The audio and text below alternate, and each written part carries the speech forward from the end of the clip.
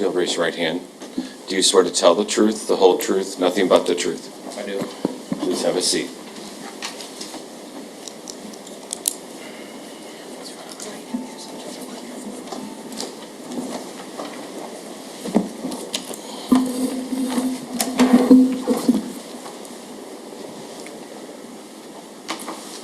Please state your name for the record and spell both your first and your last name.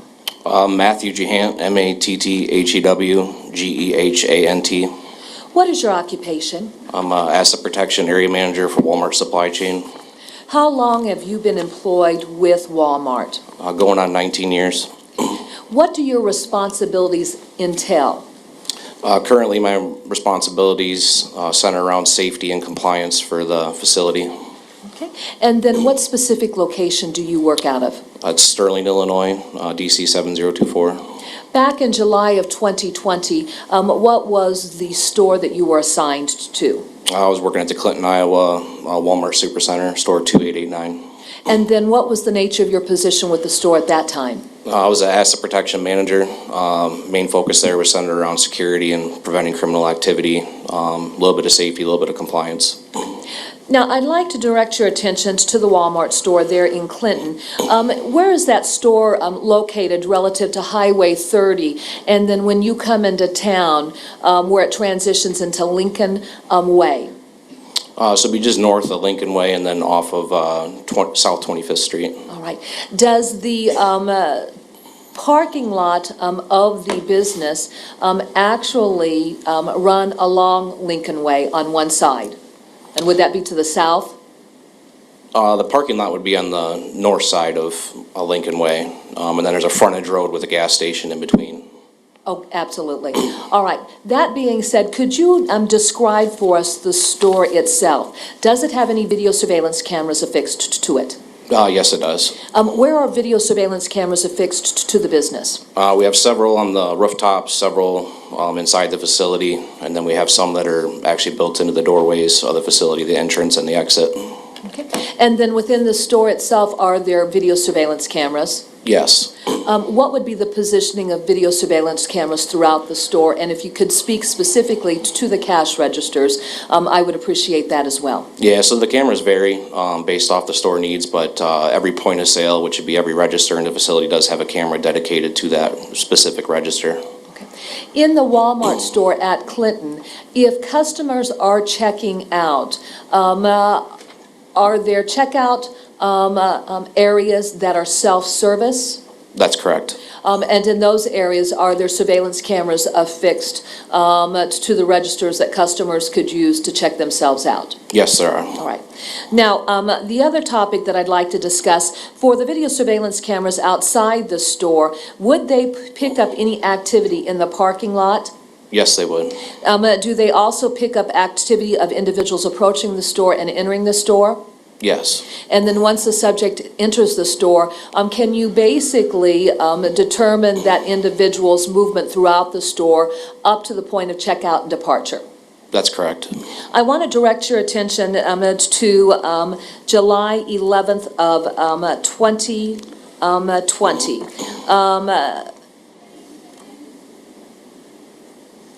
Were you contacted by law enforcement officers of the Davenport Police Department? Yes. And what was the nature of that contact? They basically just gave me a time frame, vehicle description, subject description, wanted to know if I had any video. They actually met me up at the store there, and we went to the security office where we reviewed video for those time frames. Okay. As you sit on the stand today, do you recall the description for a vehicle of interest? I recall it was a sedan. I don't remember the exact color or make or model. Certainly. And then as far as the description for the subject of interest, do you recall that today? Yeah.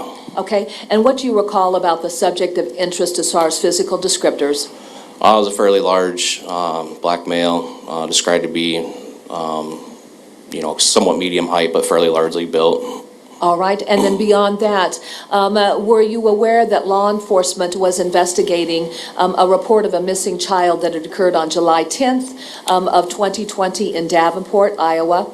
Yeah, once we started reviewing the video, that's where we started kind of discuss the specifics of what we were actually looking for and why we were looking for it. Okay. Was July 10th then the date of focus? Correct. All right. And then did law enforcement indicate to you that they actually had a time that they wanted to focus on based on a pinging of a cell phone associated with the subject of interest?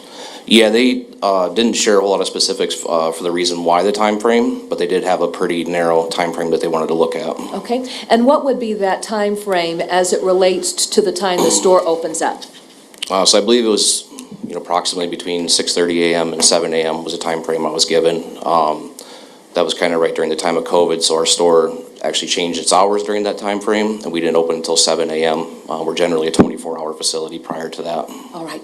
Did you have an opportunity to sit with the officer who came and reviewed video surveillance camera for the time frame of 6:30 to 7 a.m. on July 10th of 2020? Yes. Did the officer then identify a subject of interest and a transaction that he observed taking place at one of the checkout stands? Yes. Were you requested to obtain the receipt for that transaction?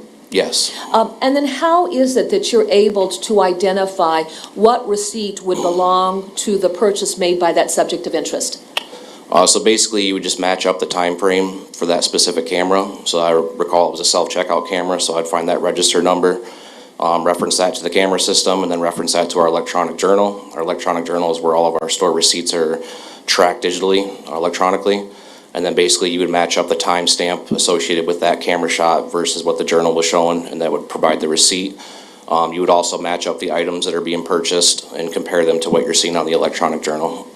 As you watched the video surveillance footage, could you see what items the subject was purchasing? Yes. And what items was the subject purchasing? It was 2 bottles of bleach. Okay. Your Honor, may the record reflect that I'm showing counsel what's been marked as State's Exhibit 87.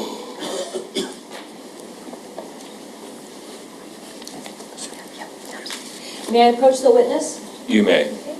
I'm handing you what's been marked as State's Exhibit 87 for purposes of identification. I'd like for you to look at that exhibit and tell me if you recognize that exhibit. Yeah, that'd be the copy that I provided to the police department. Okay. Is that the receipt for the subject of interest that purchased those 2 bottles of Clorox? Yes. Your Honor, at this time, the state would move to introduce State's Exhibit 87 into the record. Exhibit 87 is admitted. Mr. Gahant, and I'm saying your name incorrectly. Can you pronounce that for me? It's Jahant. Jahant, there we go. Mr. Jahant, can you tell us what the date is on State's Exhibit 87?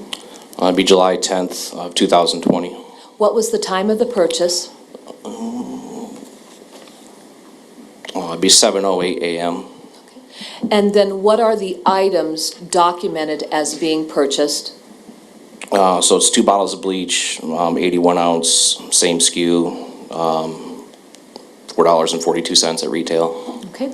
And how did the subject of interest pay for those 2 81-ounce bottles of bleach? I paid with cash. All right. Did that conclude your involvement in this matter? And actually, let me just rephrase that question. Were you also involved in turning over copies of the activity that was observed on video surveillance cameras, both outside and inside the store? That is correct. And was that associated with this subject of interest and the vehicle of interest? Yes. Did that conclude your involvement in this matter? Yes. Your Honor, I have no further questions of this witness. Mr. Freeze? Sir, the time at 7:08 a.m., that's the time the transaction actually occurred? Yeah, so that time actually generates from the second that that receipt prints. That's the timestamp that it puts on it. Okay. So we can assume that that's the time the gentleman who purchased these items was leaving the store, correct? Yes. Okay. And you said this is Clorox bleach. You know that? I don't recall. It looks like it's Clorox by the description, but I don't know the exact brand. Okay. And we know this is from your store because it says ST number 2889 in the upper left-hand corner, That's correct. and that's the store identifier? Yes. That's all I have. I have no further questions, Your Honor. You may step down. Thank you.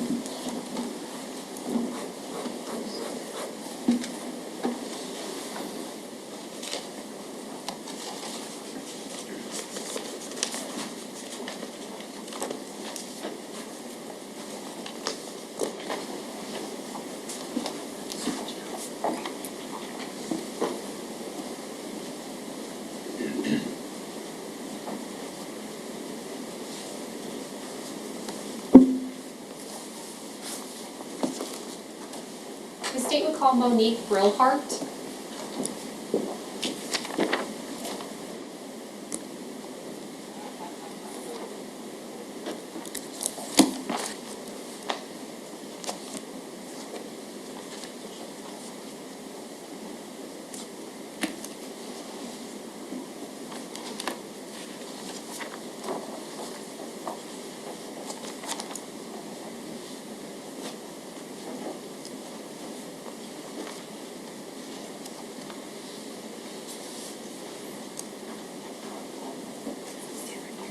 Raise your right hand. Do you swear to tell the truth, the whole truth, nothing but the truth? I do. Please have a seat.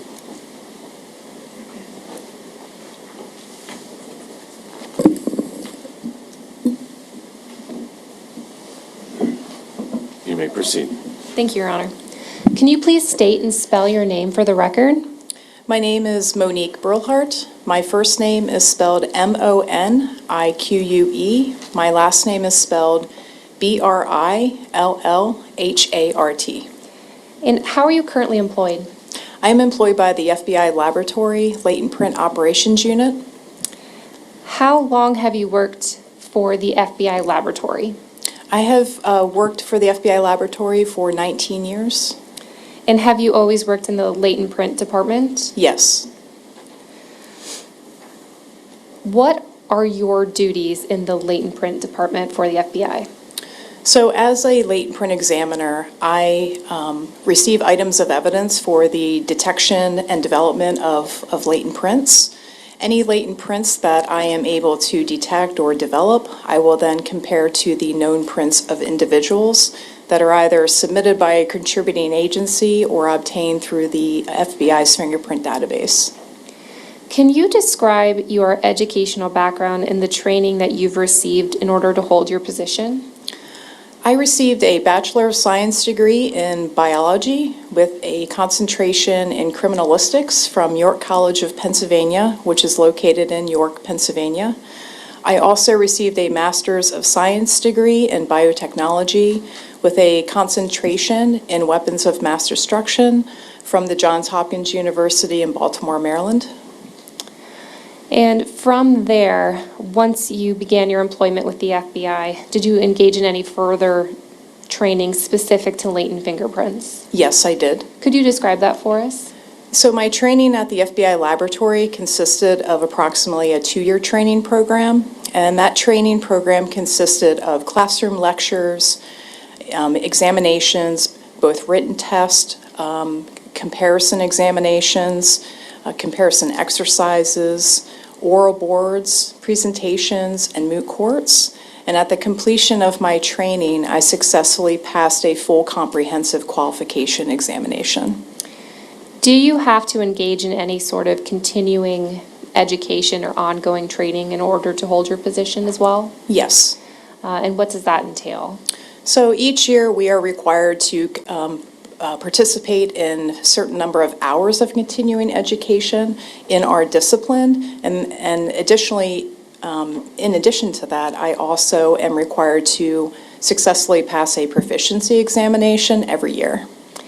And have you passed every year? Yes. Ms. Brillhart, what are latent fingerprints? So on the palmar surfaces of your hand, as well as the soles of your feet, there are raised portions of skin known as friction ridges, and those friction ridges exude sweat. So when you touch an item, you may leave an impression of that friction ridge arrangement on the item. Many times, latent prints are not visible to the naked eye. So they require different light sources, chemicals, or fingerprint powders to be able to visualize them. So when you are provided an item in your lab with the goal of trying to see if there's any sort of latent fingerprints or friction ridges on that item, how do you begin examining it? So the first thing that I consider is what kind of item is it? For example, is it a porous item such as paper? So paper is a porous item in which the sweat that may be present on the friction ridges would soak into the item. Or is it a non-porous item, such as something that is smooth, like plastic or glass, in which the friction ridges would be essentially on top of the item? That will then be the driving force of determining what different chemical methods that I will use to then develop latent prints. And how does the process differ based on whether it's a porous item versus a non-porous item? So, for example, if I have a piece of paper, I will start with just a general visual examination, followed up by various light sources, such as a laser light, looking for any latent prints that may inherently fluoresce. Some latent prints are able to do that based on the composition of the sweat. Following that, I will use a chemical known as indanedione, which is used on paper, and then following that up with a process known as physical developer. Now, how that differs from non-porous items, in that with a non-porous item, I still do a visual examination with oblique lighting, looking for any latent prints that might be detected, then a light source such as a laser light. The difference here now is I will use superglue fuming, in which I will place the item into a superglue fuming chamber. I will use liquid superglue, burn the superglue to create essentially a smoke that adheres to any moisture on the item, such as latent print residue. And at the completion of superglue fuming, I apply a dye stain, which allows me to visualize any latent prints that are coated with that dye stain under the laser light. Based on your training and experience, are there certain items that you're more likely to find latent fingerprints on versus other items? It just depends. There's no real number to that or anything, but in general terms, paper, because when you touch a piece of paper and the residue is able to soak directly into the paper, and you cannot rub the latent print off because it's inside the paper itself, as opposed to something that is non-porous, in which when you touch the item, the friction ridges are on top of the item. They are more easily damaged in general terms, just because of the nature of those types of items. So I understand, a porous item seems to absorb the fingerprint. It would potentially maintain it maybe a little better than a non-porous item where the friction ridges just kind of sit on top. Correct. Which would make it easier to be damaged or wiped away or something along those lines. Yes.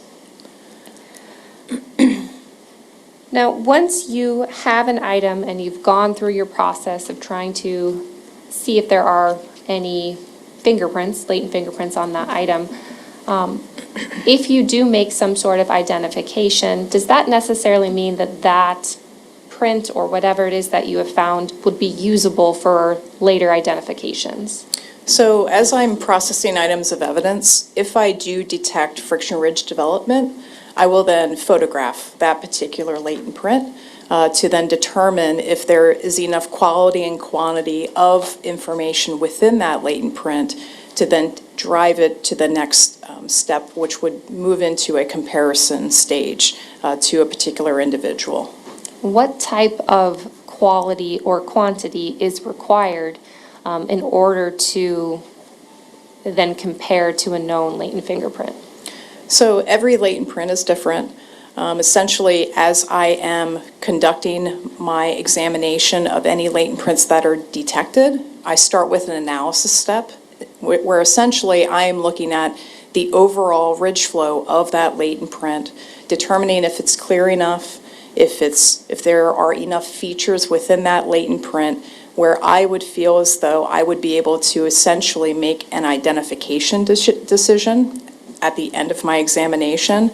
So it's very case dependent, latent print to latent print, but essentially it is looking at all the information contained in that latent print to determine whether or not I would be able to compare to an individual and ultimately reach an identification decision.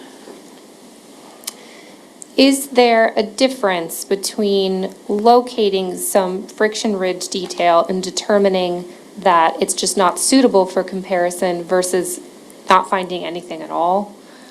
Yes, that does occur. There are times in which I will examine items of evidence and I will see no friction ridge development whatsoever. And there are times in which I will see some friction ridge development. It may or may not be able to be used, to the other spectrum of, yes, there is enough information that it can drive to the comparison step and ultimately would be able to be identified to a particular individual.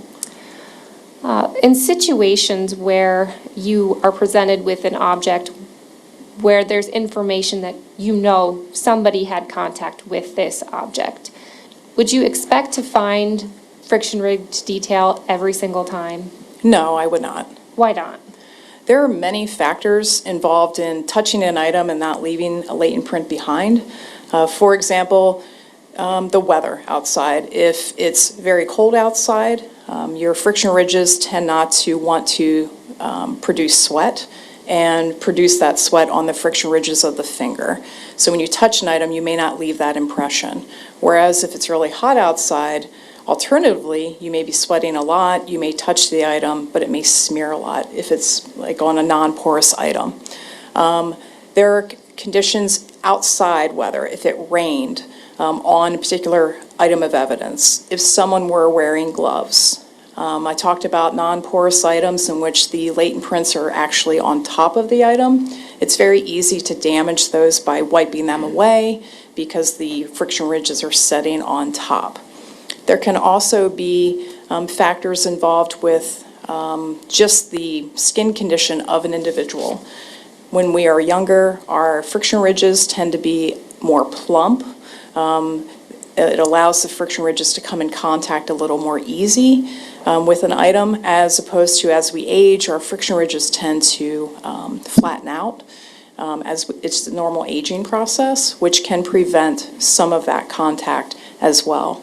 Also an occupation of an individual, if someone is using their hands a lot, maybe a bricklayer, for example, they may wear down those ridges, which could make that a little more difficult to leave a latent print. So there are various environmental factors that can occur with leaving latent prints.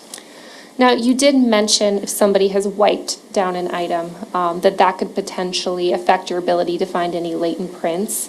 Would, along those same lines, cleaning or using bleach or some sort of cleaner like that also affect your ability to find latent prints? Yes, especially with the non-porous items, being that the latent print is on top of the item, that would have an effect.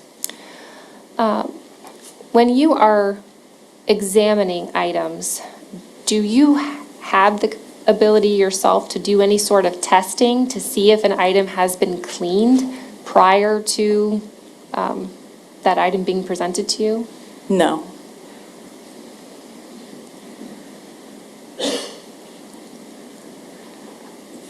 Do you have the ability to test any specific items to see if bleach has been used on that item? No, I do not. Once you have completed your examination on a specific item and you do find that there are usable latent fingerprints, how would you then compare that item to a known latent fingerprint? So after I determine, based on my full analysis of a latent print, that there is enough information contained within that latent print to move to the comparison step, I will then determine if an individual, if I was asked to compare an actual individual to any latent prints in that submission. And if I am, then I will retrieve that known card, if I am able, from our fingerprint database. It's a repository of fingerprints. If I am not presented with an individual to compare, I would then search that into our fingerprint database in an attempt to make an identification. And so once you are able to determine, or if you are provided with that known fingerprint, what's your process for comparing the known with what you found on an item? So following that analysis step in which I determine that I'm able to do that comparison, I will then set the latent print and the known print side by side. And what I'm looking for is I'm looking for the same general ridge flow of the friction ridges of that print. I am also looking for particular levels of detail within the print that I examined and I determined during my analysis step, such as a dividing ridge, which is a ridge that continues and then divides like a fork in a road, or an ending ridge, which is a ridge that continues and then stops, or a dot, which is a ridge that is as wide as it is thick.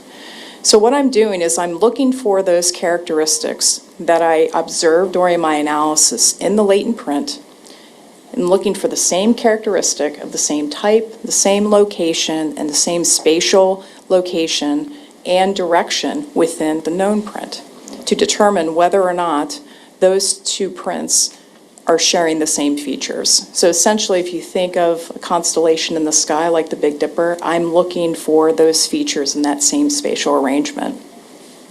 As I continue on with my comparison, at the end of my comparison, I then make a determination whether or not this is an identification, meaning that I am finding strong support for these features in agreement, or an exclusion decision where I'm finding strong support for the features not in agreement, or an inconclusive in which I am unable to determine based on the information that I am presented. And I apologize if you've already said this, but does every individual have their own unique set of fingerprints or for their hands or feet? Yes, they do. So similarly to DNA, if you do find an inclusive fingerprint, are you able to then say that fingerprint is most likely belonging to this person on this item? If I am able to find enough information in agreement, it will drive strong support for an identification, meaning that that would be that individual's fingerprint, yes. Now, regarding this particular case, were you provided certain items to examine? Yes. And were you provided those items sometime in between July and August 14th of 2020? Yes. And is it common practice for you to author a report of your findings? Yes, it is. May I approach, Your Honor? You may. I'm showing you what's been marked here as State's Exhibit 48. Do you recognize this exhibit? Yes, I do. And what is State's Exhibit 48? This is my official latent print report. And is this a fair and accurate copy of the report you authored regarding your findings of the items provided to you for this particular incident? Yes. At this time, Your Honor, the state would offer Exhibit 48 into evidence. No objection. Exhibit 48 is admitted. May I publish, Your Honor? You may.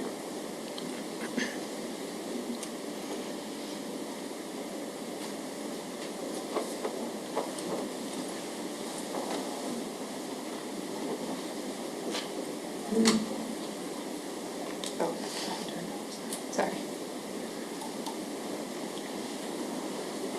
Okay. Showing you then page 1 of State's Exhibit 48. I think there's a way to zoom here. Okay, so just starting here at the top, there appears to be a lab number at the top of this report. Is that the lab number that the FBI lab would have assigned to this case? Yes. There is also a date here listed of July 22nd, 2020. What is that date in reference to? The communication date refers to the laboratory examine request, the laboratory examination request from the field office. And then, see, shifting over, I have to zoom out. At the top of the report here, there's a date of August 14th, 2020. What is that date in reference to? That date is in reference to the date I authored the report. So, listed out here under the FBI laboratory evidence designators, what are all those items that we see listed? All the items listed are what I received for latent print examinations. Now, all of those items have been assigned an item number. Where does that number come from? That number is assigned at the FBI laboratory. As items of evidence come in for a submission, we will then assign the number sequentially in that particular case. So just for example, looking first at item number 19, there appears to then be a description of that item. Where did that description come from? That description is actually determined by our evidence management unit as they inventory items of evidence that come into the laboratory. That would come from the field office or whoever our contributor was. Those particular descriptions, though, are determined by our evidence management unit. And as you've indicated, usually from the field office, who would have provided that item to you? Yes. So then, next to the description, in the parentheses, there appears to be several series of numbers. What is that? So a 1B number and then the E number, which is a barcode, those are very specific numbers for field offices in regards to their evidence that they are submitting. So my understanding then is, so just looking at the top item there, item 19, that would be the lab number for the hatchet from the trunk of the 2007 Chevy Impala. But the number right next to that, the 1B2, that would be the field office identification number for that item. That is correct. They use that as a tracking mechanism. Okay. So and then looking at all of these items, can you just go through each of the items that you would have tested and what the results were? Sure. So item 19 is a hatchet from trunk of 2007 Chevrolet Impala. I did not develop any latent prints on this item. Item 19-1, blade cover from item 19. I did not develop any latent prints on this item. Item 47, machete from on top of microwave at 743 Schmidt Road. I did not develop latent prints on this item. Item 48, machete. I did not develop latent prints on this item. Item 48-1, sheath with item 48. I did not develop latent prints on this item. Item 49, broom from kitchen at 2744 East 53rd Street, number 8. I did develop one latent impression on this item. Item 52, bottle with cap and liquid contents from 2744 East 53rd Street. I did not develop latent prints on this item. So item 48, what you have listed here as a machete, or the FBI evidence item 1B58, though it might not be very clear, did that appear to be this blue and black machete, if you recall? I don't recall. Okay. And then item number 52, bottle cap with liquid contents from 2744 East 53rd Street. Do you recall if that would have been a container of bleach? I do not recall. Okay. In any event, the only item in which you were able to develop a usable latent fingerprint was the item 49, the broom, located at 2744 East 53rd Street. Correct. Now, all of the items that were listed here, would you consider these items to be the porous items, the type that absorb fingerprints, or non-porous, the type where the prints are more easily damaged? These are non-porous items in which the print is on top of the item. And when you've said that, or testified here, that you were not able to identify any usable prints, does that mean, or from your recollection, that you didn't see any prints at all for these items, or were there things that you found, they just were not usable? I think what I do recall is that I didn't see any friction ridge development on any of the items except for the broom, in which I did develop an actual latent impression on that item. So, with the exception of item 49, you did not observe any friction ridge detail on any of the other items that were provided to you? Correct, just item 49.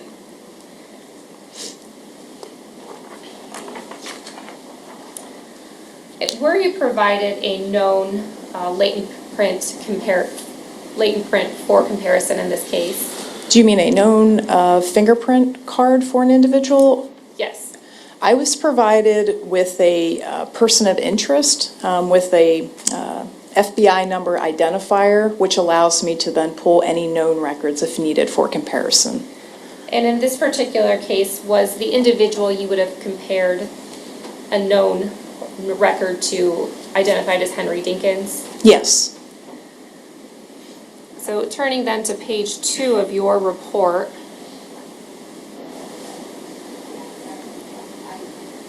specifically then for item number 49, were you able to compare that, your usable latent fingerprint to the known record for Henry Dinkins? Yes. And what were the results of that comparison? Mr. Dinkins was excluded from the latent impression that was detected on item 49.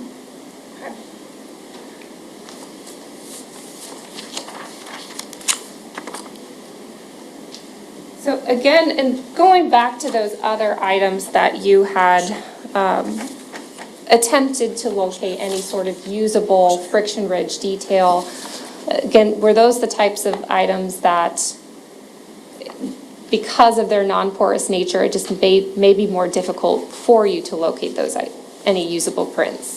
Yes, because the latent prints that are on non-porous items, they tend to be more fragile just because they are setting on top of the surface. So it is easy to damage those latent prints. And if somebody had wiped those items down or cleaned those items, that would have also affected your ability to find any prints on those items? Yes.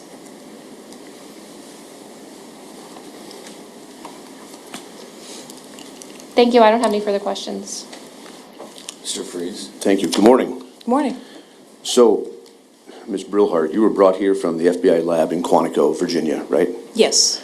And just so I can summarize, you were able to get one print off this kitchen broom, correct? Yes.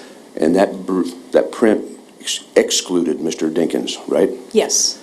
So to summarize your testimony here today, you were brought here from the FBI lab in Quantico, Virginia, to tell us that the one print you were able to examine excluded Mr. Dinkins, right? I think so. I'm not sure. I'm not sure I understand your question. Well, you were able to examine one print and compare it, right? Yes. And that one print excluded Mr. Dinkins, correct? Yes. And you were asked to try to find latent prints on a hatchet, correct? Yes. And the blade cover from that hatchet, correct? Yes. And 2 machetes, correct? Yes. And a sheath from one of the machetes, correct? Yes. And there were no prints on those. That is correct. So you came here from Quantico, Virginia to tell us there was no prints on any of this stuff for Henry Dinkins. Yes. Thank you. Nothing further. Ms. O'Donnell? Nothing based on that, Your Honor. You may start down. Thank you.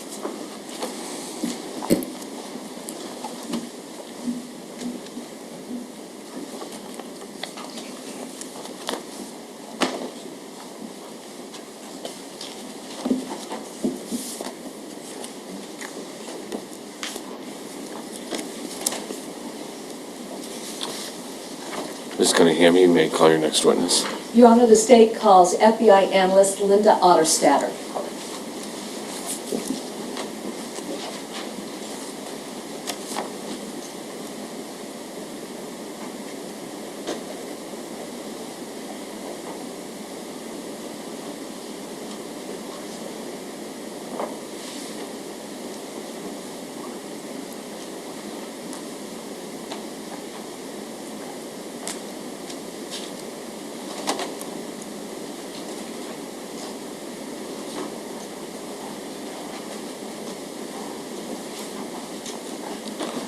Do you swear to tell the truth, the whole truth, nothing but the truth? Yes, I do.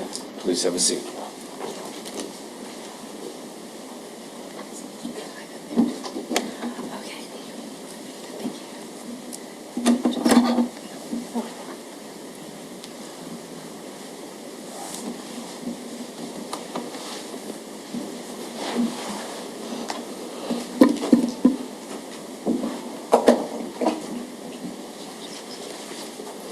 I think so.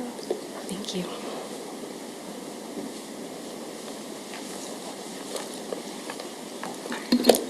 may proceed, Ms. Cunningham. Thank you, Your Honor. Please state your name for the record and spell both your first and your last name. My name is Linda Otterstatter, spelled Lindaotterer.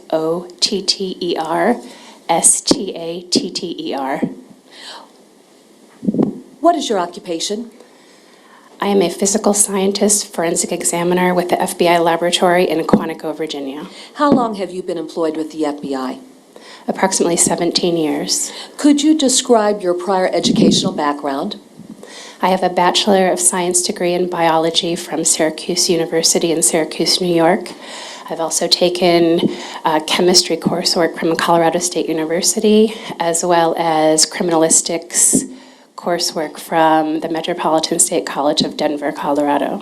When did you complete your formal education? I received my Bachelor of Science degree from Syracuse University in 1996. All right. And then once you completed your formal education, is that when your career with the FBI commenced? Or did No. you have prior employment experience? Before working for the FBI, I was a trace evidence forensic scientist for the Wyoming State Crime Lab in Cheyenne, Wyoming. Okay. And then what type of work did you do for the Wyoming State Crime Lab? I was a trace evidence examiner, specializing in hairs, fibers, fabric, and cordage evidence. I also was responsible for the processing of crime scenes throughout the state of Wyoming. Okay. How long were you employed as an analyst for Wyoming State Crime Lab? 6 years. Okay. And then so in total, how much experience do you have in this field? Between Wyoming and the FBI, a total of approximately 23 years. Can you describe the specialized training that you've received related to the scientific field that you work in? I successfully completed the FBI Laboratory Examiner Training Program under the direction and instruction of examiners that are qualified in the field. This entailed hair, fiber, fabric, and cordage examinations, or tests, supervised casework, oral board examination, and competency tests. I also completed a similar training program at the Wyoming State Crime Laboratory. Okay. And then do you go through regular training throughout the course of your career? Yes, I do. I've completed numerous training classes and courses over the past 23 years. Okay. All right, Ms. Otterstatter, do you have a PowerPoint that we're going to present which helps us understand the nature of the work that you do there at the FBI laboratory? Yes. Okay. Your Honor, may the record reflect that I'm showing counsel what's remarked in State's Exhibit number 47. May I approach the witness? You may. I'm handing you what's marked as State's Exhibit 47 for purposes of identification. Do you recognize State's Exhibit 47? Yes, I do. How do you recognize this exhibit? I recognize it because it is the PowerPoint presentation I created by examining the slides. Your Honor, at this time, the State would move to introduce State's Exhibit number 47. No objection. Exhibit 47 is admitted. May I publish this exhibit as we go through her expert testimony, Your Honor? You may. Okay.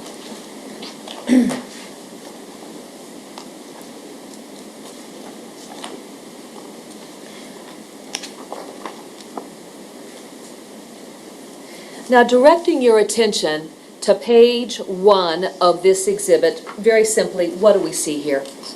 This was the title slide saying that it's a FBI Laboratory Trace Evidence Unit presentation, and I work in the hair and fiber group. Okay, and then I'm going to bring this down a little bit so we have the ability to see everything. Going to page 2, do you define for us what trace evidence is? Yes. What is trace evidence? Trace evidence can be defined as debris that is small in size that can be transferred from one location to another. All right.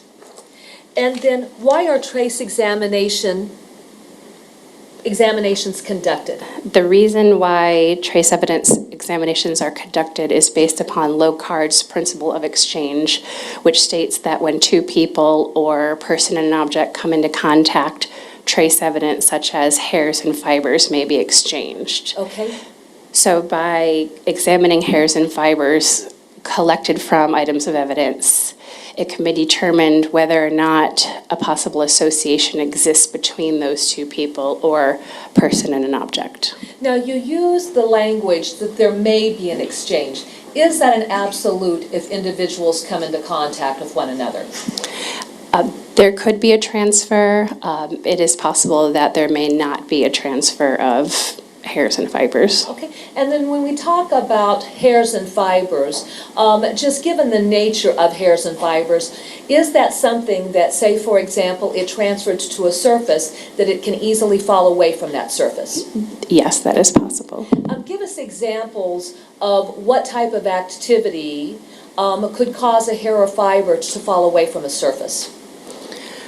Well, I can't say, I can't give definite, but I suppose that if my hair, for instance, as I'm sitting here, fell off and fell onto the desk here, me getting up and brushing against it, or if there's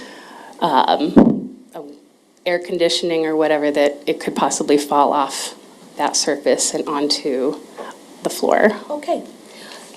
Going to page 4, do you explain for us then what trace evidence you deal with there within your unit? This is some examples of trace evidence that we examine in the hair and fiber group.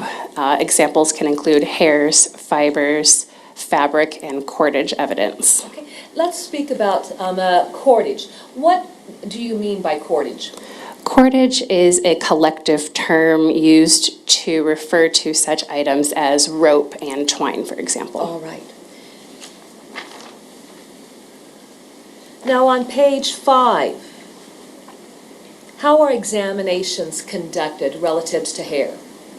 Well, today's presentation will be focusing on hairs and fibers. So I'll start by defining what a hair is. And a hair is a slender thread-like outgrowth from the skin of mammals. Okay, all right. Where did my glasses go? Maybe I put those back up. I did.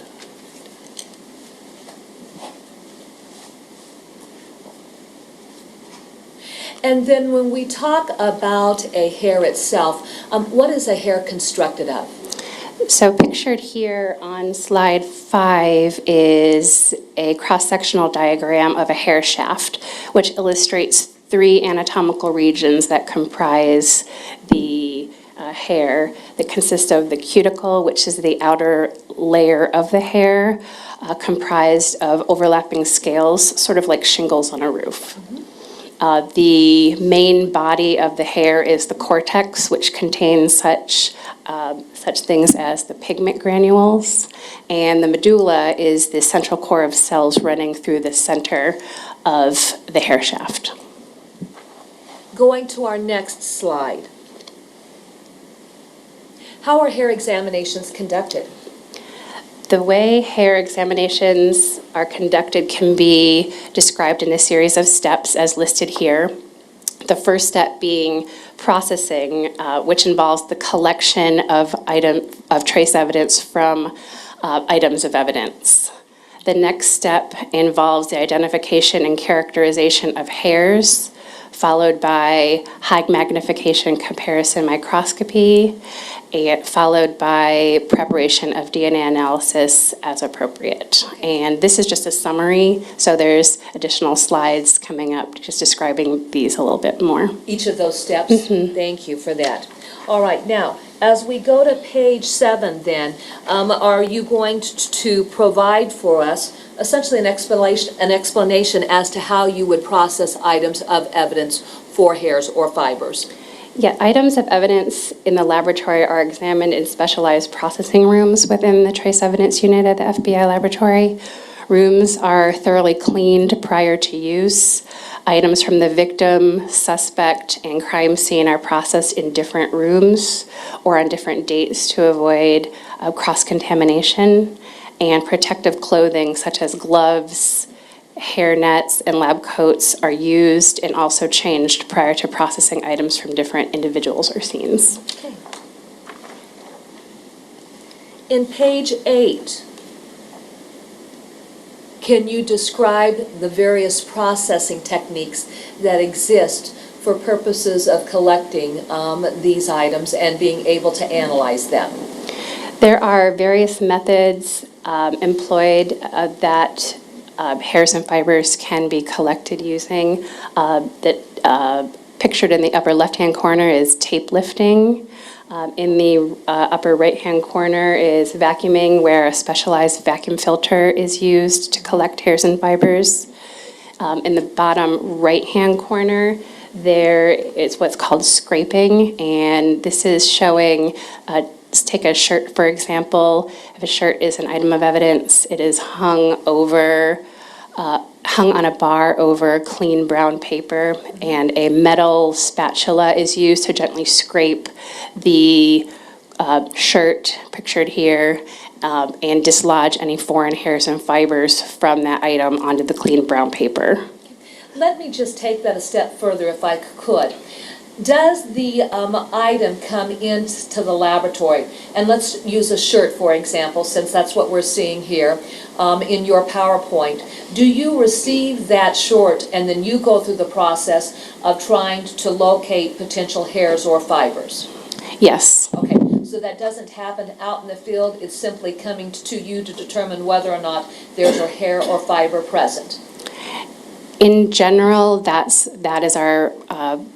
is our procedure to collect it ourselves. There are times where there may be trace evidence that's collected from an item that is packaged separately, but in general, that's how we process. Okay. Let me throw an example out. During the course of the investigation in this particular matter, there was a vehicle of interest, an RV, and between the top foam mat and the bottom foam mat, there were, like for example, a long piece of hair. Would that be an instance where field agents then would collect that hair or fiber and then package that up for purposes of examination? That is a possible way that they could do it, yes. Okay. But in most instances, it's an article that's coming in that you are going to process to see if you can identify whether or not there are hair or fibers present? Yes. All right. Because an article is submitted to the laboratory for you to process for hair or fibers, does that necessarily mean that the field agent has observed that, or are they simply taking articles and sending them in and asking you to go through your process to try and identify or locate something that could potentially identify involved parties? Yes, they will collect the item, and then we will determine whether or not that there's hairs and fibers that were found on that, because we use specialized equipment such as microscopes to do so, and sometimes with hairs and fibers, they're barely visible to the unaided eye. Absolutely. Going to page 9 then. Walk us through processing and what that consists of. On the previous slide, after scraping, there was a technique called picking, and that's where using a stereo microscope, which is a low magnification microscope, foreign debris such as hairs and fibers are collected directly from the item of evidence. So once the hairs and fibers are collected, then using a stereo microscope, those potential hairs and fibers are prepared on glass microscope slides for microscopic examination purposes. And then once it's on the slide, do you put it under the microscope and view it utilizing the microscope? Yes. Going to page 10 of our PowerPoint presentation, are there different types of hairs? Yes, so the next step is the characterization of hairs, and this is done with a high magnification microscope.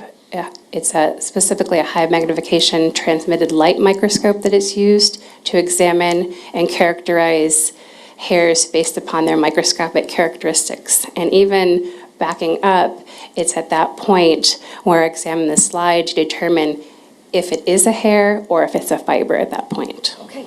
When you talk about hairs and the characterization of such, can you make a distinction between what would be a human hair versus an animal hair? Yes. Okay. And then even beyond that, and I'll just throw this question out, based on the ethnic background of an individual, when you look at hairs, can you determine a potential ethnic background to that individual? Yes, the ancestral characteristics are determined at that point too, and I have a slide coming up about that. Thank you. Going to page 11 of the PowerPoint presentation. Now walk us through this, how you determine whether or not you're dealing with a human or a non-human animal hair.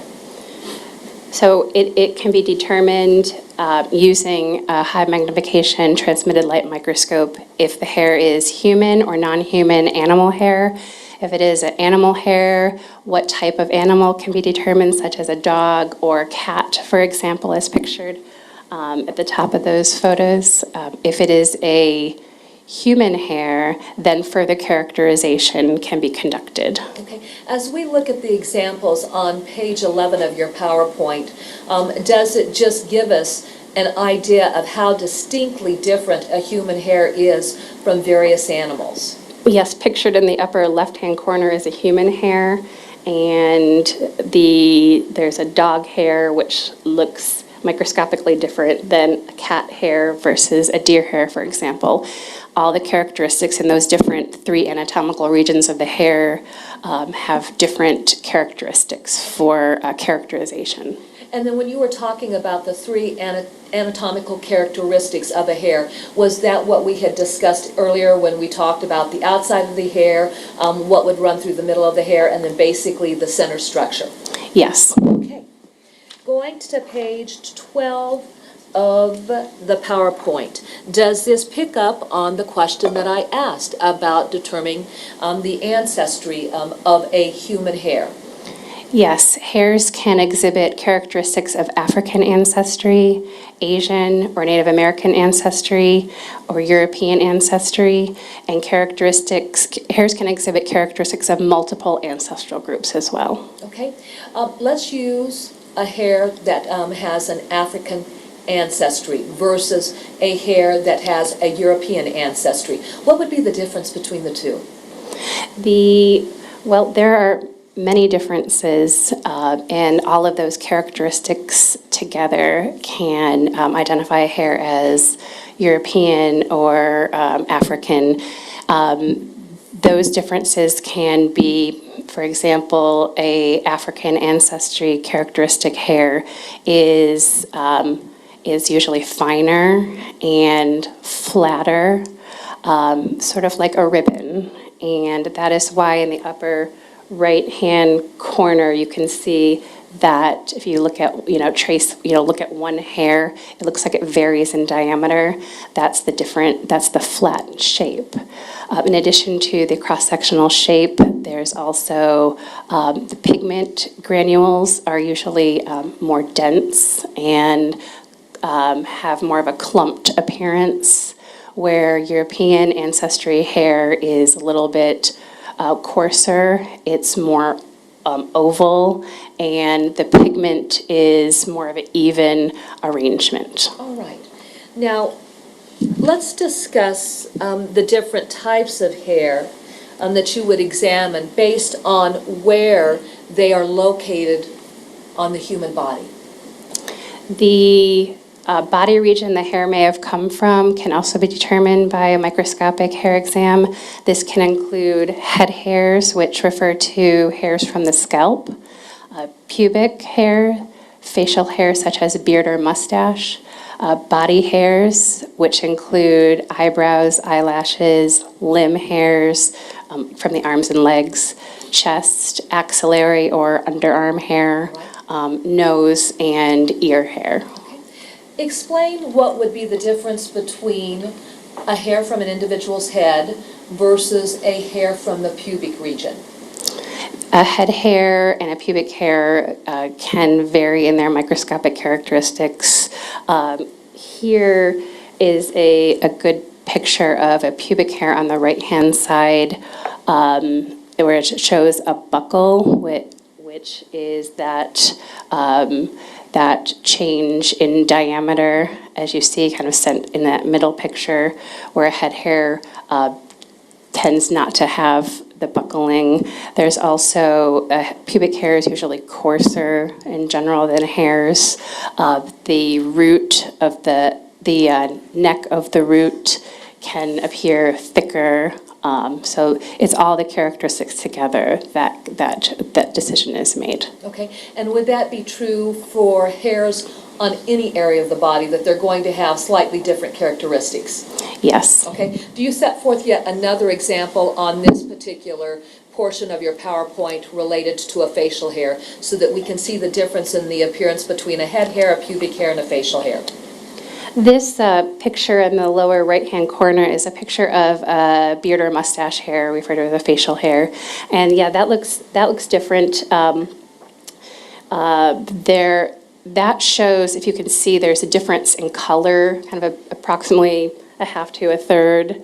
That shows that facial hair is actually triangular in shape. Okay. So that shows the difference in diameter. Okay. That. If there is a hair that is located, does that necessarily mean that it's suitable for microscopic comparison purposes? Hairs can be suitable and non-suitable for comparison purposes. That is the next step in the microscopic examination procedure. Hairs that are suitable for meaningful microscopic comparison purposes include head hairs and pubic hairs with sufficient microscopic characteristics. And then let me stop you there. If you could define what is required for there to be sufficient microscopic characteristics, what are you looking for?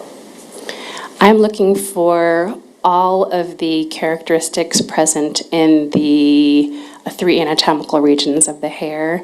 I also need to make sure, there also needs to be enough hair present to make the determination whether or not it is a head hair or a pubic hair, because head hairs and pubic hairs can be from the same person, but they're going to look different. Certainly. So hairs that are not suitable for meaningful microscopic comparison purposes include non-head hairs and pubic hairs, such other areas of the body, such as arms, legs, axillary and eye hair, for example. Also hair fragments or like bits and pieces of hairs, which are often found. They are also not suitable for comparison purposes. Okay. And then have you given examples of hair fragments that are missing characteristics that make it unsuitable for comparison? Right. An example would be short hairs with no root and insufficient characteristics to determine the body region. So as we discuss this topic, do I understand correctly that really the hairs that are needed for purposes of making some type of microscopic comparison would be from an individual's head or their pubic hair? Correct. Okay. Going to page 15 of the PowerPoint presentation. How do you do the microscopic hair comparison?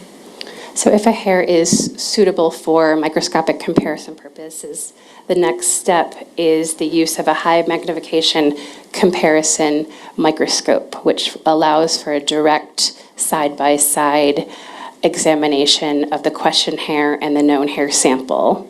So we're Okay, go ahead, finish that out, and I've got a question I want to ask you. So there is a question hair that is mounted on a microscope slide, which is separate from a known hair sample mounted on separate and different microscope slides, and they can be placed under under the microscope, the comparison microscope, which pictured on the slide is two microscopes, two transmitted light microscopes connected by an optical bridge.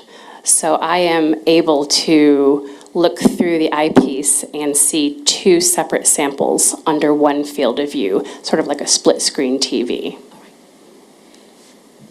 Having said that, then, if there is a hair that's been recovered in the course of an investigation, will law enforcement then need to collect a known hair sample either from a subject of interest or even from what would be a victim?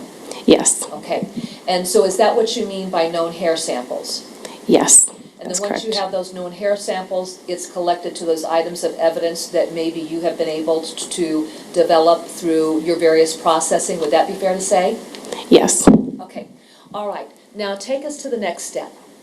So the microscopic comparison must be conducted with hairs from the same body area. For example, a question hair has to be compared to a known head hair sample.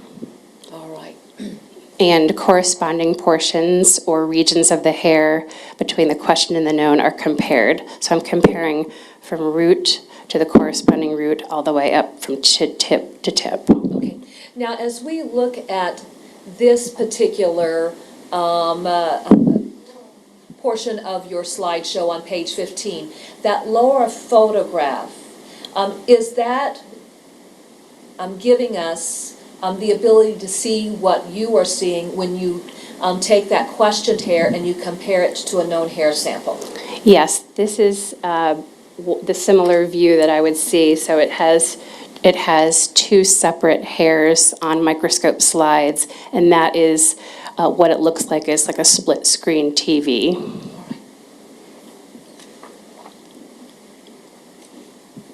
Going to page 16. Now, as you do that comparison then, what conclusions can be reached? After the comparison is conducted, there are three possible conclusions that can be reached. The first pictured here is an exclusion, and this is where the question hair is microscopically dissimilar to the known hair sample. And accordingly, based on the known hair sample, the source of the known sample cannot be included as a possible source of the question hair. All right. Does the FBI use specific terms of art? And when I ask that question, you use the term exclusion. So if there's an exclusion, does that mean that they are not similar to one another? Yes, that's correct. There was differences that were observed during the comparison. And during the comparison, if the characteristics are similar, then what would be your descriptor for that? Well, if you could Go to our proceed to the next next And slide. actually, what I'll do is I'm going to jump a page. I'm going to go to page 18 so that we can discuss that concept. This conclusion is referred to as an inclusion, and this is where the question hair is microscopically consistent with the hairs in the known hair sample. Accordingly, based on the known hair sample, the source of the known sample can be included as a possible source of the question hair. And microscopic hair comparisons are meaningful due to the variation in macroscopic and microscopic characteristics between individuals. However, comparison of the microscopic characteristics in hairs does not constitute a basis for personal identification, and the number of individuals who can be included as a possible source of a specific hair is unknown. So I can't say that hair came from that person to the exclusion of all others using microscopic hair comparison microscopy. Let me use DNA analysis as an example. Is DNA something that's unique to each of us as individuals? A DNA expert would be better to answer that question. Certainly. But, I mean, does that, is that a good example to say, like with DNA, you're looking at a DNA strand, and then you can compare it to an unknown DNA strand and make an identification, whereas here, you can just say that there are similarities? That is correct. We cannot say for certain that that hair came from that person, at exclusion of all others. Okay. And that's why I go on by saying the inclusion of an individual as a possible source of the question hair by the comparison of microscopic characteristics should be evaluated in conjunction with the conclusion of the DNA analysis. So if there is if a conclusion of inclusion is reached, it is followed up with DNA analysis. Can you define two terms on this portion of your PowerPoint? You talked about variations in macroscopic and microscopic characteristics. Give us an example of what would be a macroscopic characteristic. A macroscopic characteristic is something that you can see under low magnification or with the unaided eye. So you can see, say, if you can look around the courtroom, you can see different people have different color, hair, different texture, straight, curly, blonde, red, brown. So those are more of the macroscopic characteristics. And the microscopic characteristics, are those the characteristics that we discussed in one of your earlier slides as far as the characteristics of a particular hair? Yes, that is correct. So the microscopic characteristics such as pigment granules, for example, the arrangement of pigment, something that you have to use a microscope to examine. Are there times then that you cannot either make a determination about an inclusion or an exclusion?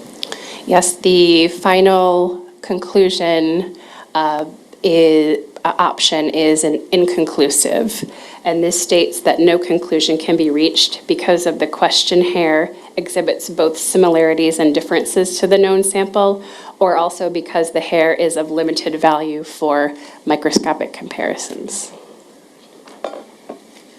All right, now on page 19 of your PowerPoint, can you explain to us what you are talking about when you talk about blind verifications? So blind verifications, when you have a conclusion of an inclusion, all inclusions are examined by a second qualified hair examiner. The second examiner independently examines and compares the question and the known hairs. And then after that, following the blind verification, a hair is submitted for the appropriate DNA analysis. So other hairs also may be submitted for DNA analysis at the discretion of the examiner. What factors come into play when you're making a determination as to whether or not you are going to submit things for DNA analysis? You know, beyond the issue of making a determination of an inclusion, what other factors would you look at as to whether or not you might submit hairs for DNA analysis? There are many potential factors in cold cases where there was never a known sample to begin with. Sometimes that is requested for hairs to go to DNA. Okay. Going to page 20 of your PowerPoint. Now, are we switching our discussion from hairs to fibers? Yes. Okay. The next section is discussing fiber evidence, and I want to start by defining what a fiber is. A fiber is a natural or manufactured material that is the basic element of a textile. So pictured here on the left-hand side, they're individual fibers which comprise yarns. Pictured in the middle here, yarns are knit or woven together in some way to make a textile fabric, and this fabric is an example of a shirt. All right. And then textile, are we talking about manufactured goods? For example, shirts, let's say some type of throws, things of that nature. Yes, shirts, blankets, pants, things of that nature. Page 21 of the PowerPoint. How do you do the fiber examinations? The way fiber examinations are conducted can be described in a series of steps. The first step being processing of evidence, which I discussed with hairs. So we undergo the same procedure. The next step is identification of fibers, and followed by the comparison microscopy. And again, all of this, I'm going to go briefly in detail in the next set of slides. This is more of a summary. Absolutely. But the comparison microscopy is conducted. If there are no differences using comparison microscopy, the next step is polarized light microscopy. If there are no differences at this step, we move on to fluorescence microscopy. If there are no differences with fluorescence microscopy, we move on to microspectrophotometry, followed by, if there are no differences at the microspectrophotometry step, the next step is a Fourier transform infrared spectroscopy. Sorry. The next step is the... And then if you could spell the word as you state that last step to help out our court reporter. I'm sorry, where did you leave off? The next step after... The next step after fluorescence microscopy is microspectrophotometry, otherwise known as MSP. So microspectrophotometry is spelled microspectrophotometry,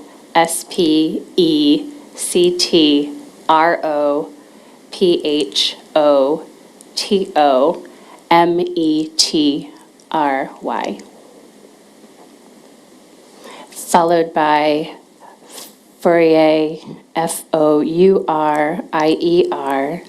transform infrared spectroscopy, SPECTROSCOPY.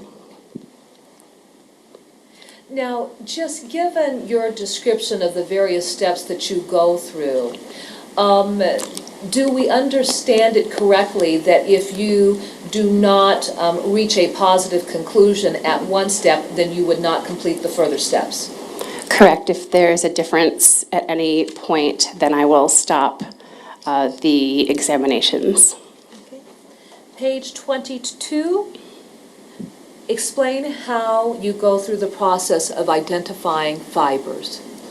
So this is done using a high magnification transmitted light microscope and it is used to examine the prepared microscope slides to identify if it's a hair or if it's a fiber. If it's a fiber, then if it's natural or manufactured.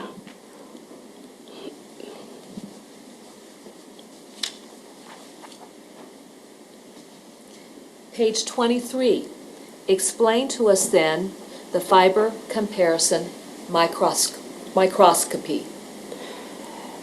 A comparison microscope is used for a direct side-by-side microscopic comparison, which is also the same microscope that we use for microscopic hair comparisons that I described earlier. Okay. And then I'm going to slow down so that we can be kind to our court reporter because the words that we are using is a little bit more complicated to type, I would imagine. All right. Now, if you could then explain to us... Ms. Cunningham, actually, Should we this take a might be a break? good time for our mid-morning break. That sounds good. We're a little past 10:30, and it looks like you're moving to another topic. So we'll be in adjournment for approximately 15 minutes. Thank you. Thank you, Your Honor.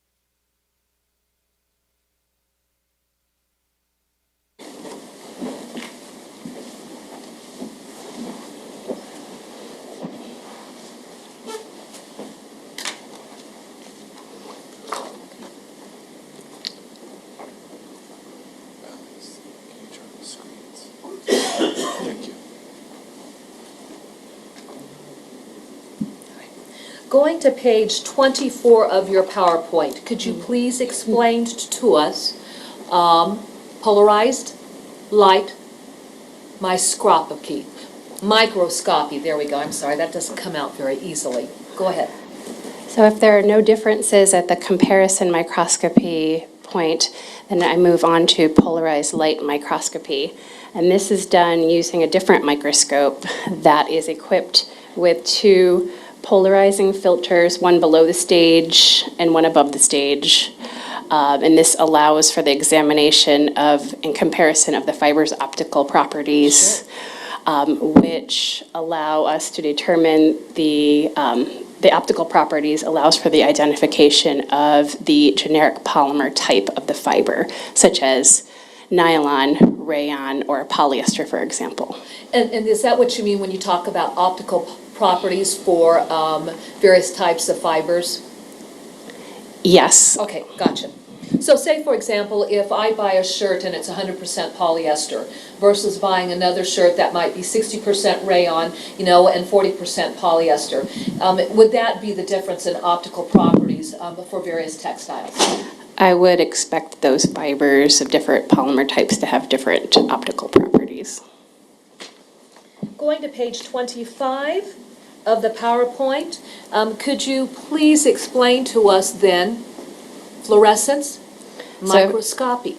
If there are no differences at the polarized light microscopy step, the next step is fluorescence microscopy, and this is where fibers are illuminated with various wavelengths of light to determine whether they fluoresce or not, and if they do fluoresce, we observe the color and intensity of that fluorescence. Are there 4 photographic images in this particular exhibit? Yes, these are photos are examples of how a certain fiber looks illuminated with the different wavelengths of light. Okay. Using the fluorescence microscope attachment. And working from left to right, is there more intensity in terms of what we see with the fluorescence in the right photograph as compared to the left photograph? Are you talking about the extreme right and left? Right. So on the right-hand side, you can see this is an example of the fiber is bright and orange, for example, where the left-hand side, there's barely, if at all, any fluorescence.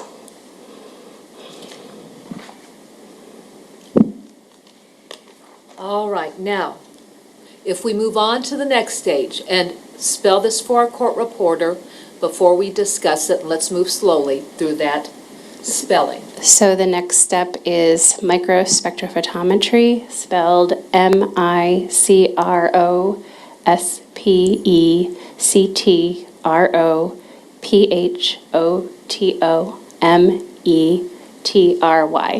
What does this entail? This is an instrumental means of color comparison.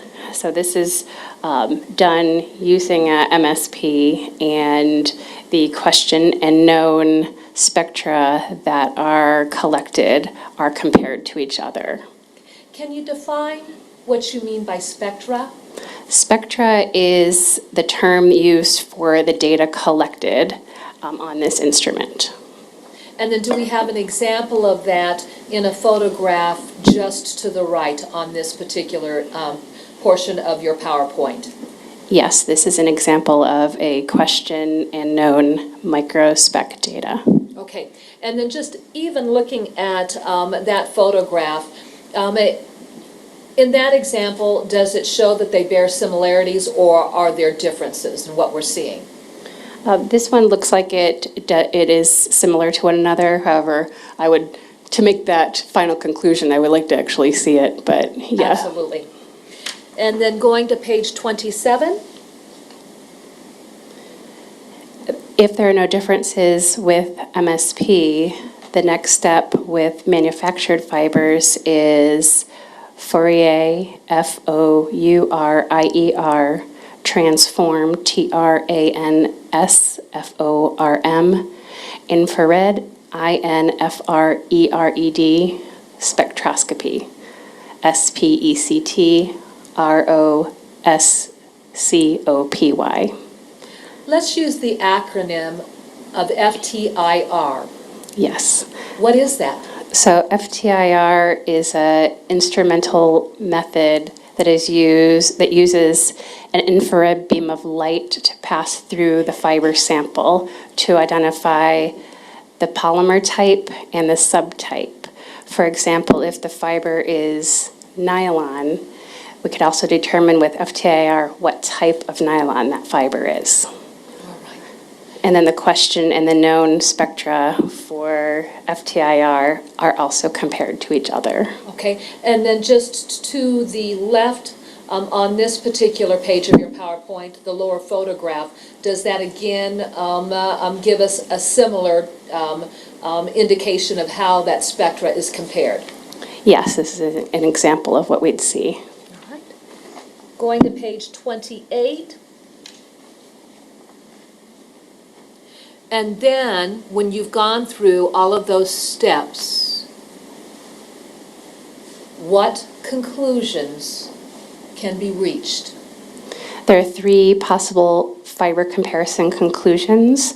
The first one is an exclusion, and this is if a difference is observed, it can be concluded the question fiber is dissimilar to the known fiber sample and accordingly is not consistent with originating from the known sample. The next one is an inclusion, which is that if the question fiber exhibits the same microscopic characteristics and optical properties as the known sample, it can be concluded that the fiber is consistent with originating from the known sample or from another source comprised of fibers that exhibit the same microscopic characteristics and optical properties. And then our final conclusion? The final conclusion listed here is inconclusive, and this is where no conclusion can be reached to determine whether or not the question fibers are consistent with originating from the known sample due to insufficient microscopic characteristics or optical properties. And then where you do make a determination of a fiber conclusion, what is it that needs to happen if you do make a inclusive finding? A fiber inclusion is not a means of positive identification, and the number of possible sources for a specific fiber is unknown. However, due to the variability in the manufacturing, dyeing, consumer use, and weathering of fibers within a textile, one would not expect to encounter a fiber at random that exhibits the same microscopic characteristics and optical properties as a particular source. So fibers can differ as to the type, color, shape, size, microscopic features, and optical properties. These are characteristics that may associate fibers with a group of items, but never to a single item to the exclusion of all others. However, even fibers with many similar properties may be excluded as originating from that same source using the identified analytical methods. Okay, thank you. And then just to end your PowerPoint, our final page very simply consists of what? This is just the ending slide saying that it was created for the FBI Laboratory Division Trace Evidence Unit in the Hair and Fiber Group. Okay, thank you.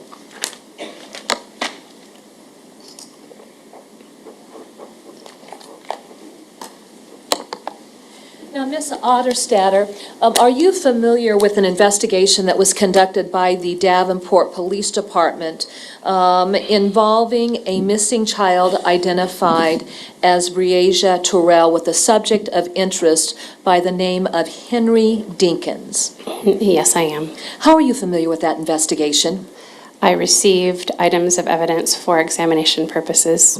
Okay, and then with respect to the items of evidence that you received, did you prepare a laboratory report setting forth the findings of any type of trace analysis that you did of hair and fibers? Yes, I did. All right. Your Honor, may the record reflect that I'm showing counsel, or, well, give me a moment here.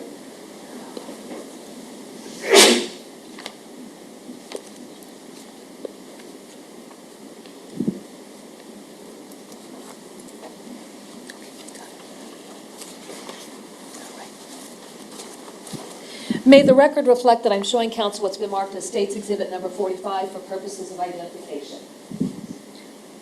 May I approach, Your Honor? You may. Okay. I'm handing you what's been marked as State's Exhibit Number 45 for purposes of identification. I want you to look at that report and tell me if you recognize that report.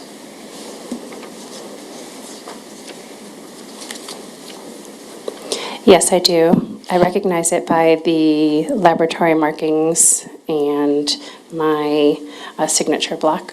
All right. How is this document captioned at the top? The title of the document is Laboratory Report. Okay. And then does it identify who the special agent was that was responsible for directing items of evidence to the laboratory for analysis? Yes, it does. Who is that individual? That's James McMillan, Special Agent out of the Omaha Field Office. All right. Does it give us a date for when this laboratory report was generated? Yes, What was the date that this lab report was generated? August 5th, 2020. Okay. Now, for any type of investigation opened by a law enforcement agency, does each law enforcement agency assign an investigative number to that investigation? Well, I can speak for the FBI, who issues or develops a FBI case identification number. Okay. And does this particular document include the case identification number that was assigned to the investigation of Breasia Terrell? Yes, it does. Could you read that into our record? It is OM-3290265. And would you agree with me that that number is going to be different than the investigative report number that the Davenport Police Department would assign to any records that they're generating? I would assume so. All right. And then if there are submissions of items of evidence by the FBI to the FBI laboratory in Quantico, does the laboratory generate its own report or laboratory number? Yes, it does. The FBI laboratory generates its own laboratory number. For this particular investigation, what was the laboratory report number that was assigned? Well, it's not necessarily a laboratory report number, but it's an FBI laboratory number, a Okay, case that's number. fine. Yeah, absolutely. And that is 2020-01448 is the FBI laboratory number. When there are a series of submissions to the laboratory and a series of requests made, for example, requests being made of the DNA section, requests being made of the latent print section, requests being made, for example, of the trace section, recognizing that there will be a number of reports that are going to be generated, then does each analyst's laboratory report have an additional number that will be attached to that lab number to identify which report it is in the series of total reports generated?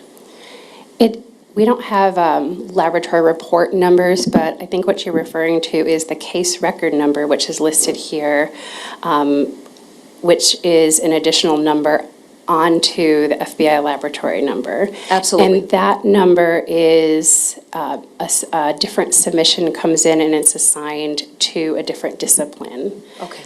For example, here is 2020-01448, which is the FBI laboratory number, and -3 is the specific case record for this submission specifically for the trace evidence unit. Okay. Does this set forth then the items of evidence that you would have received and would have conducted an analysis of? Yes. Okay. Does it also set forth your findings? Yes, it does. Your Honor, at this time, the state would move to introduce State's Exhibit Number 45. No objection, Your Honor. Exhibit 45 will be admitted. All right. Ms. Ottestatter, I'm trying to think of the easiest way to do this. Your Honor, may we publish this? Excuse me? May we publish this exhibit? You may. All right. I think what we're going to do, first of all, is let's go through and let's identify the various items that came into the laboratory. Now, before we do that, I want to have a discussion so that when the court has an opportunity to go through and review this laboratory report number, the court has some understanding of where items of evidence came from. Okay. Does that make sense? Yes. All right. We're dealing with 3 vehicles and an apartment that items of evidence were recovered from. For any item that came into the laboratory, is there an item number that's assigned to it? Yes. Okay? I'll have you show me where that appears when we publish the exhibit. Then will there be a description of that item of evidence? Yes. Okay? And then beyond that, in parentheses, will there be identifiers for that item of exhibit? Yes, there will be. Okay, and then we'll talk about that. Now, let me take that an additional step. In the course, and if you don't know the answer to this, that's okay, I understand, because I'll cover that through another witness. But in the course of any investigation, are there evidence logs that are generated by each law enforcement agency when an item of evidence is seized and logged into their evidence system and stored? I am assuming so, but I can't speak for what they do. That's okay. But in general, when we receive items of evidence, they will have a contributing agency item number, but the FBI laboratory will assign its own number, a laboratory number as well. All right. That being said, let's walk through State's Exhibit 45, and then let's discuss what we have. Now, this is just going to be very simple. Okay. On our first page, what are our first 4 item numbers?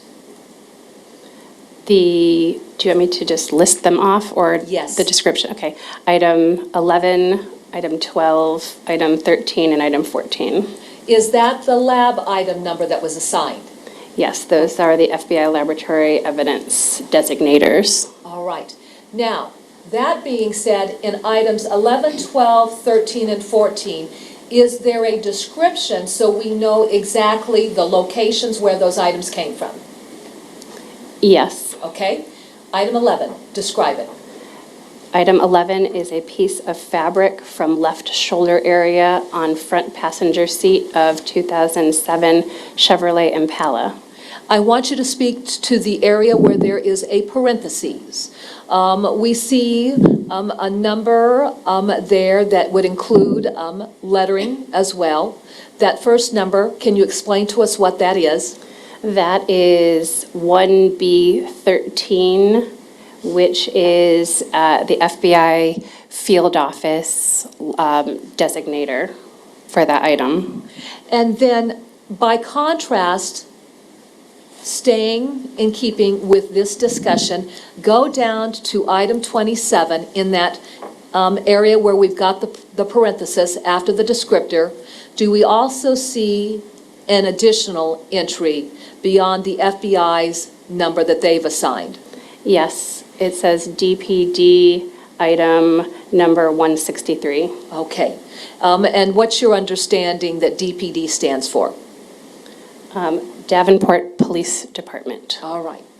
So with that entry, would that help us to go to look at evidence logs to determine locations where items were seized if we don't have a real exact description as we walk through these items and we don't know, and we won't know where they came from? I would assume so. I haven't seen such logs, but. Okay. All right. Item 12. Give us a description for that. Item 12 is a piece of fabric from middle rear seat of 2007 Chevrolet Impala. 13? piece of cushion from middle rear seat of 2007 Chevrolet Impala. 14. Rag from driver's console of 2007 Chevrolet Impala. All right. Now, let's go through items 14 through 19, actually, item 20. Are those coming from a specific location as well? Yes.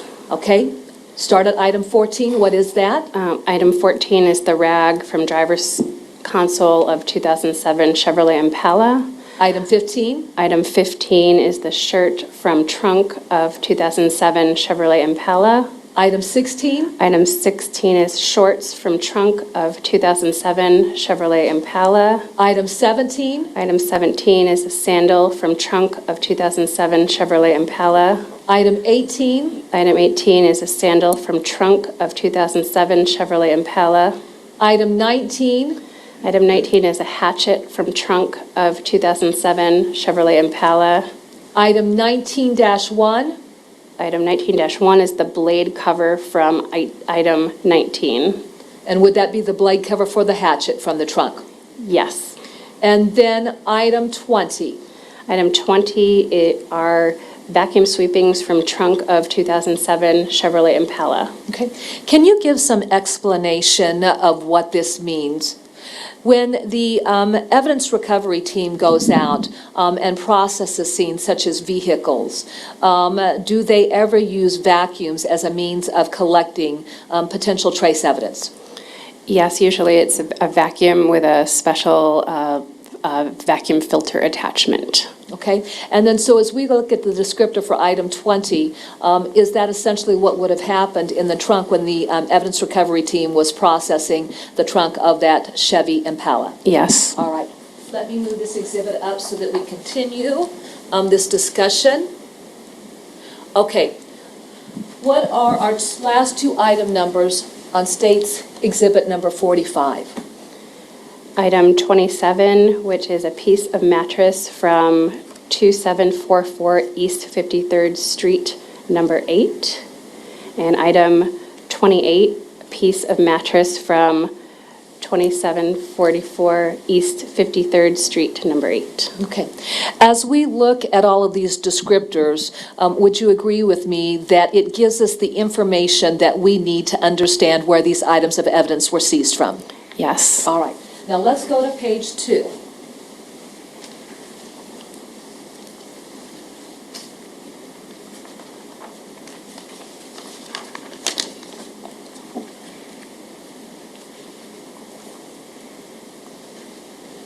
Okay. I'd like for you to walk us through item 29 through item 34. Item 29 is a piece of mattress from 2744 East 53rd Street, number 8. Item 30 is a piece of mattress from 2744 East 53rd Street, number 8. Item 31, piece of mattress from 2744 East 53rd Street, number 8. Item 32, piece of mattress from 2744 East 53rd Street, number 8. Item 33, piece of mattress from 2744 East 53rd Street, number 8. And item 34, piece of mattress from 2744 East 53rd Street, number 8. Okay, now let's look at the grouping item 35 through 38. Identify each of those items. Item 35 is described as a shirt. Item 36, bra. Item 37, underwear. Item 38, washcloth. Okay. When you were looking at these items, had you received any information about children's clothing having been returned to the mother that were contained within a bag of clothing? I did receive information that they were all in a plastic bag. Okay. And is this something that was subject to DNA analysis by our FBI analyst, Tiffany Smith? Off the top of my head, I cannot remember. That's all right. But are your item numbers going to be the same as her item numbers? Yes. And then, so therefore, if she gives us a description where these 4 items came from, then would that location information apply to our item 35, 36, 37, and 38? Yes. Okay, now let's continue through the list, and let me move it up just a bit.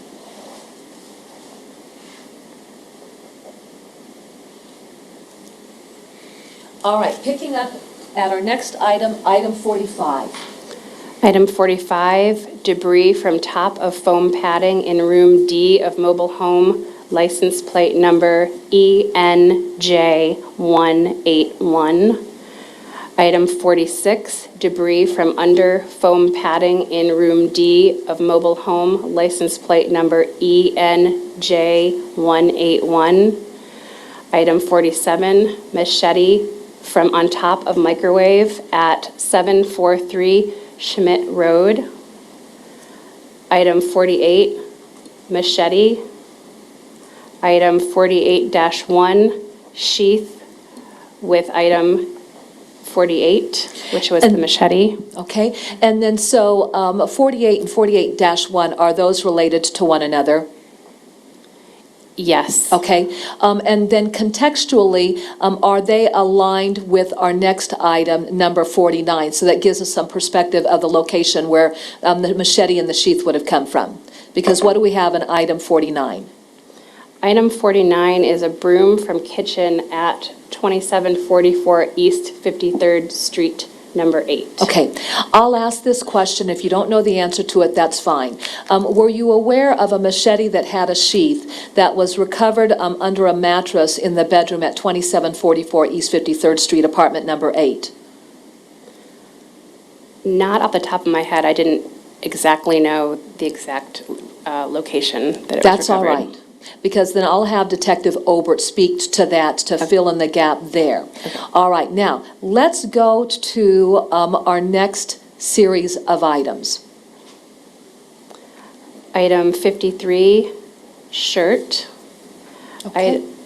And I want to speak to that. Is there any location information there?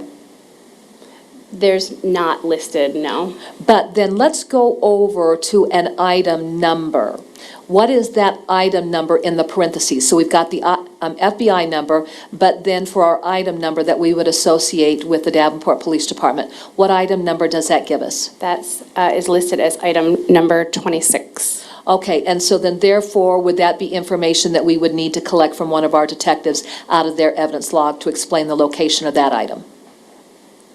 Yes, you could. Okay, now let's go to our next series of items. Item 53 is a shirt from Henry Dinkins. I'm going to stop you there. And so if there was a shirt that Mr. Dinkins had been wearing and law enforcement collected that from his person, does that comport with that description? I would assume so, yes. All right, take us through our next 2 items. Item 55 is listed as a shirt from the north bedroom closet. Is there an item number listed in parentheses that would be associated with the Davenport Police Department? That is item number 24. Okay. Was this an item that was also submitted for DNA analysis with Tiffany Smith? Yes. And then did you discover that actually the entry on your report for the location of this item was in error?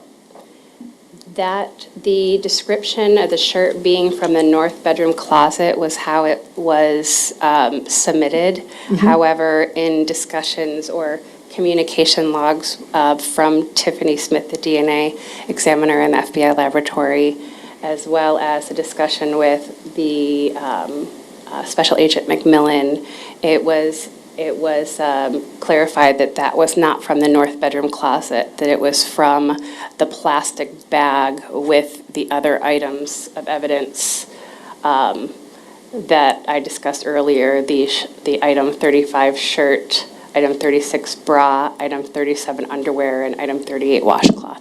And so that would be the bag that had the children's clothing in it? That was the plastic bag. Yeah. Yes, okay. You know what I'm going to do, Your Honor, may I make that correction on this exhibit? It's court exhibits, so Do you have any objection? I don't. You may make that correction, so it comports with the record.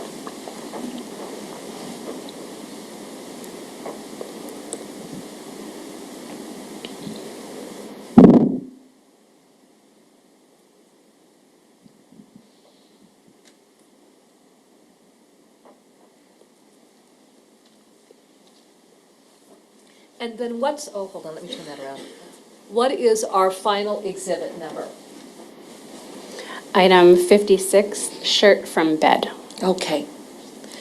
And then again, do we have a specific location as to what bed? No. Do we have a Davenport Police Report item number so that then we can associate that to its appropriate location? Yes, it's listed as item number 16. Okay. Did that include all of the items of evidence that were submitted for your analysis? For my analysis for this particular case record, for this particular submission. Right. Now, I'm going to jump ahead. Did you actually receive a second submission where you did further analysis? Yes, Will that be set forth in a separate laboratory report? it is. All right. So then, at this point in time, Your Honor, I had introduced State's Exhibit number 45, had I not? Yes. Okay, all right. At this point in time, then, let's just walk through this. What were you asked to look for with respect to all of these items that had been submitted? I was requested to perform hair and fiber examinations and comparisons. And then did you examine all of these items of evidence to see if there was any hairs or fibers that were present? There were some items were examined and they were all received in the trace evidence unit. They were all, hairs and fibers were all collected, they were processed. Not all examinations were conducted at this time. There were no known hair fiber samples at this time the report was submitted. Okay, and then when you said that there was no hair, no known hair samples, who would that have involved? Were there any submitted for Mr. Dinkins? That came in at a later time. Okay, and then as of the dates that you had generated your report, had they located the body of Breasia Terrell? No. Okay. Did you perform your analysis in the late summer and early fall of 2020? I'm sorry, can we go back to your original question about Yeah. fiber and hair exams conducted? I was talking about the hair exams, but I did conduct fiber comparisons on this particular submission. Okay, all right. I just want to clarify that. No, and thank you, that makes a lot of sense. So you didn't do any analysis for hairs because you had no known samples, would that be fair to say? I did the examination portion on some of that, but not the comparison. Okay. When you did the examination for the presence of hairs, did you find hairs on any of these items that were submitted? I did. What items would that have been? Can I refer to my results? Absolutely. My Your Honor, may the report? witness refer to her results? Just so the record's clear, I want the witness to tell us which exhibit she's referring to. It would be this exhibit, I'm sorry, was it number 45? State's Exhibit number 45. 45. I have no objection to that. You may proceed. Can I refer to a copy of my report that I have up here? Yes. Okay, thank you.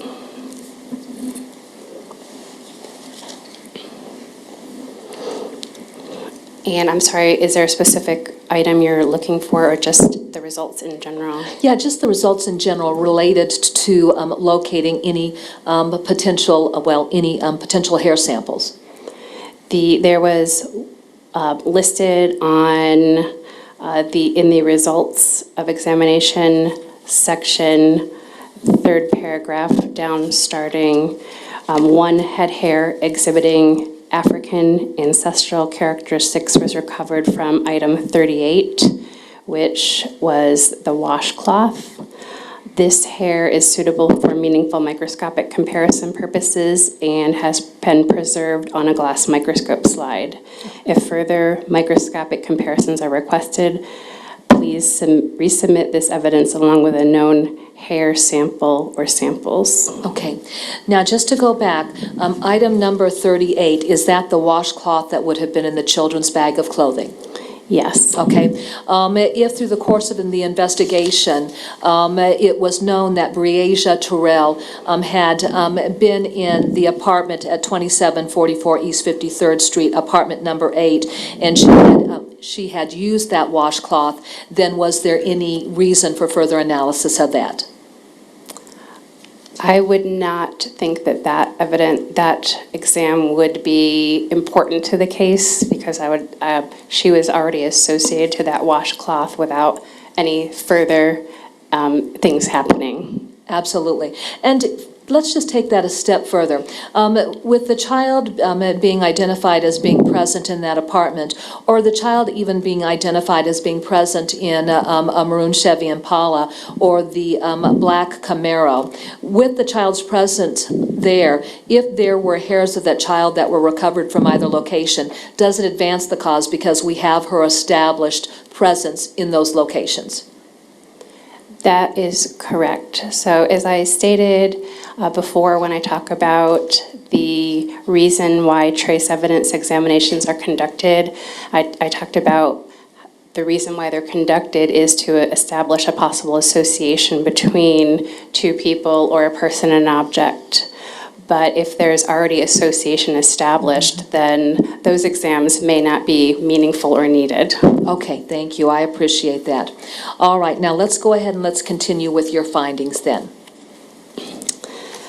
Human body hairs and hair fragments not suitable for meaningful microscopic comparison purposes were recovered from item 14, which was the rag from the driver's console of 2007 Chevrolet Impala, and item 38, which is the washcloth.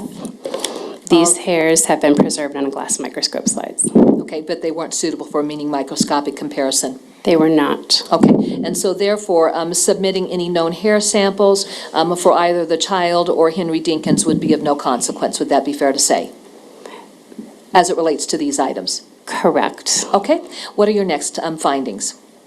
One head hair was recovered from item 45, which was the debris from top of foam padding in room D of mobile home, license plate number ENJ181.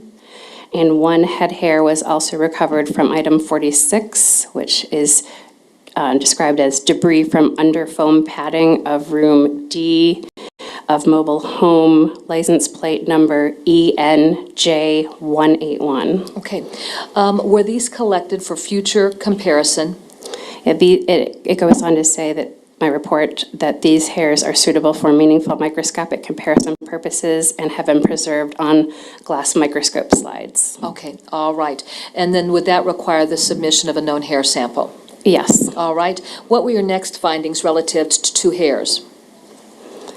So moving on, no human hairs were found on item 47, which is the machete from on top of microwave at 743 Schmidt Road. Okay. Now, I want to talk about that. We're simply addressing the issue that there were no human hairs found on that machete that was recovered on the top of the microwave. Is that correct? Correct. Are there going to be different findings, though, related to that machete as we go further through your report when we talk about the fiber analysis? Yes, the fiber analysis results are listed separately. Okay, all right. And then what else was noted when you were doing your analysis related to items of evidence for hairs or fibers? Oh, no, at this point, are we turning to the fiber analysis? Well, there's one more results for the hairs Moving on down, no hairs or fibers were found on items 19, which was the hatchet, let's see, hatchet from trunk of 2007 Chevrolet Impala. Item 19, which was the blade cover from the item 19 hatchet. The 48, which was the machete. And item 48-1, which was the sheath from the item 48 machete. Okay, let's go back and let's make sure that we understand this. So the hatchet that was taken from the trunk of the maroon Chevy Impala, no hairs on that, correct? I'm sorry, can you repeat the question? Yeah, the hatchet that was taken from the trunk of the maroon Chevy Impala, no hairs on that. Correct. But when we talk about item 48 and 48-1, a machete and a sheath with item 48, there was nothing there as well. There were no hairs or fibers found. And this machete is distinctly different from the machete that was found on top of the microwave at 743 Schmidt Road.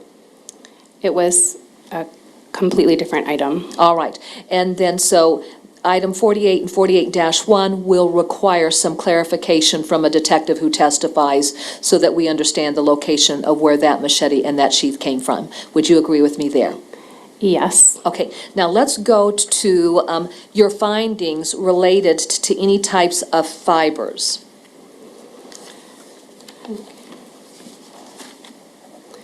So starting with the first paragraph of the results of examination section of my report, textile fibers of various types and colors were recovered from item 47, which was the machete from on top of the microwave at 743 Schmidt Road.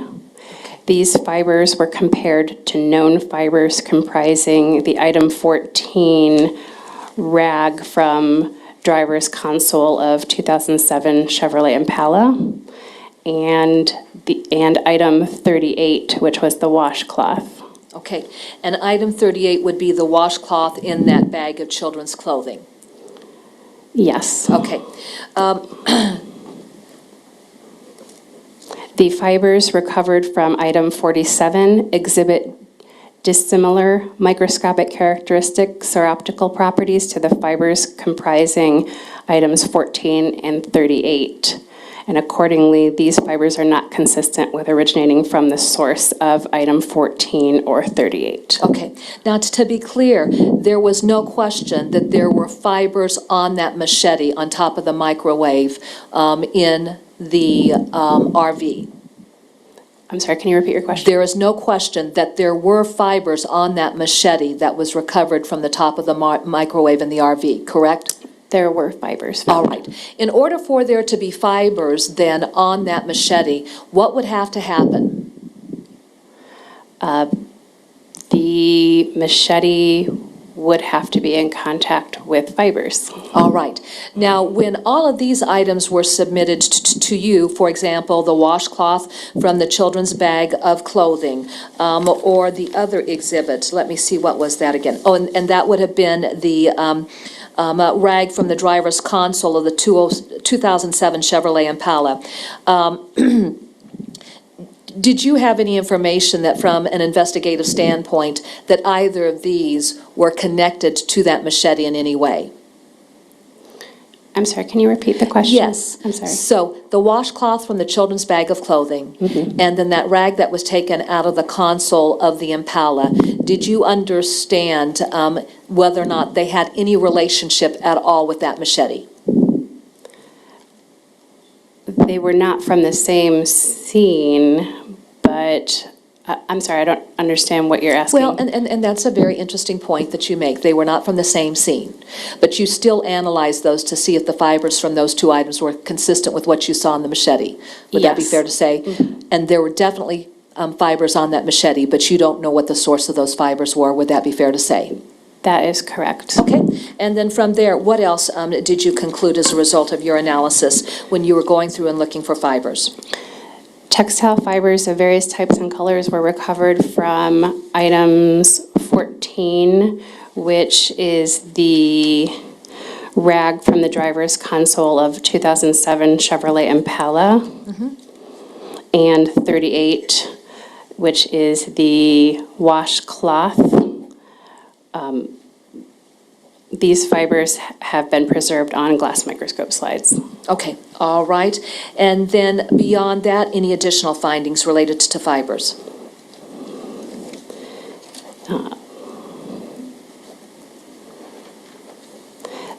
If you move on down to in my report results section, no textile fibers were found on item 45, which were the debris from the top of foam padding in room D of mobile home license plate number ENJ181. And no textile fibers were found on item 46, which is the debris from under foam padding in room D of mobile home license plate number ENJ181. Okay. Can you tell us about items 45 and 46? Were those examined to determine whether or not they were, in fact, some type of hair?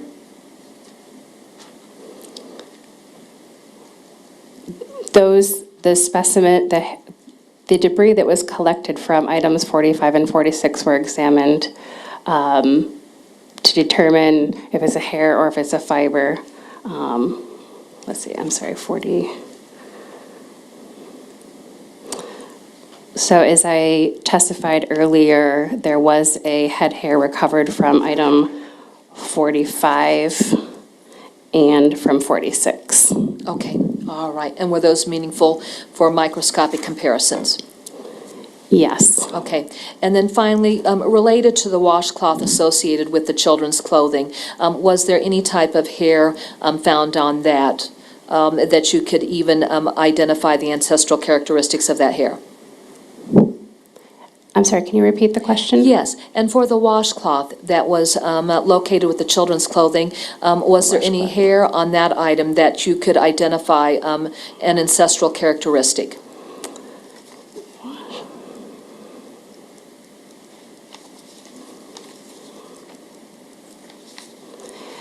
The item 38 washcloth, as I testified earlier, one head hair exhibiting African ancestral characteristics was recovered from the item 38 washcloth. Okay, thank you.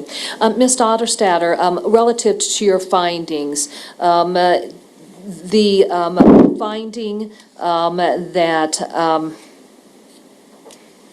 the state would focus on would be the findings related to the machete from the top of the microwave that did have fibers on it. And there's no question about that. I'm sorry, can you repeat the question? Yes, and again, I'm going to go back. The machete from the top of the microwave, that was found in that RV at 743 Schmidt Road, that definitely had fibers on it. Yes, Okay. it had fibers on the machete.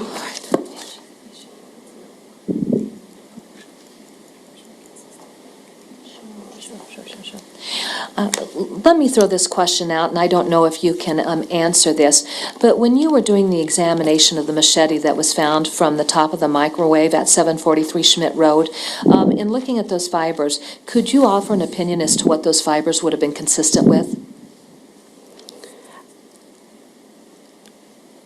Are you asking for I didn't do any further comparisons, if that's what you're asking. Yeah, no, but when we talked about characteristics of fibers, do various fibers have different characteristics? They do. I would, to answer your question, I may be able to answer your question, but I need to refer to my case notes for that. Do you have your case notes with you? I do have a copy of my case notes if I am approved to examine them. Thanks. Okay, thank you.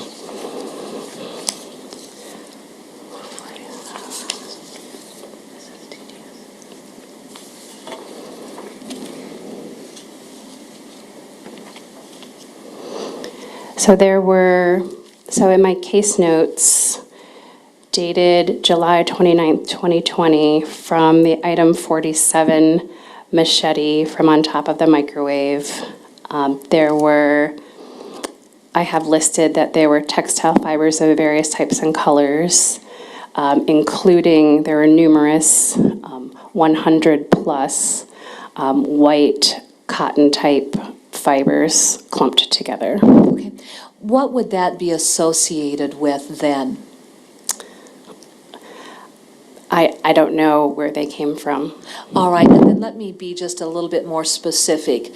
When we consider paper towels versus considering some type of cloth rag, can you give us a sense of whether or not what you were seeing would come from a product like a paper towel versus a cloth rag?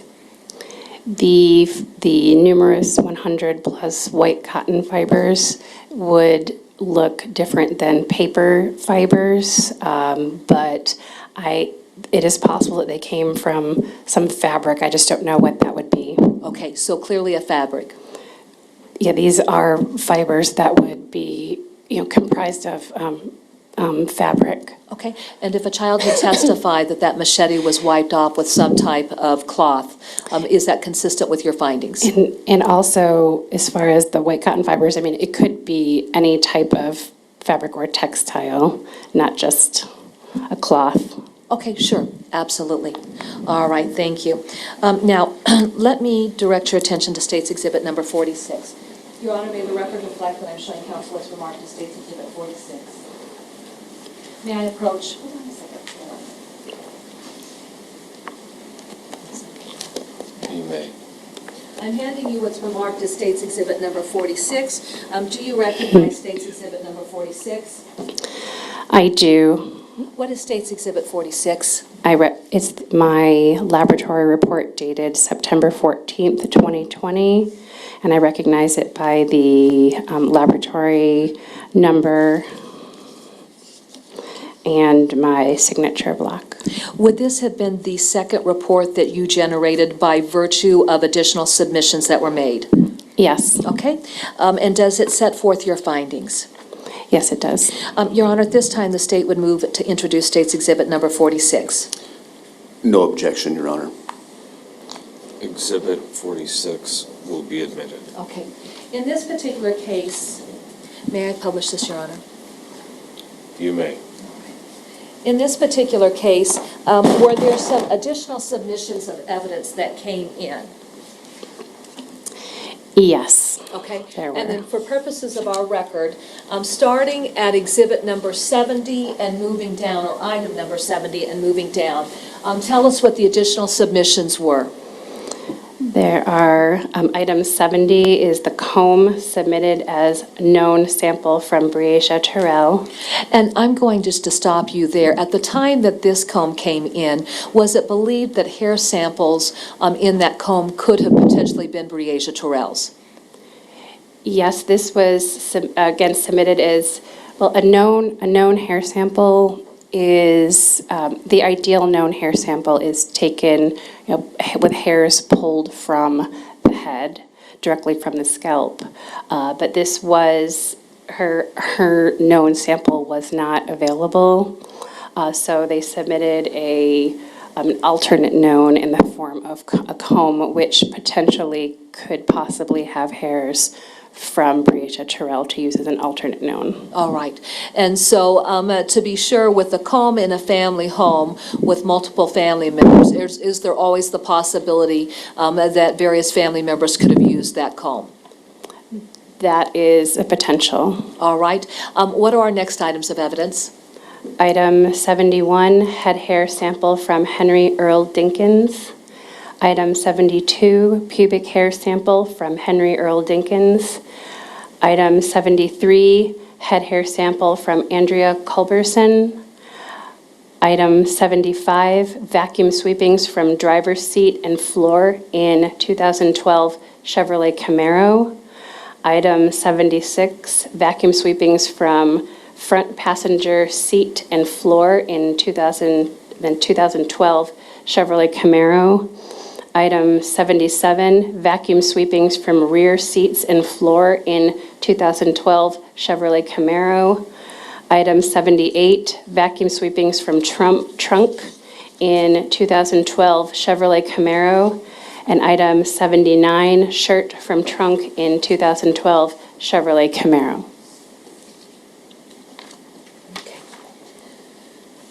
To walk through this, since Breasia was known to have been in the Chevrolet Camaro, were those vacuum sweepings then determined to be of any import for purposes of analysis?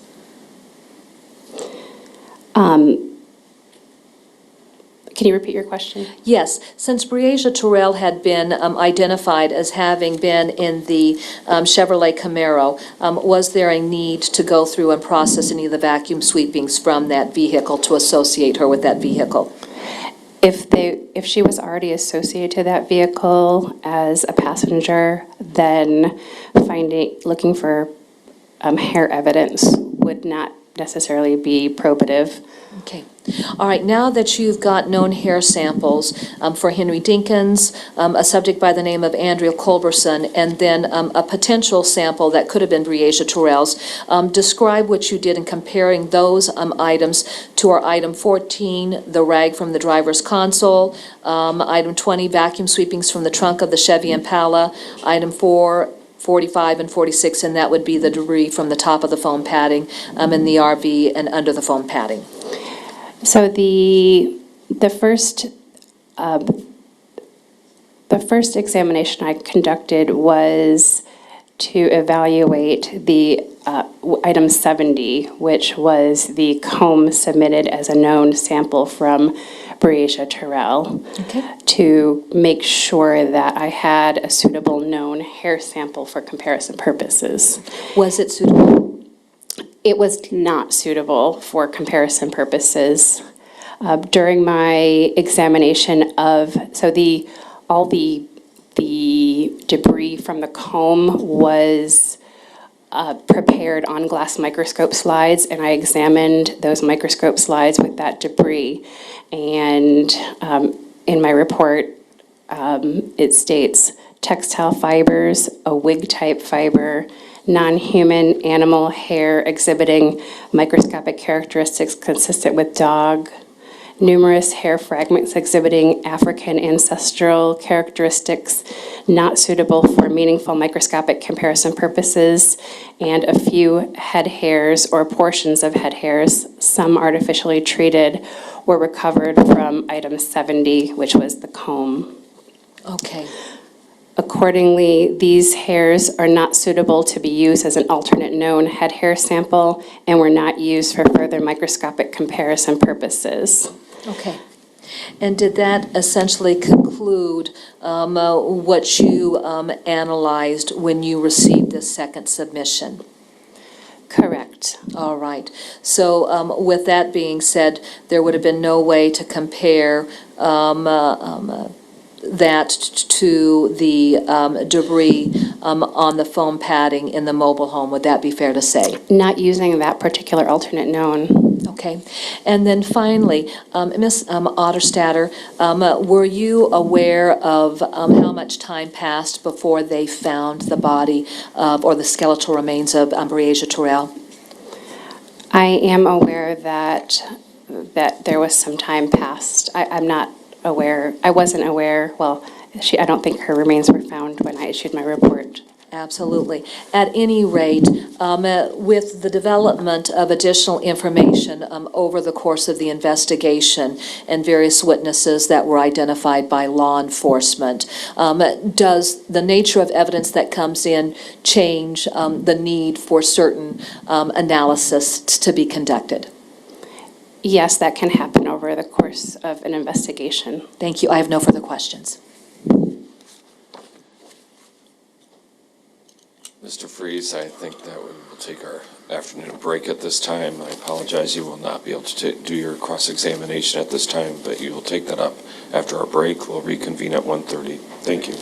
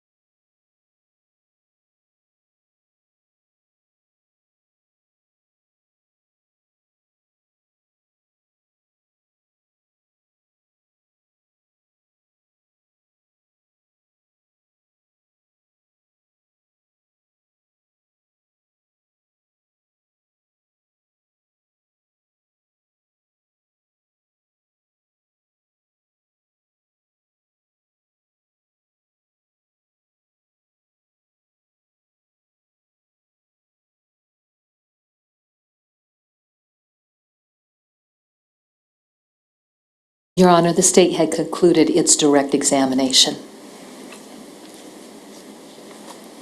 Mr. Freeze? Thank you. Good afternoon. Good afternoon. It's Ms. Otterstatter, is that right? Yes. Thanks.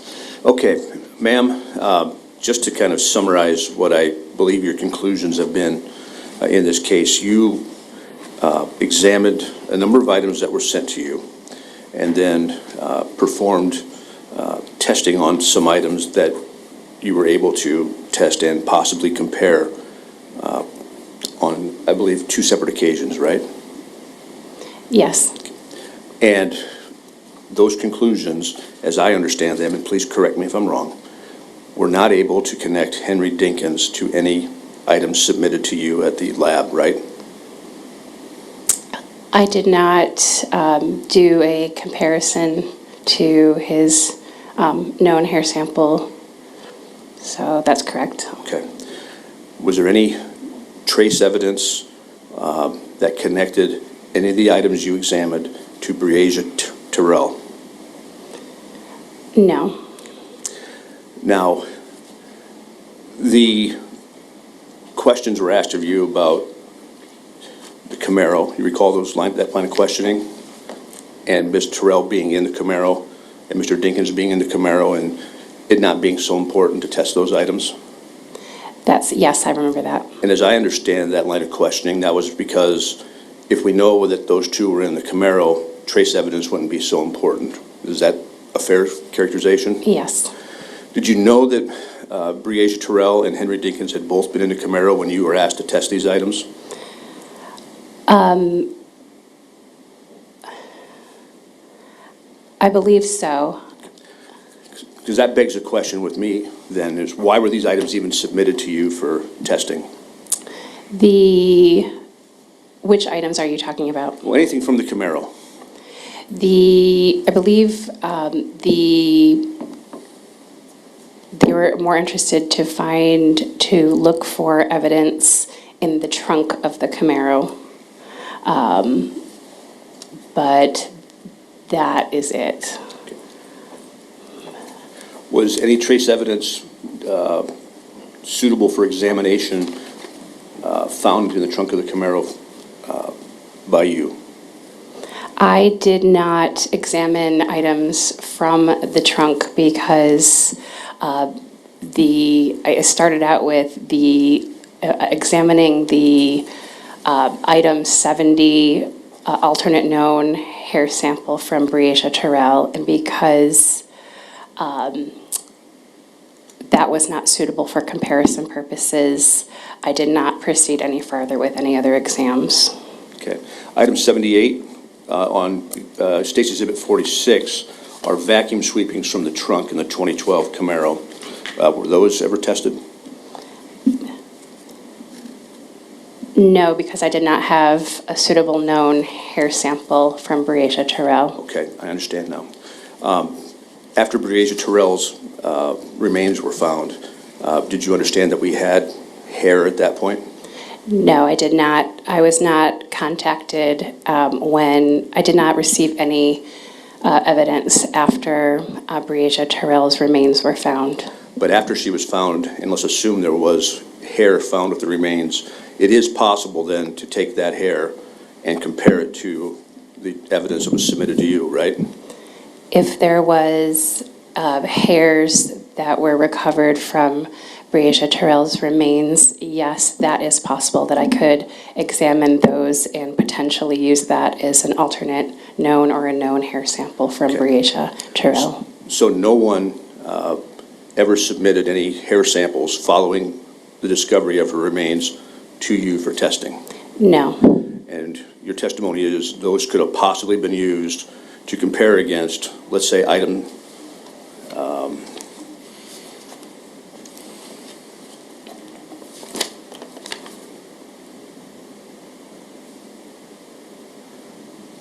trying to remember which one it was. You did have an item of hair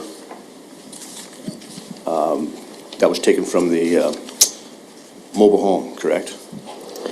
I believe it was item 45. Strike that, item 38 in Exhibit 45. Item 38 was the washcloth, and Okay. there was one head hair exhibiting African ancestral characteristics recovered from the item 38 washcloth. Okay. So yes, I could have used, But, excuse me, but that's the one that we determined was Breasia Terrell's because it was mixed in that plastic bag, right? I did not determine that hair was Breasia Terrell's. Okay. You also found one head hair from item 46, debris under foam padding in room D of mobile home. Do you see that? Yes, And that item was recovered from item 46 and were suitable for microscopic examination, right? correct. So we have an item of hair from the mobile home, just so I'm clear, right? Yes, And that item is preserved for microscopic examination to this day, right? correct. And if we have Breasia Terrell's remains that have hair, to this day, we could possibly compare those two to see if Breasia Terrell was in that mobile home. If there are hairs on her remains that are suitable for comparison purposes, yes, that can be conducted. And no one asked you to do that, did they? No, sir. And you and I conducted a deposition about a month ago, right? Yes, We did that over the computer, Microsoft Teams or Zoom or something like that, right? yes. And I asked you that question then, didn't I? I don't remember that specific question. Do you recall us having a discussion about the same line of questioning about Breasia Terrell's hair? Perhaps. In the last 30 days, has anyone asked you to compare that hair sample from item 45 to Breasia Terrell's hair that was recovered with her remains? No. Okay. Now, there was a line of questioning about the Camaro, and if we knew that Breasia was in the Camaro. That was also applied to the Impala. You recall that? Yes. Did anyone tell you that conclusively we knew that Breasia Terrell was in that Impala? I believe so, that she was that she was known to have been in both vehicles. Okay. Let's assume for argument's sake that we don't know she was in that Impala, okay? There are items of trace evidence here, such as item 11, item 12, item 13 on Stacy's Exhibit 45, item 20, which are vacuum sweepings, which could have trace evidence that could be compared to the hair that was found with Breasia Terrell's remains if they wanted to be compared, right? Let's see. So you're asking if there's hairs on 11, 12, 13, and 20? I guess maybe I got ahead of myself. Items 11, 12, and 13, first of all, were there any trace evidence found on those? There was debris that was collected from those items of evidence, but at that time I had no known hair sample, so I did not conduct an examination on those. So my question now is, assuming that we don't know Ms. Terrell was in that Impala, and we know that 11, 12, and 13 are items that come from that Impala, and knowing now that we have hair from her remains that could be used for comparison, could that be done? Yes, everything is collected and preserved, and if there are hairs suitable for comparison purposes from her remains, that could be conducted. Were you ever asked to do that? No. Is it fair for me to say that there's no trace evidence in that Impala that places Breasia Terrell in that Impala? Well, it would be inaccurate because we just don't know. Okay, the question then becomes, is it fair for me to say we don't know from the evidence and the testing that you have done that Breasia Terrell was in that Impala? Correct. There's no comparison that was conducted. And is it fair for me to say that you weren't asked to conduct any comparisons? Right? You mean after her remains are found? At any point? There was a request. However, I didn't have a known hair sample suitable for comparison purposes to do so at that time. And there was no additional samples submitted. Under the microscope, you're able to tell if a fabric has been bleached, right? I cannot examine fabric underneath a microscope and say that is bleached, no. I can examine it to see if it appears faded, but I can't say that fabric was bleached.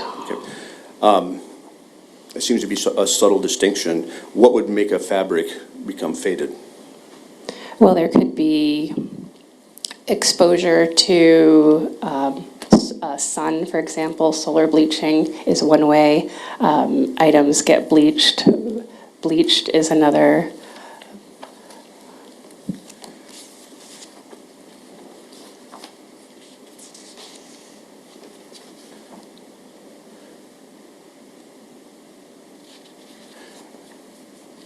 Ma'am, are you asked to conduct any analysis for trace evidence on a 9mm SCCY pistol in this case? I don't believe so, no. Were you asked to conduct any trace evidence analysis on any ammunition in this case? No. Were you asked to conduct any trace evidence analysis on any .38 special revolver in this case?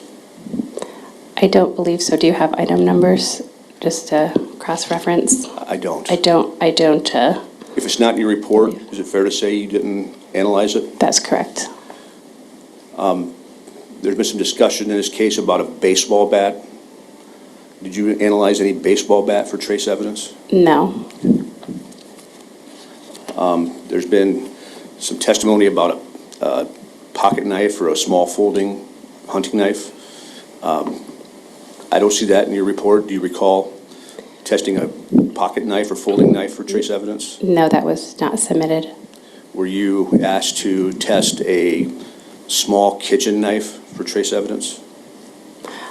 If it's not in my report, I didn't examine it. Okay. Who made the decision to submit these items to you for analysis?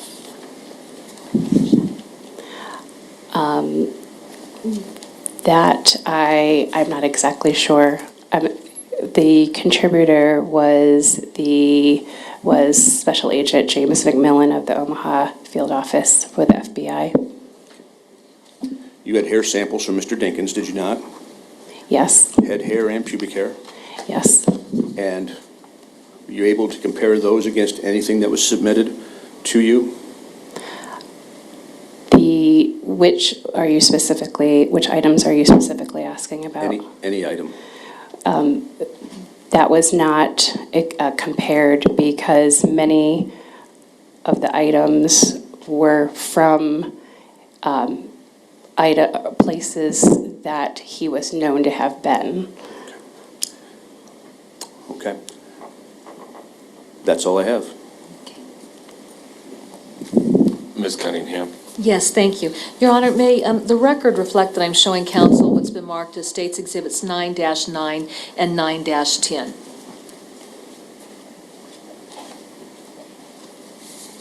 I'll introduce these to Patrick, but I just want to show what to do. May I approach, Your Honor? You may. Ms. Otterstatter, I'm handing you what's been marked as States Exhibits 9-9 and 9-10.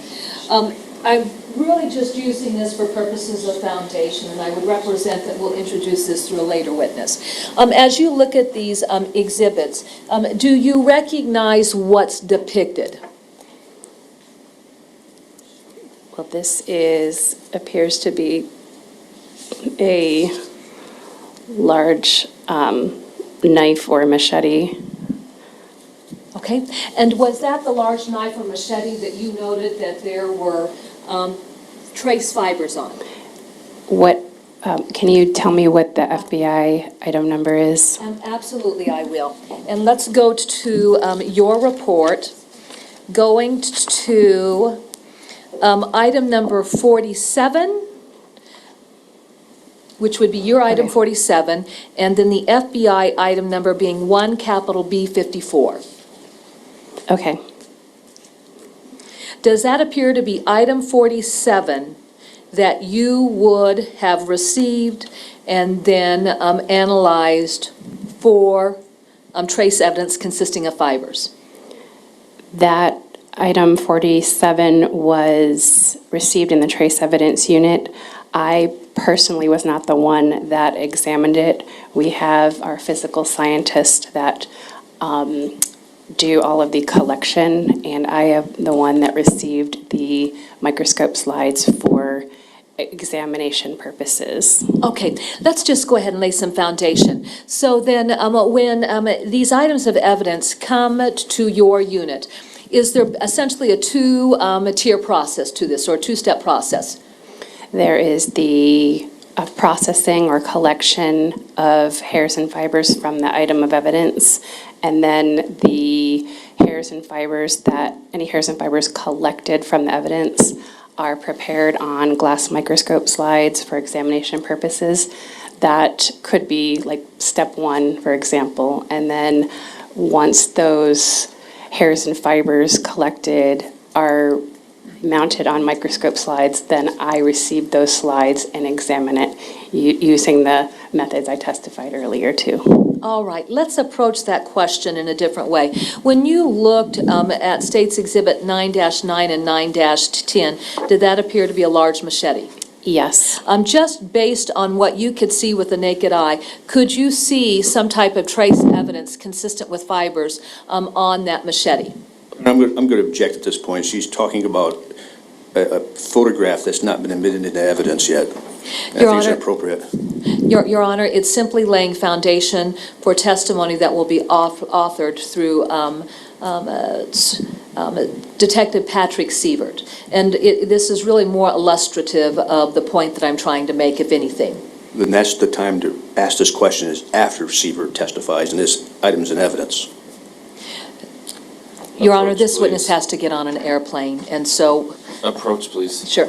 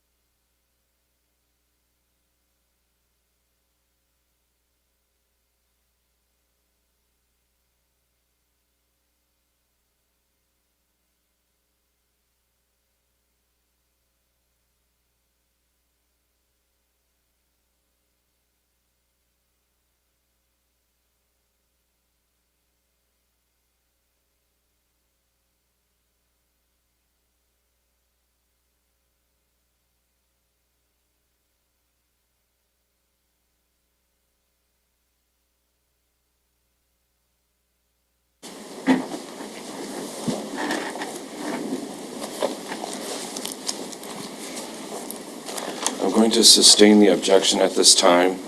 Ms. Cunningham, please rephrase. Yes, thank you, Your Honor. It's just a very simple question that I want to ask you. If there is a physical object, and there's some, like, item that is utilized with that physical object, across that physical object, can it leave behind fibers?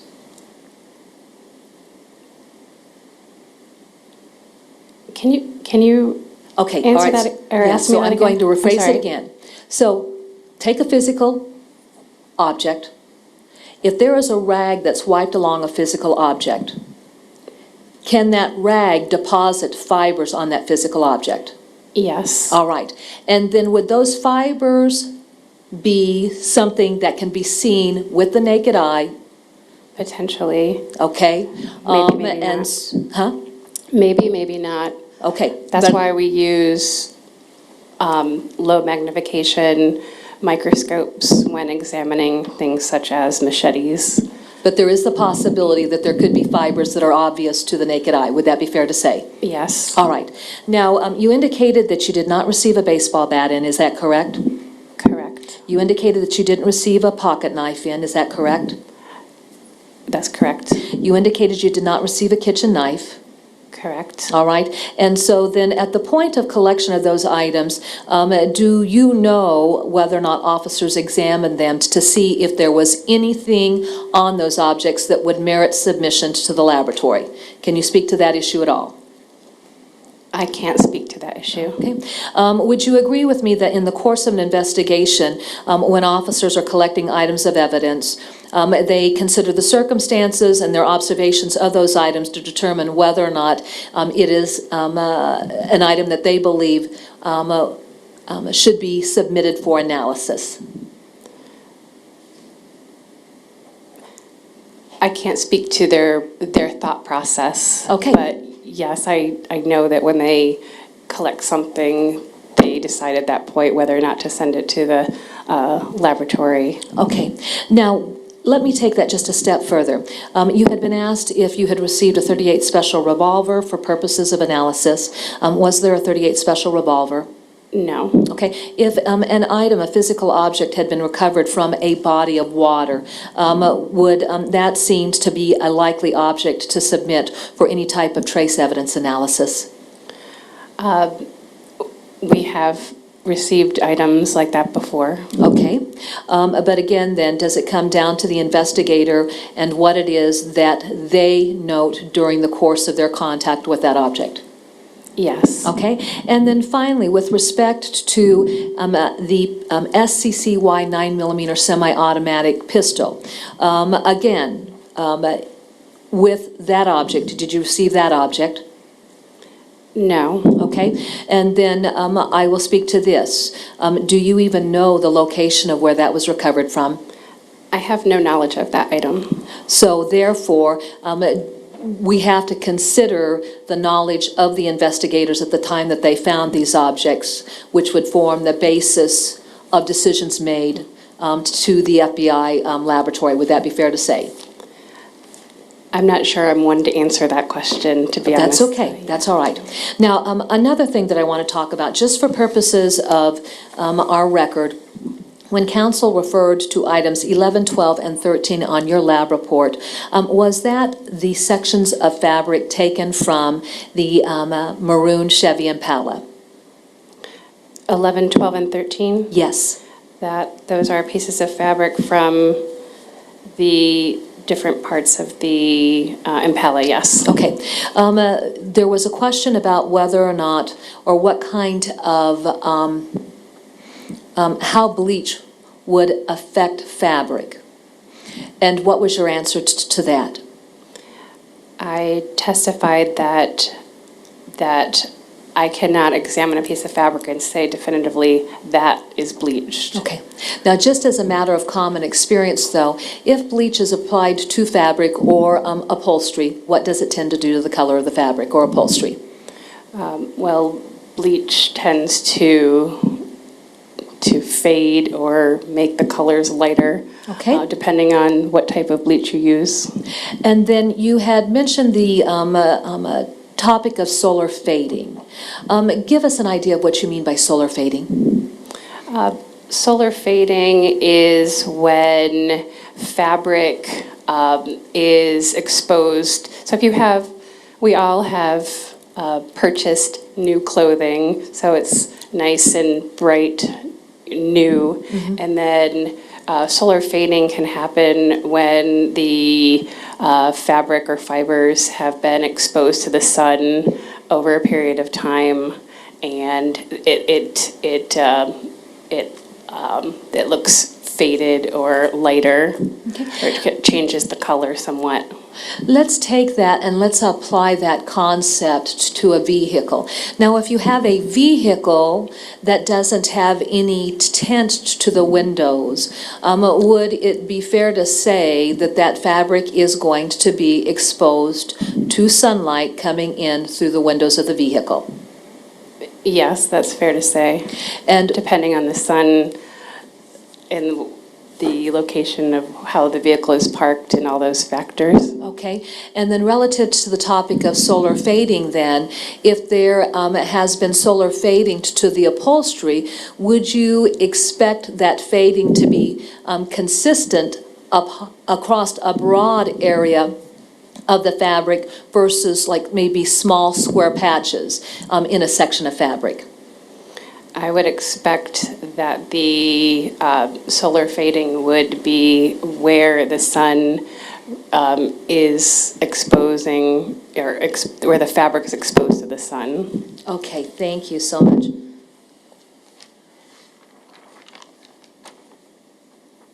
I have no further questions.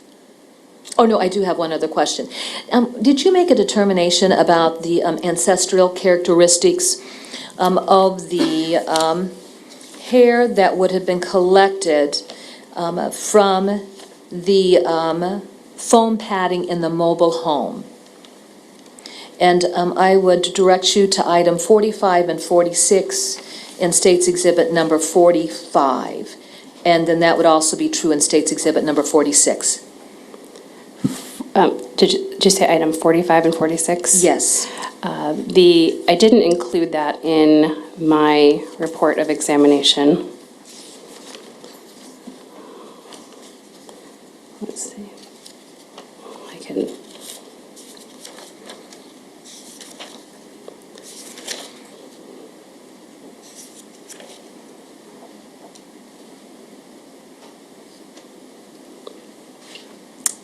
I am referring to my notes, if that's okay. Correct. For item 45 and 46. Item 45, the head hair has a little bit more information about it, if you'd like me to read my notes. Could you please? It says one head hair, approximately 4¼ inches in length, broken at root end, appears are artificially treated, appears dyed dark black, rendering hair nearly opaque. Hair is coarse with patchy pigment. Cuticle appears dyed, potentially stripped, and perhaps a wig type hair. Okay, thank you. I have no further questions. Mr. Freeze? Ma'am, item 47 on State's Exhibit 45, the machete from the top of the microwave. Did you physically lay eyes on that object? I did not process that item, no. Okay, so any analysis you did was simply looking at a slide with any items of trace evidence that was provided to you, right? Correct. So you're relying on someone else's collection of that item? Yes. Very well, thank you. Nothing further. The state has no further questions. You may step down.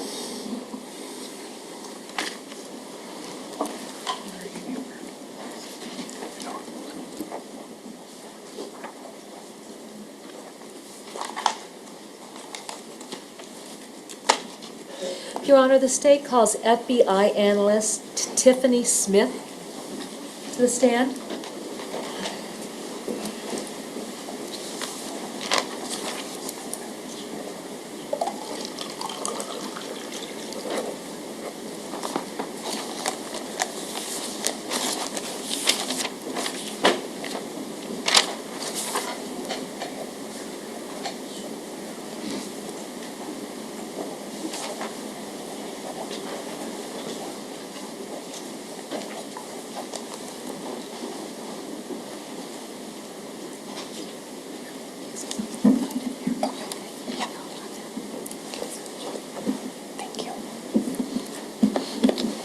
please stand to be sworn in, please? Do you swear to tell the truth, the whole truth, nothing but the truth? I do. Please have a seat. Please state your name for the record and spell your first name. My name is Tiffany Smith, spelled Tiffany. What is your occupation? I'm a forensic examiner in the DNA casework unit of the FBI laboratory. How long have you been employed with the FBI? Since August of 2010. Can you describe your prior educational background? Yes, I have a Bachelor's of Science degree from West Virginia University in Forensic and Investigative Sciences, and I have a Master's of Science degree also from West Virginia University in Biology. When did you complete your formal education? In 2010. All right. Once you completed your formal education, did you have prior employment before coming to the FBI? No, I was hired by the FBI laboratory directly after graduate school. Okay. Upon being hired, what unit were you assigned to? I was assigned to the DNA casework unit, formerly known as the nuclear DNA unit. All right. And so has your entire career been focused on DNA analysis, essentially? Yes, that and body fluid identification. Can you describe the training that you've received involving DNA analysis?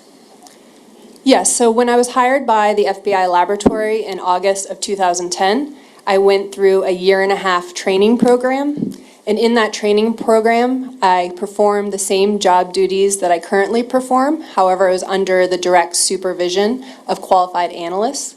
This included determining which items to test, directing a team of biologists to perform that testing, reviewing the results of that testing, writing reports that were then reviewed by qualified analysts.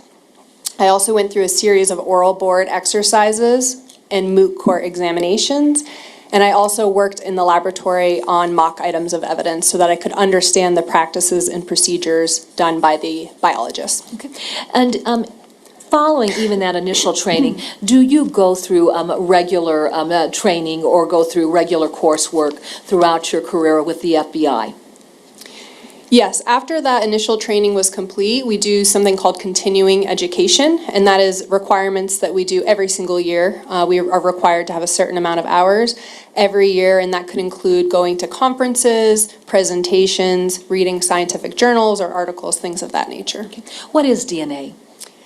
DNA stands for deoxyribonucleic acid, and it is our hereditary material. We receive half of our DNA from our mother and half from our father, and it controls not only what we look like, but also all the chemical processes going on within our body. Where is DNA found? It is found within our cells, and our bodies are made up of trillions of cells, and this could include blood cells, sperm cells, tissue cells, or like muscle cells, skin cells, and the DNA found within these cells is identical throughout your body. Okay. How do you examine items to determine whether DNA is present in an item?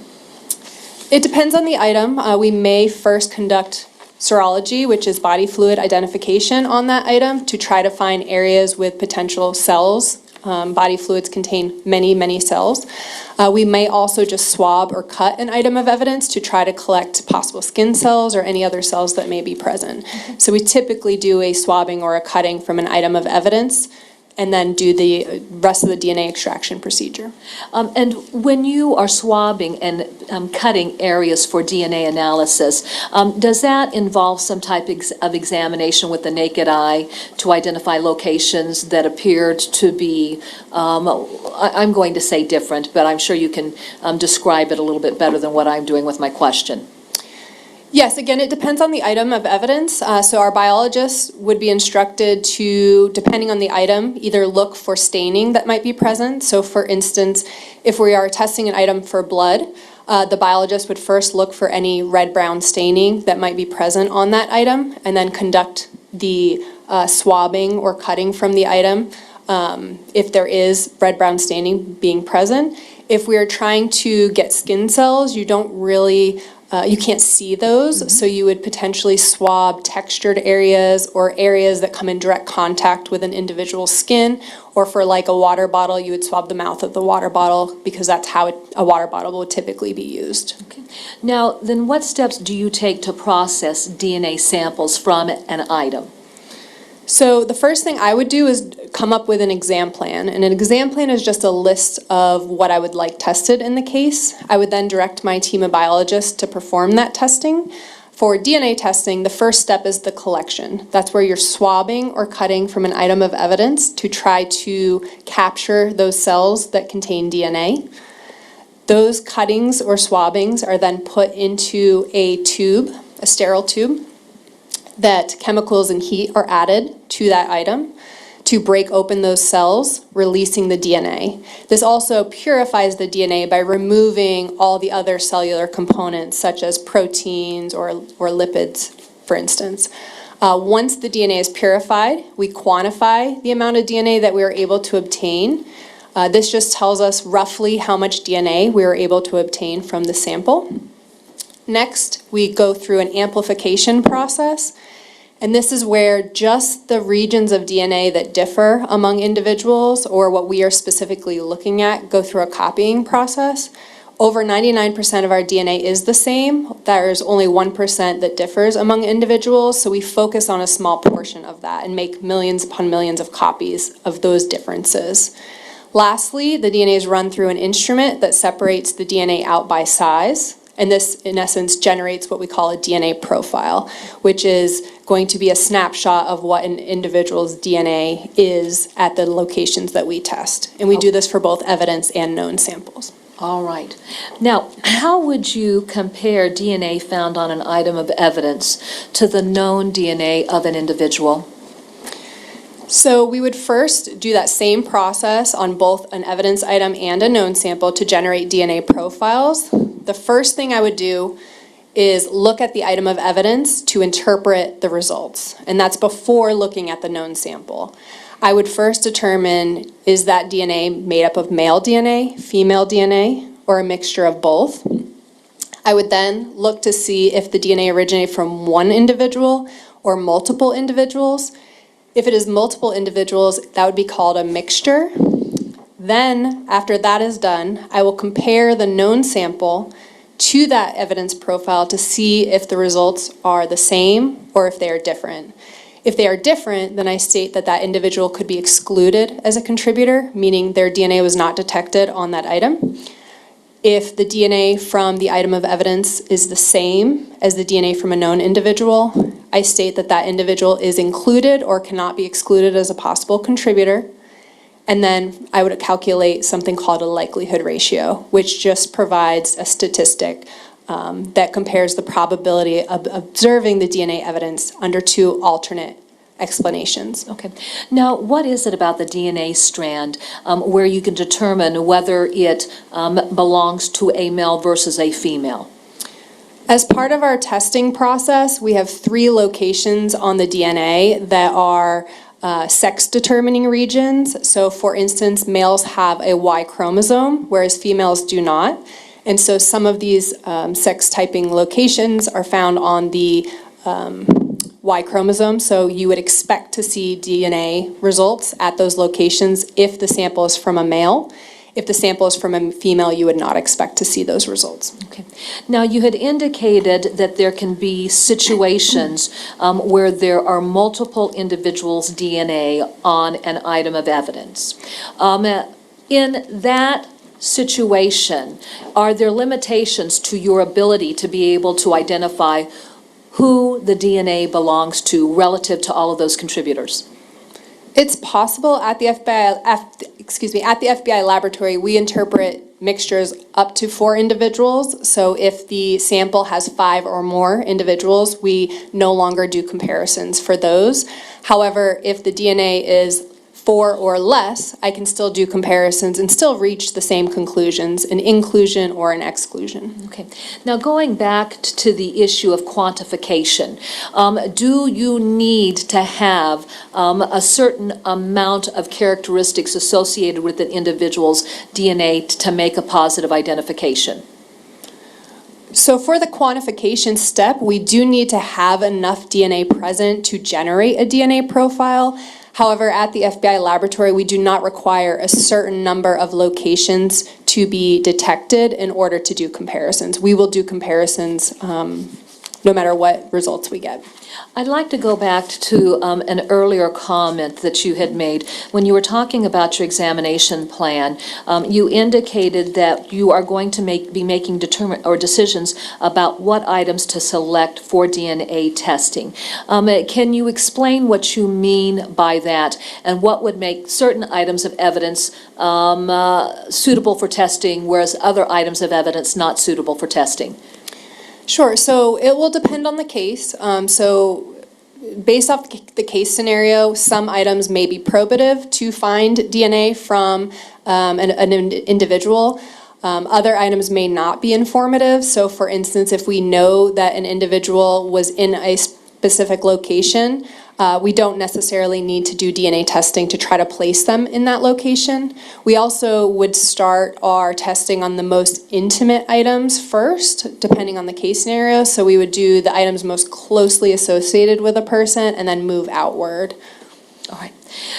Now let's talk about places where an individual is known to be located. In the course of an investigation, if law enforcement, for example, was trying to identify the location of a child that had come up missing, through the course of that investigation, if there had been statements collected that would place a child in specific locations, then are you going to be interested in processing items of evidence from that to establish that child's presence at a specific location?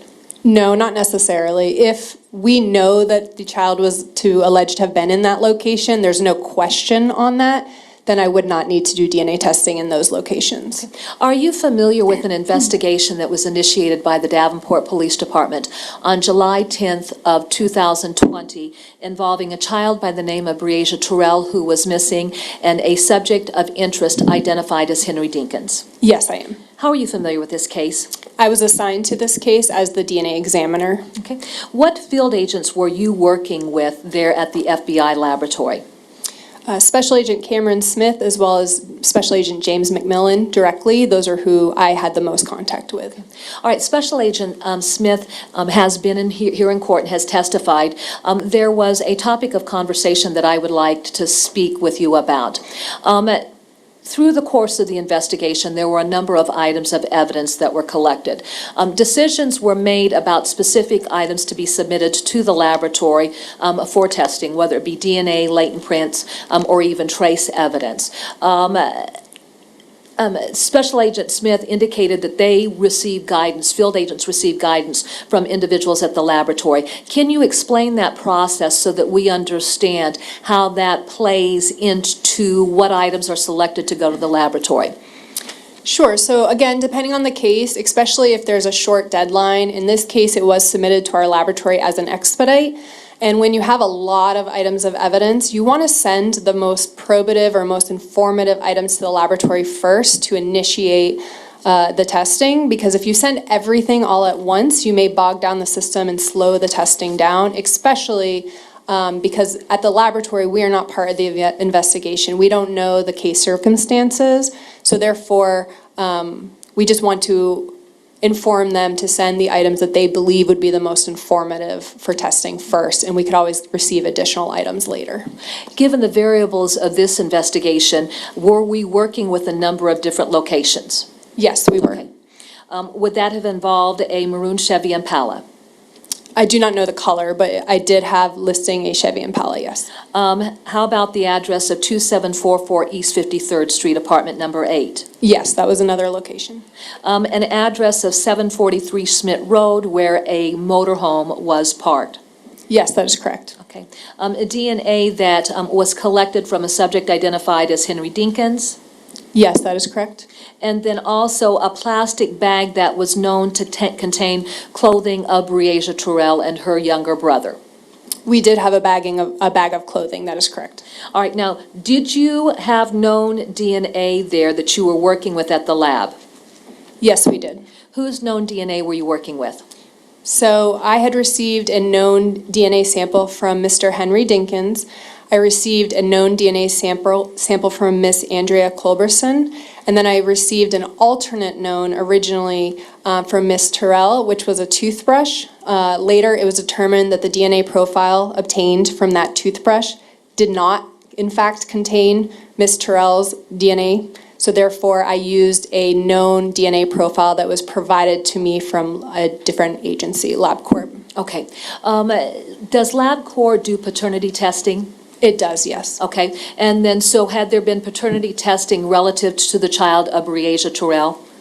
From my understanding, yes, because I had received a report from LabCorp that contained paternity test results for Ms. Terrell, and it had her DNA profile in that report, and that is what I ended up using for my comparisons. And let's just speak to this issue so that this is addressed on the record. With the toothbrush, was that an early submission to the laboratory? Yes, when we received our first submission, the toothbrush was part of that submission. It was actually given item 1. That was told to me that it was a known or alternate known sample from Miss Breasia Terrell. So that was what I used originally. Okay. When you were able to get records from LabCorp that had Breasia Terrell's known DNA, what did you discover? I discovered that the DNA profile between the toothbrush and Miss Terrell was different, and that the profile was more consistent with her mother. All right. Let's speak to this particular topic. Going back to DNA, you had indicated that a child gets half of their DNA from the mother and half of the DNA from the father. Yes, that is correct. All right. Now, how would you describe the DNA of an individual that they get from their mother? You would share 50% of the DNA between a child and a mother. And is that the mitochondrial DNA that we're talking about? No, this would still be the nuclear DNA, which is the type of DNA testing I conducted. Mitochondrial DNA is passed down intact from mother to child, so those would actually be identical. I am not a mitochondrial DNA examiner. I strictly do nuclear DNA. All right, and that's where you're just identifying the individual specific DNA. Is that correct? That is correct, because for nuclear DNA is unique with the exception of identical twins. Okay. Once you made that discovery then, did you go through and redo your analysis? I did, yes. And then the report that we're going to be talking to today, would that have been a second report you authored once you'd received the known DNA of Breasia Terrell through documentation of LabCorp? Yes, my second report superseded my first report, so my first report no longer is applicable. The second report is the official report that outlines all of the comparisons between Ms. Terrell and the items tested. And then I want to speak to yet another issue. Did you author a third report as well? Yes, I did. Okay. Now, as to that third report, Andrea Culberson and her DNA, did it come in later on in the early stages of the investigation? Yes, originally the only sample, the true known I had was from Mr. Dinkins. Later on I received a sample from Ms. Culberson. All right. Your Honor, may the record reflect that I'm showing counsel what's been marked as State's Exhibit number 52.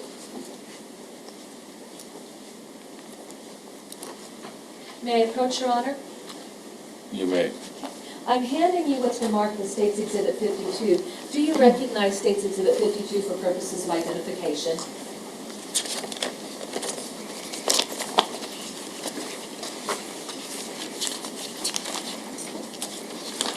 I do. Okay. I'm sorry, it's a copy of my report. All right. And then what date did you author this report? August 13, 2020. What is the official title that appears at the top of this document? FBI laboratory, well, it's the laboratory report.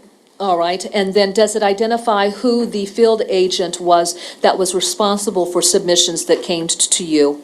It does. It has Special Agent Cameron Smith. All right, and then if you could give us the case ID number for the FBI.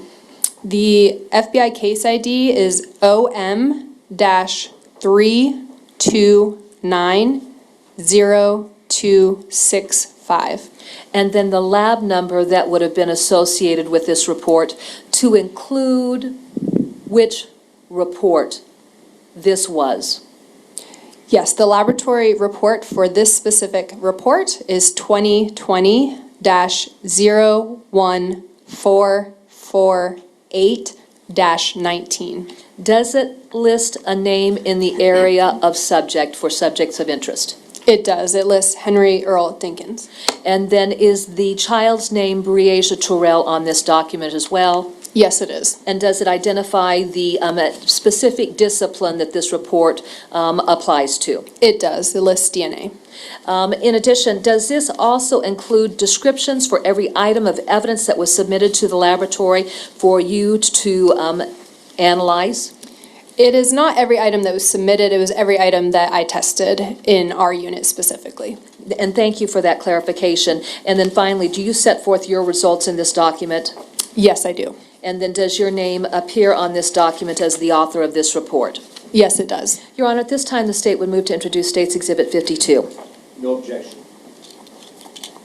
Exhibit 52 will be admitted. Your Honor, may I publish State's Exhibit 52? You may. Okay. I'm going to go ahead and give you a copy, and then I'm going to utilize Elmo to work with this exhibit so that we can see what's going on here. Okay.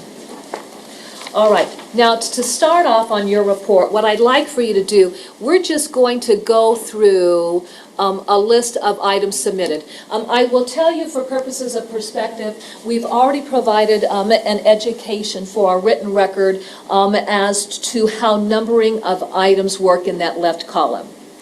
All right, as we understand it, the item numbers in the left column were established by who? By the FBI laboratory. And then, of course, we've had discussions relative to each descriptor for an item of evidence, the area where there is quotes and we see numbers. Are we correct in understanding that like 1B61 would be the FBI number? Yes, that would be provided from the field. Okay, and then if we go to the end of that very first entry, item number 26 would be the item that the Davenport Police Department assigned to that evidence when it was seized. That is correct. Okay. When items are seized by Davenport and turned over to the FBI, does the FBI then give it its own item number? Yes. So essentially, we're working with 3 item numbers. Yes, that is correct. All right.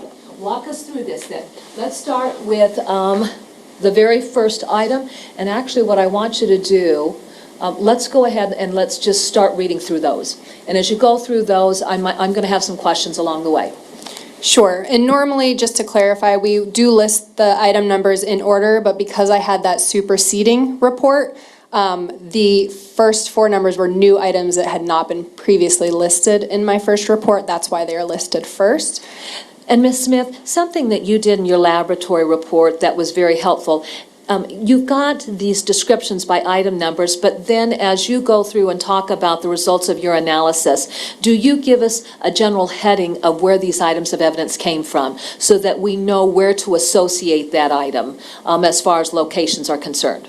I did, yes. Okay, all right, go ahead and take us through this set of item numbers. So item 53 was a shirt from 2744 East 53rd Street, number 8.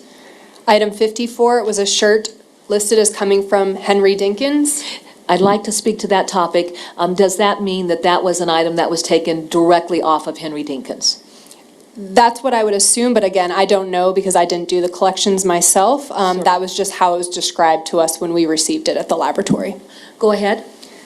We received item 55, which was a shirt from a plastic bag. Item 56, which was a shirt from bed from 2744 East 53rd Street, number 8. And then as to item 55, as we go through your findings, are you going to give us more information about the plastic bag and that shirt so we know who it is associated with? I will give results from the testing on that shirt, yes. Okay, go ahead. The next is item 1, which was the toothbrush submitted as a known sample from Ms. Terrell. Item 2 was penile swabs from Mr. Henry Dinkins. Item 3 was a left hand swab from Mr. Dinkins. Item 4 was a right hand swab for Mr. Dinkins. Item 5 and 6 were the left and right-hand fingernail swabs from Mr. Dinkins. Do you want me to continue to the next page? Yes, and then let me go ahead and turn the next page.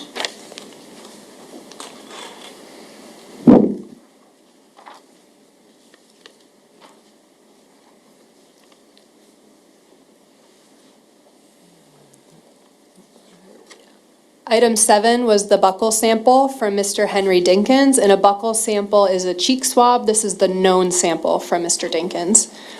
Item 8 was a swab from the left shoulder area on front passenger seat of 2007 Chevrolet Impala.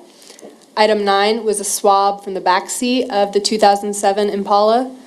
Item 10 was a swab from the crevice on the back middle seat of the Impala. Item 11 was a piece of fabric from the left shoulder area on the front passenger seat of the Impala. Item 12 was a piece of fabric from middle rear seat of 2007 Impala. Item 13 was a piece of cushion from middle rear seat of 2007 Chevrolet Impala. Item 14 was a rag from driver's console of the Impala. Item 15 was a shirt from the trunk of the 2007 Chevrolet Impala. Item 16 were shorts from the trunk of 2007 Chevrolet Impala. Items 17 and 18 were 2 sandals from the trunk of a 2007 Chevrolet Impala. Item 19 was a hatchet from the trunk of a 2007 Chevrolet Impala. Item 19-1 was the blade cover from that hatchet from the trunk of the 2007 Chevrolet Impala. Item 21 were 2 swabs from bathtub drain at 2744 East 53rd Street, number 8. Item 22 were 2 swabs from molding along bottom of bathtub at 2744 East 53rd Street, number 8. Item 23 were 2 swabs from bathroom sink countertop at 2744 East 53rd Street, number 8.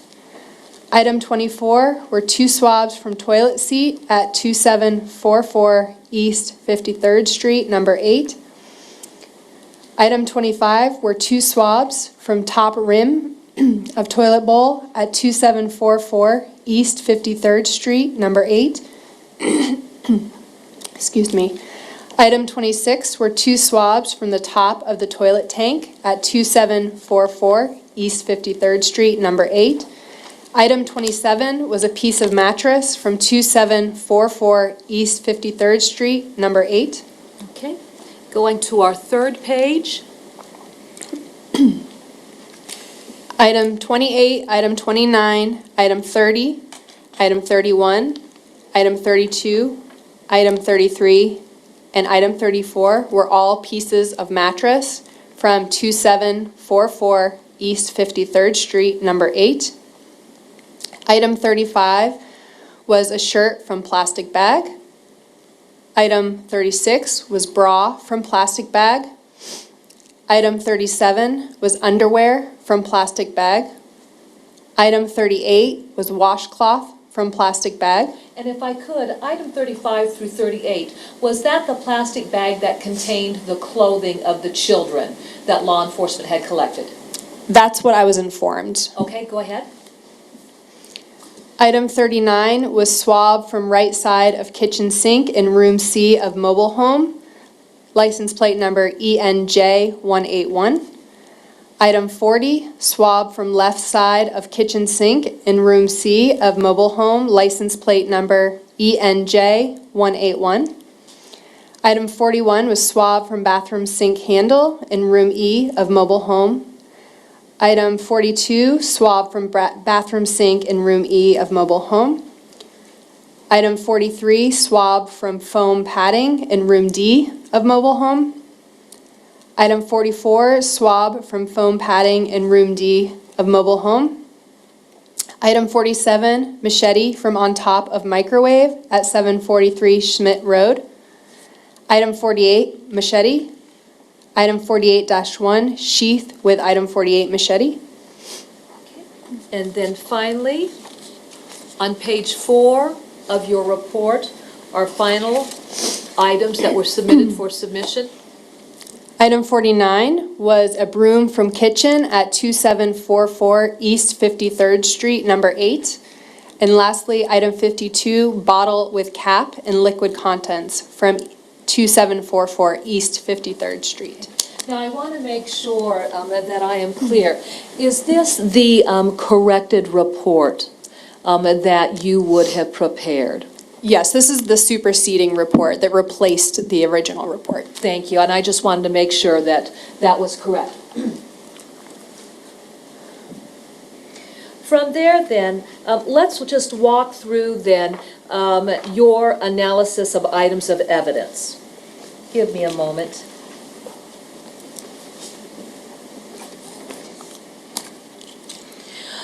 All right. In this report, do you set forth the DNA for Breasia Terrell? I do, yes. Okay. All right. Take us through your findings. How many different findings did you make in this report? So all of the items that were just listed, with the exception of the known samples, were tested for either blood, semen, and DNA. Okay. Blood, semen, or some type of bodily fluid present, which would then result in a DNA analysis.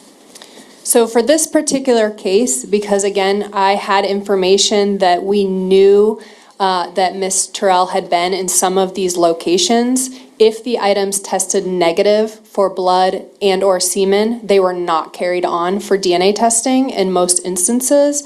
Only the items that tested positive for blood and/or semen typically went on for DNA testing, with the exception of a few items in this particular case. Now, as far as Mr. Dinkins' known DNA, that came from what sources? That was from a cheek swab, a buccal sample. All right. And then from there, let me just walk through this. The shirt that Mr. Dinkins had been wearing, which is your item 54, was that examined? Yes, it was. What was noted during the examination of that item? On the item 54 shirt that was from Mr. Dinkins, blood was indicated on that item. An indication of blood means that it tested positive for our presumptive test, however, blood was not confirmed. That stain then was sent on for DNA testing, and male DNA was obtained from that item, and no DNA result, unlike Mr. Dinkins, were obtained. Okay. The language that you had used, no DNA typing results, unlike Mr. Dinkins, were obtained. Very simply then, was that consistent with his DNA? Yes, typically if we take an item directly from an individual, we expect to find their DNA present on that item. So instead of doing statistics whenever we have a match, we would typically say no DNA unlike that individual if their DNA is expected to be present. Okay, and then that helps us understand that particular finding. All right, now let's go to the Chevy Impala. As far as the Chevy Impala, did you do DNA testing on the various swabs that were cut from the front passenger seat and even from the back seat of that vehicle? For the swabs from the different areas of the Chevrolet Impala, blood testing was conducted on those swabs. However, blood was not detected. From the cuttings of some of the fabric areas from the Chevy Impala, those were tested for both blood and semen. However, blood and semen were not detected. Since blood and semen were not detected, was there any DNA analysis done on those items? No, because again, the information I had was that we knew that Ms. Terrell had been in that vehicle at some point in time, so finding her DNA in the vehicle would not be informative. Okay. I'd like to speak to the issue of bleach. Bleach is a component of this investigation. When you were doing your DNA analysis there at the laboratory, do you do any type of analysis to determine whether or not bleach was a product that was used in an area to destroy DNA? Not as part of my testing, no. Okay. Can you speak to the topic of bleach and how that product would impact the presence of DNA? So bleach itself is used to destroy or degrade DNA. So we use it, for instance, in our laboratory to clean items. So for instance, when a biologist is doing their testing on an item of evidence, before they pull out that item, they would clean their work surface, they would clean their instruments with bleach to remove any DNA that might be present. And then when they are done with testing, they would repeat that process to, again, remove DNA. Okay. Now, I'd like to go to an item that was found in the trunk of the Chevy Impala that was of interest. Item number 16. Can you speak to that item? Item 16 were a pair of shorts from the trunk of the Impala. Okay. Was it examined for the presence of blood or semen? Yes, it was. Blood was indicated on this pair of shorts from the trunk. However, semen was not detected. Okay. With there being blood detected, was there any type of comparison to the known DNA of Breasia Terrell or Henry Dinkins? Yes, there was. Explain. So 2 collections were done from this pair of shorts. The first was a swabbing of the stain from the inside back crotch area of the shorts. For that stain, female DNA was obtained from a single individual. When I compared Mr. Dinkins and Ms. Terrell, they were excluded. So the DNA profile from those 2 individuals was not the same as the DNA from that stain, so therefore they were excluded. Okay, let's speak to a subsequent report that you would have generated. Now, was it known that Andrea Culberson was the girlfriend of Mr. Dinkins? Yes. Was her DNA submitted so that you could compare her DNA to either, well, the blood on the shorts or even the swabs taken from the waistband of the shorts? Yes. And what was the result of that? Ms. Culberson was excluded from both of those stains. Okay, and so then is the DNA, has it ever been identified as to who it belongs to? No. Okay, and was that a female or a male's DNA? From the swab of the stain from the inside back crotch area, that was a single female individual, was obtained from that. From the wearer swabbing or the swabbing of the inside waistband of the shorts, I did get DNA from a female, but it was interpreted as originating from 3 individuals. Okay, and then so with it originating from 3 individuals, could you conclusively say that it was not Breasia Terrell or Andrea Culberson? I could exclude Ms. Culberson. I could not visually exclude Ms. Terrell from that item just because it was a mixture. So what I did is I calculated a likelihood ratio, which is again that statistic that provides either support for inclusion or support for exclusion. And in this case, I got support or limited support for exclusion. So it meant the DNA results from that swabbing of the inside waistband of the shorts are 2 times more likely if the DNA originated from 3 unknown, unrelated individuals are contributors than if Ms. Terrell and 2 unknown, unrelated individuals are contributors. Okay, now something of interest would have been swabs taken at 2744 East 53rd Street, particularly in the bathroom around drains, and then also from a toilet seat. I would note that there was a small dot on a toilet seat, and we've had photographs introduced that looked like it was just a little darker stain, maybe consistent with blood. Can you tell us what determinations that you made from all of the items that came from 2744 East 53rd Street that were subject to your analysis? Yes, so again, for those items, they were subjected to either serology, so blood and or semen exams. If they were negative, DNA testing was not conducted because again, my understanding was that Ms. Terrell had been at that location. If they were positive, then I sent them on for DNA testing. Okay, identify each location that's in play here.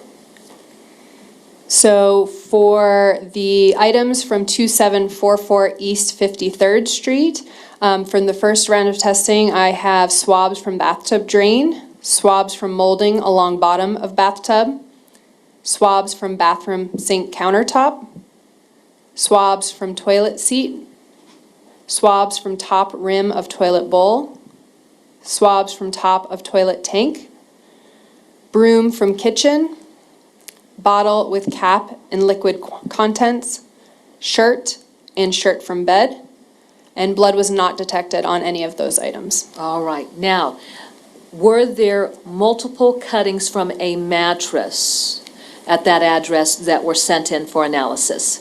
Yes, multiple cuttings were taken, and all of those cuttings were tested for blood, but blood was not detected on any of those pieces of mattress. Some of them, semen was identified. Okay. Relative to semen stains, were you able to attribute any of those semen stains to Mr. Dinkins? Yes, I was, and those final results would have been subject of my third report. Certainly. And then I'll just ask you this. Were you able to attribute any stains from the mattress to Andrea Culberson? Yes, I was. Okay. Now, let's just speak to that. With there being either semen attributable to Mr. Dinkins or even bodily fluids attributable to Ms. Culberson, is that what you would expect if they live in this apartment and they are involved in a relationship with one another? Yes, I would. Okay, all right. So nothing there that really stood out and was concerning. Would that be fair to say? That is correct. All right. As far as just any of the stains on the mattress, was Breasia excluded as a contributor to any of those stains on the mattress? Yes, she was excluded from some of those stains. That's correct. All right. And then for Mr. Dinkins, just go ahead and give us a likelihood ratio, even though we would expect to find his semen, in that bedroom on the mattress.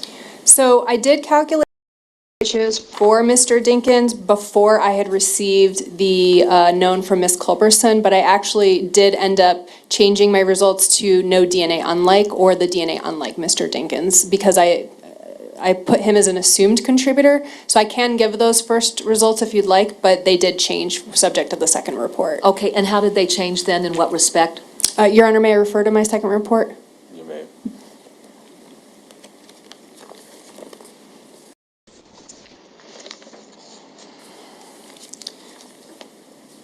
So for the item 27 piece of mattress, for that, male DNA was detected. And it was interpreted originating from two individuals. In both of the reports, Ms. Terrell, Mr. Dinkins, and Ms. Culberson were excluded as contributors for that particular cutting. For item 29, piece of mattress, originally I did not have Ms. Culberson's sample, so I just compared any DNA that I had to Mr. Dinkins and Ms. Terrell. However, when I received the known from Ms. Culberson for item 29, I could see that the majority of the DNA on that matched to Ms. Culberson and Mr. Dinkins, which would be what I would expect if you have two adults in a relationship where they both are potentially living. So therefore, my final results for that item were that male and female DNA was obtained from that cutting of semen stain, which was our item 29-1. Item 29-1 was interpreted as originating from four individuals, two of whom are Ms. Culberson and Mr. Dinkins. The DNA results from that item are equally likely if Ms. Culberson, Dinkins, and Terrell and an unknown unrelated person are contributors than if Culberson, Dinkins, and two unknown unrelated people are contributors. This is an inconclusive result, meaning it's uninformative result, meaning there's equal support for inclusion or exclusion. Certainly. Let me ask you this. Just given the findings there relative to the swabs in the bathroom and also the findings relative to the cuttings from the mattress, would those findings be consistent with the statements taken from witnesses that there had been no untoward activity at the apartment where the children were staying before Breasia came up missing? That is one explanation. As part of DNA testing, I can't state why or when DNA is left behind or why DNA is not found. But if nothing occurred at a location, I would not expect to find necessarily blood or semen at that location. Okay, That's- now let's go to items taken from the motorhome at 743 Schmidt Road. Articulate what those items are for our record.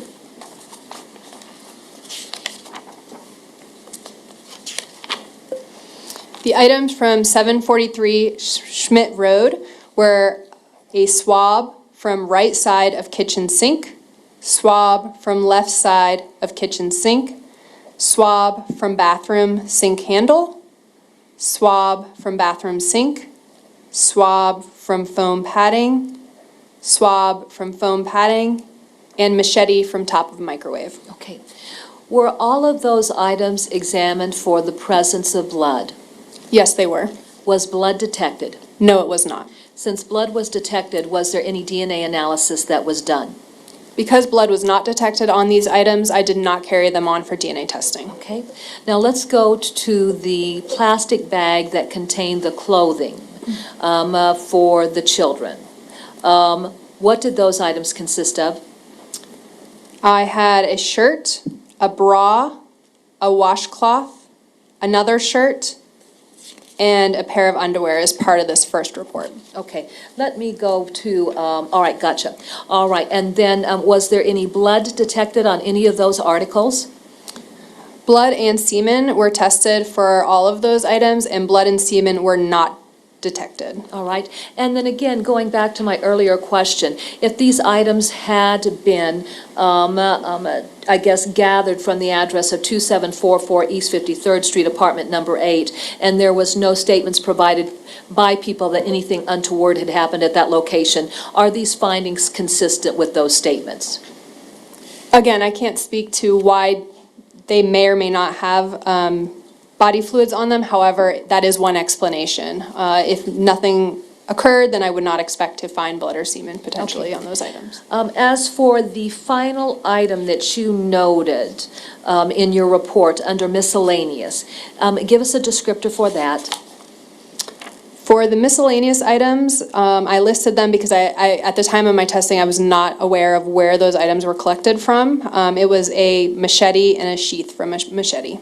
Have you since learned where that machete and the sheath for it was collected? We've got the one from the RV. I believe it also came from the RV, but I don't actually know for certain. Okay, and we'll go ahead and fill that gap in through testimony of one of our detectives. At any rate, describe your finding relative to item 48 and 48-1.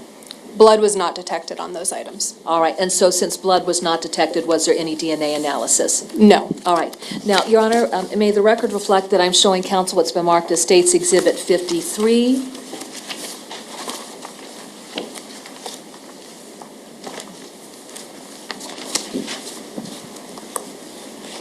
May I approach, Your Honor?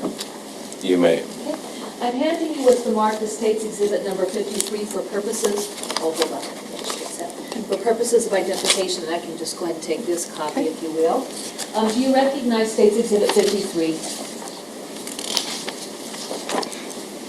Yes, this is my third report that I generated. All right. And how does this report differ from the earlier report? This report is just receiving additional items. So in this specific report is where I received the known sample from Miss Andrea Culberson, as well as a shirt from the trunk in a 2012 Chevrolet Camaro. So this report just outlines the results from that shirt, as well as any comparisons between Miss Culberson and that previously tested items. All right. Does it bear the same caption on this document of being a laboratory report? It does, yes. Does it have the same case ID number? It does. The same lab number? Yes, with the exception of instead of -19, it's -24. And then who's identified as our field agent responsible for this submission? Special Agent Cameron Smith. All right. And then what date was this report generated? September 18th, 2020. And whose name appears on this document as the DNA caseworker or analyst who authored this report?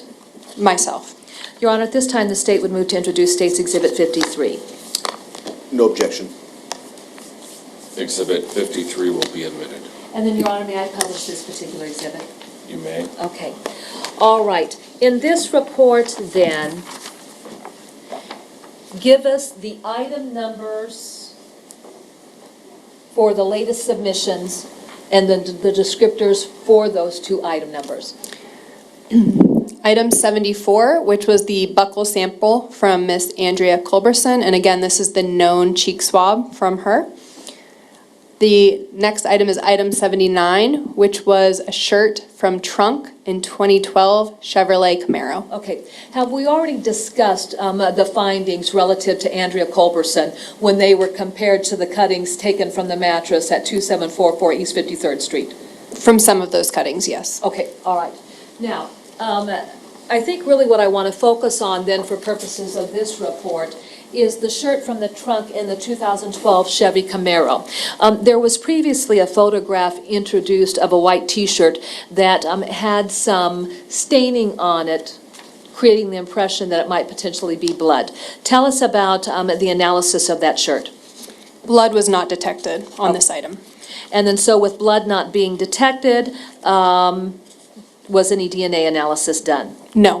All right. What else do we need to talk about then relative to the cuttings from the mattress? Is there anything else that we need to add to your testimony as we look at this report?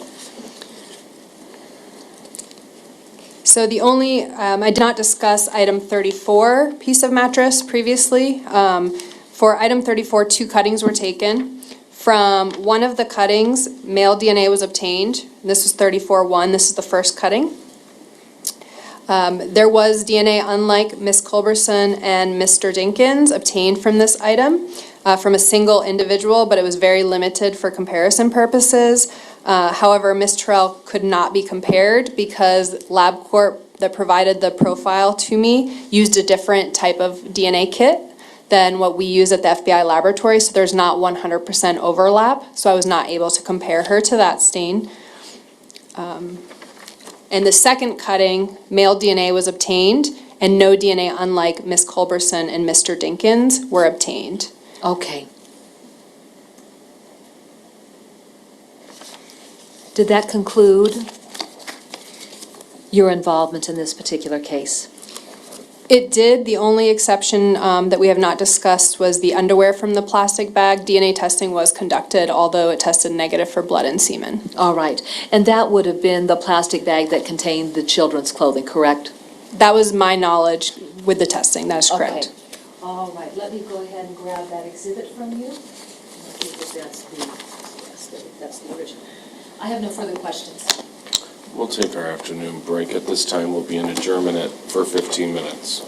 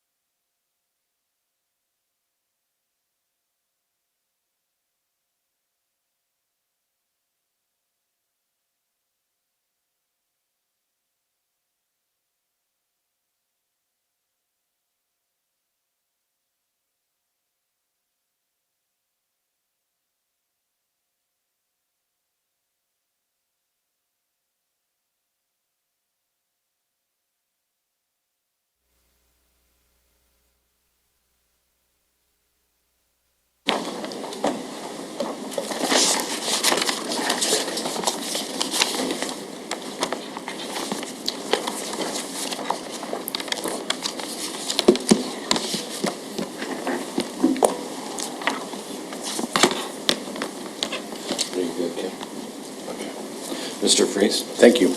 Is it Ms. Smith? Yes. Thank you. Good afternoon.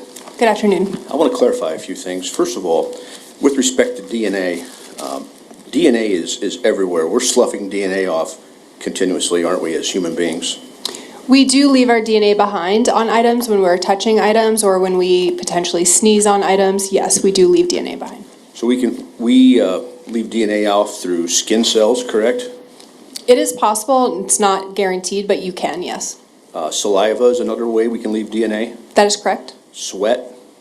Sweat itself contains skin cells, so yes, skin cells again. Tears, right? It's possible. Sneezing, correct? Correct. Any other way we can leave off DNA?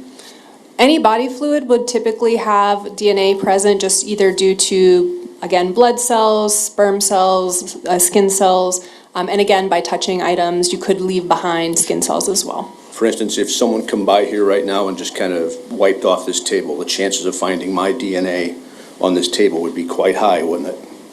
I wouldn't know without testing it, but it is possible, depending on how often it's cleaned, yes. Okay, thanks.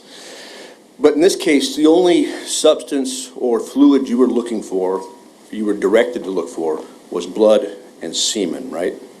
So that was my determination originally based off of the information I had. I determined to do blood and or semen testing, and if positive, continue with DNA. If negative, I would stop. Okay. But it could have been possible to search for other substances like sweat, tears, epithelials, things like that, right? We do not have serology tests that will identify those fluids. We could have done DNA testing. However, I would not be able to state where the DNA came from, what type of body fluid it was, because we do not have serology exams for those. For instance, the Impala, you could have tested for DNA inside the Impala had you chosen to. Yes, I could have. That's correct. And the decision to not test for DNA from the items that came from inside the Impala, first of all, the passenger compartment, was based upon the assumption that Ms. Terrell was inside the passenger compartment of the Impala. The information I was given was that there was no question whether she had been in that vehicle, so finding her DNA in that vehicle would not have been informative. So that was what my determination was based off of. Who gave you that information? I believe it was either Special Agent McMillan or Special Agent Smith. And the trunk of the DNA, of the Impala, were items submitted there that could have been tested for DNA? Again, they could have been, but again, I wouldn't be able to state how or when the DNA got there, whether it was through direct contact with the trunk or if an item was just placed into a trunk. So therefore, again, I determined not to do DNA testing if they were negative. Very well.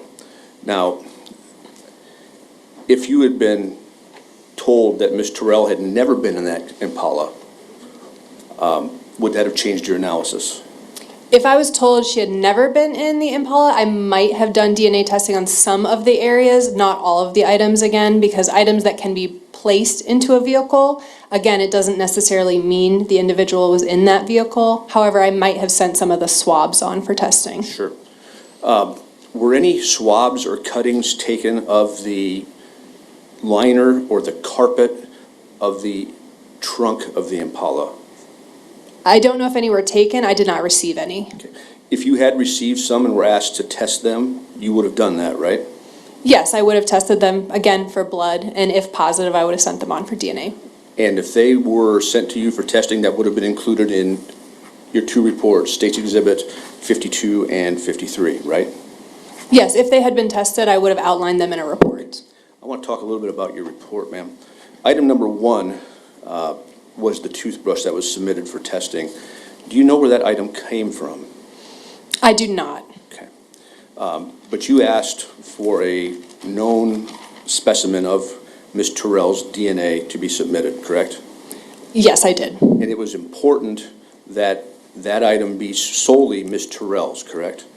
Yes, typically, whenever we do comparisons, we need known samples. Unfortunately, with individuals that are missing or not available, oftentimes if they're, like for instance, deceased, we have to get other samples, like alternate knowns, or items that we believe they have come in contact with. But our preference would be true knowns, like blood or cheek directly from an individual. And that's where a toothbrush would come in, and cheek DNA, for example, right? No, a toothbrush would still be considered a question item unless that was what somebody directly gives the person to swab their mouth under observation and turns it in. Because if you just find a toothbrush, you might not necessarily know whose DNA is present on that. A known sample would typically be either blood drawn from a hospital or a nurse and or a cheek swab collected directly from a person. But as I understand item number 1, the toothbrush, when it was tested, it was solely the DNA of Ms. Terrell's mother, right? It was, yes. When I compared the DNA profile from the toothbrush to the paternity report, I saw that it was consistent with Ms. Terrell's mother. So Ms. Terrell's DNA was nowhere on this toothbrush, correct? From the area that was tested, I did not see her DNA present. But the DNA of her mother was, right? Yes, from what I understand based off of the LabCorp report. Items 2, 4, 5, and 6 all came from Henry Dinkins. It was a penile swab, hand swabs, and fingernail swabs, right? Yes, that is correct. Were those tested for female DNA? They were tested for DNA. So there was no female DNA found on Henry Dinkins' penis, right? No DNA, unlike Mr. Dinkins, was found on the penile swabs. That's correct. So I can safely state that there was no female DNA on Mr. Dinkins' penis, right? None that was detected. That is correct. No female DNA under Mr. Dinkins' fingernails, right? There was no DNA, unlike Mr. Dinkins, obtained. For the fingernails specifically, no sex typing results were obtained, so no male or female DNA was detected. However, for the actual type of DNA testing we conduct, there was no DNA, unlike Mr. Dinkins, from either of those items. And that statement allows me to assume there was no female DNA. That is correct. There's no female or male DNA detected. And fingernail swabs are taken, in your experience, why? Typically, fingernail swabs, we do often receive them as part of sexual assault kits or from instances where there might have been close contact where an individual may have scratched someone. That was typically when we see them, but they're often collected and we receive them at the laboratory. And the hand swabs, both the left hand and right hand swab, again, the only DNA that was discovered was that of Mr. Dinkins, right? Yes, that is correct. No DNA, unlike Mr. Dinkins, was obtained from the left or right hand swab. So in summary, all the DNA that was taken from swabs from Mr. Dinkins had only Mr. Dinkins' DNA. From those that I received, yes, that's correct. In item 54, the shirt, there was blood on that shirt, but that was Mr. Dinkins' blood, right? Blood was indicated on that shirt. Blood was not confirmed because that confirmatory test was not conducted. However, no DNA, unlike Mr. Dinkins, was obtained from that stain. And there was no need to confirm that blood because it was male DNA, right?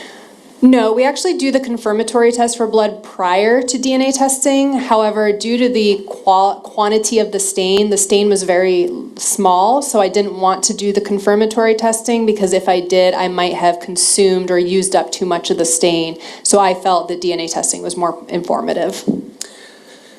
The items in the trunk, the shorts in the trunk, again, no DNA of Breasia Terrell was found on those items, was there?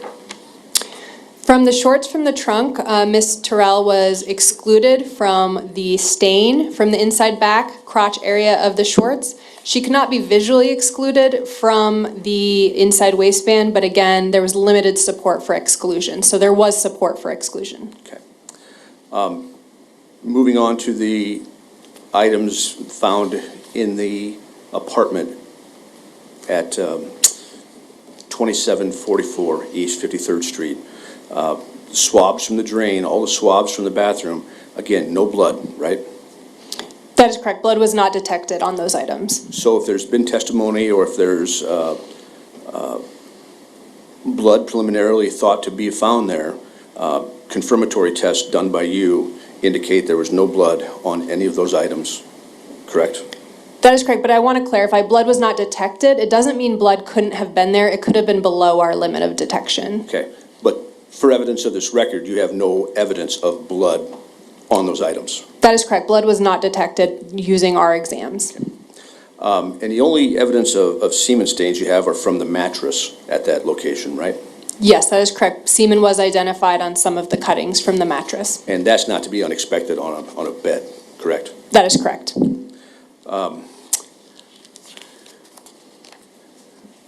Moving on to Schmidt Road and the RV that was found there, items number 39, 40, 41, 42, and 44. Those are swabs from the sink and swabs from foam padding found inside the RV. Those were tested for blood? That is correct. Was blood detected? No, it was not. In item 47, there was talk of a machete found on top of the microwave. Does that comport with your best recollection? Yes, that is correct. Was there any blood detected on that machete? Blood was not detected. It was tested, right? That is correct. We tested, I had my biologist test that machete for the presence of blood. However, blood was not detected. Okay. Could that have been tested for DNA? It could have, yes. But it wasn't, right? That is correct. Again, I had made the determination that because blood was not detected on that item, I would not swab for DNA testing. The likelihood of finding DNA in that machete without blood would be fairly low? It depends on what the DNA is from. If there was saliva or other body fluids present on the machete, there could have been DNA. However, based off the case and circumstances, I was strictly looking for blood in this case. Okay. What do you mean when you say case circumstances? Again, there was a missing child, so the information I had was they wanted to determine if there was potentially blood on these items. No other semen was found in this case, was there? As far as you know? From the items that I tested, no, semen was not detected on any of the items besides the mattress cuttings. And the machete, that was item 48 and number 48-1, the sheath from another machete, no blood detected on that, right? That is correct. Was Breasia Terrell's DNA located anywhere that you tested? Yes, there was one item where when I compared Miss Terrell, her DNA did match, and this was a pair of underwear from inside a plastic bag. Blood and semen were not detected on that item. However, when I did the DNA testing, because typically with underwear we would still swab the inside crotch region of the underwear to see whose DNA it might have been. Female DNA was obtained from that item, and it was interpreted assuming one individual. That was compared to Miss Terrell, and she did match to that DNA. The likelihood ratio I got was 84 trillion, which means very strong support for inclusion. And that was in this plastic bag of children's clothing, correct? It was, yes, it was a plastic bag of clothing. And that one positive hit for DNA, I'm going to call it, for Ms. Terrell, was Mr. Dinkins' DNA found anywhere on that sample? No, Mr. Dinkins and Ms. Culberson were excluded from that. So, other than that DNA that was discovered in that plastic bag, Ms. Terrell's DNA is found nowhere on the items that you tested, right? For the limited items I tested, I did not have any support for inclusion for Ms. Terrell on those other items, with the exception of that underwear. So we have no DNA of Ms. Terrell in the Impala, correct? From the items that I only tested one item from the Impala for DNA, and her DNA was not detected. Okay. And we could have tested for DNA had we chosen to, correct? Yes, that is correct. No DNA of Ms. Terrell in the Camaro, correct? For the Camaro, I don't believe any, there was no DNA testing done on the Camaro. It was only blood testing. Okay. Could have done that if we wanted, correct? It's possible. Again, the only item I believe I received from that was a shirt. Okay. And her DNA was not discovered in the apartment either, correct? For the mattress cuttings, I could not compare her to one of those cuttings, so I can't state one way or the other. For another cutting, she was uninformative. So again, it's more of an inconclusive result, but there was no support for inclusion. That is correct. But other than the mattress, there was no DNA located anywhere in that apartment, correct? Again, DNA testing was not conducted because they were negative for blood. Okay. Could have been had the test been done.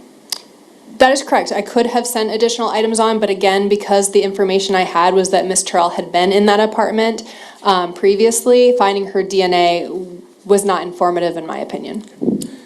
And on Mr. Dinkins' person, no DNA of Ms. Terrell was located, correct? Correct. From the penile and hand swabs as well as the fingernail swabs, no DNA, unlike Mr. Dinkins, was obtained. And on any clothing that was taken from Mr. Dinkins, there was no DNA from Ms. Terrell, correct? Ms. Terrell was excluded from the one stain that I sent on for DNA testing from the shirt from Mr. Dinkins. That is correct. And was that shirt identified as the one he was wearing on July 10th? I do not know that information. That's fair. Very well, thank you. Ms. Cunningham? Yes, thank you. Ms. Smith, can you explain what a serology examination is? Sure. Serology is the identification of body fluids on forensic items. At the FBI laboratory, we test for blood and semen. All right. And then if you are doing some type of serology examination, are there light sources that have to be utilized so that you can observe bodily fluids that may not be obvious to the naked eye? Yes, when we're testing an item for semen, the biologist would use an alternate light source that causes semen to fluoresce or glow under the lighting. So we would use that if we're looking for semen. If we're looking for blood, we would typically just use natural light or maybe a lamp that has a stronger light. Okay. Now let's go to the conversation that counsel had with you about whether or not there were any carpet samples taken from the trunk of the maroon Chevy Impala. With the FBI's evidence response team, are you familiar with the processes that they utilize where one of the things that they will do is they will use alternate light sources to identify the presence of blood? Yes, I am aware of the fact that they can do that. I don't know specifically what any ERT unit will do because there are multiple tests available. All right. And then so very simply, as far as informative testimony relative to the trunk area of the Impala, we should look to the testimony of the agent who was involved in the processing of that vehicle. Would that be fair to say? Yes, I was not present during any of the collection of evidence, so I can't speak to why or when specific items were collected. Okay, and if there's testimony, that did not indicate the need to collect any type of what I'm going to call carpet from the trunk, you have no reason to, you have no basis for why that decision would have been made. Would that be fair to say? Yes, that's correct. Okay, all right, now, let's talk about this. Say, for example, a subject has DNA, somebody else's DNA on their body, potentially under fingernails, or, if there's been some type of sex act, maybe the transfer of an individual's DNA into the area of their penis. How would bathing affect the presence of DNA on an individual's body? Typically, when an individual bathes, they remove their DNA on the surface of the body, especially if they, it's going to obviously depend on the amount of scrubbing, what type of chemicals or soaps they're using, but we do expect that bathing will remove DNA. All right. And so if an individual's whereabouts and movements are unknown for a period of time before law enforcement comes into contact with that individual and collects samples such as buccal swabs and penile swabs and even swabs underneath fingernails, would that be something that needs to be recognized and considered? Yes, typically when we're doing our testing, finding out the information of the length of time between when the alleged incident occurred and when the items were collected is helpful. Because in my experience, the longer the amount of time that goes on, the less DNA you would expect to find on an individual's body because of the fact that they can wash, go to the bathroom, things of that nature that can help remove DNA. And then finally, if in the course of an investigation, one of the things that has been noted is that a subject of interest has changed clothing, is that going to be something that would be important for you to consider when you are receiving clothing and examining it for the presence of another individual's DNA? Yes, typically, in a case, we would want the clothing that they were wearing at the time of the alleged incident to be submitted to the laboratory, because that is going to be the more intimate items. As people change and as, if they put different clothes on, I wouldn't expect necessarily to find probative information from that. Thank you, I have no further questions. Mr. Freeze? Ma'am, DNA can last a very long time, can it? It can, yes, as long as it's stored properly, DNA can. Even if it's not stored properly, there still can be the likelihood of finding DNA on an item, correct? Yes, it can. There is heat, water, moisture, bacteria, mold. Those all do break down DNA, and they can happen relatively quickly. Humidity. So you typically would see DNA last on items for a long time if it is a cool, dry, dark environment.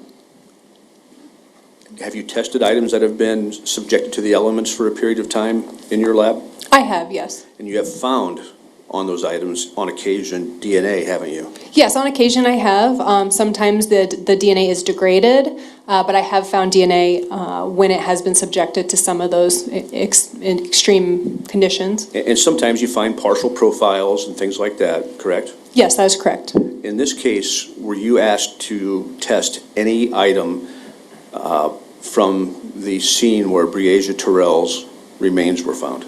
I was not, no. So after March of 2021, you were asked by no one to do any more testing? No, I was actually not even familiar that she had been found. Thank you, that's all I have. Ms. Cunningham? Thank you. I do have one final question. You talked about how DNA will degrade, and the best way to preserve that would be in a cool, dry, dark environment. Is that fair to say? Yes, that is correct. Okay. Speak to conditions where we have an environment where it has been rainy, there's humidity, there's sunlight, and warmer temperatures. How would that impact DNA? That would degrade DNA relatively quickly. Those environments do break down DNA, and I would not expect to get DNA if it's been an extended period of time. Okay, thank you. I have no further questions. Okay. Maybe- Step down. Thank you, Your Honor.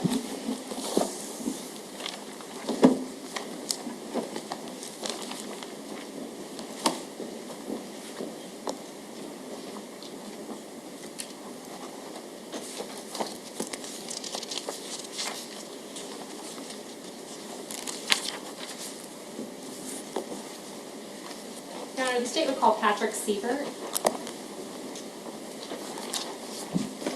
Do you swear to tell the truth, the whole truth, nothing but the truth? Yes, I do. Please have a seat.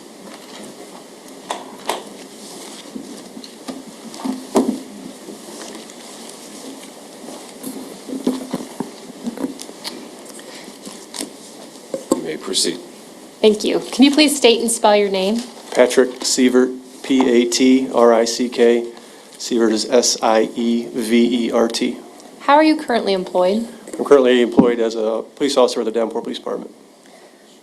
How long have you worked for the Davenport Police Department? 17 years. And currently, what capacity do you work for the Davenport Police Department? I'm currently assigned as a corporal on afternoon shift patrol. Have you held or worked in different areas within the Davenport Police Department? Yes, I have. What other areas have you worked? Besides patrol, I've worked in our major case unit, our narcotics unit, our NETS unit, and our street crimes unit. Can you briefly describe your educational background and any training that you've received for your positions? I attended college at North Central College in Naperville, Illinois. Afterwards, I was hired by the police department, attended the Iowa Law Enforcement Academy.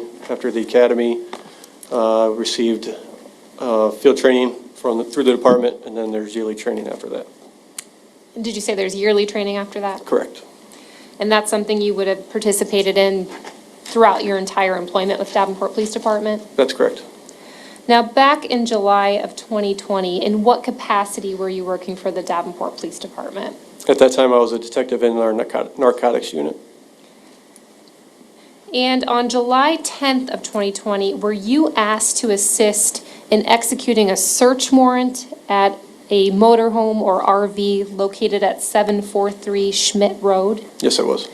Do you recall approximately what time you would have began executing that search warrant? I believe it was early afternoon.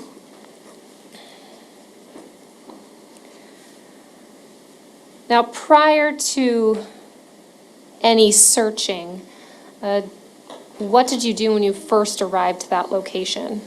When I first arrived, we did not have the warrant signed yet. We were preparing, so we did a search of the parking lot, looking for any evidence. And after the search warrant had been prepared, how did you then proceed? Initially photographed the exterior of the camper, then we make entry and take overall photos of the interior.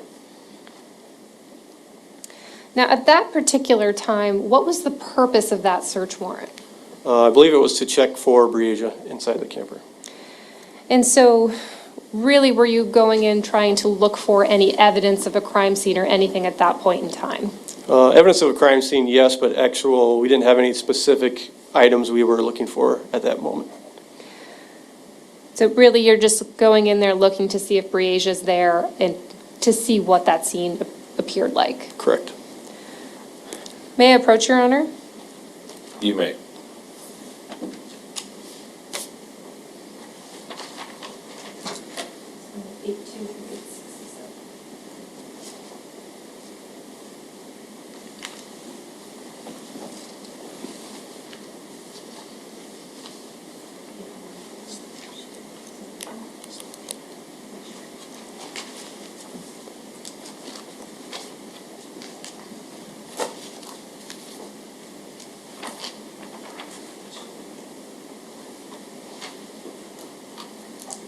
So I'm handing you what's been marked as State's Exhibits 8-1 through 867.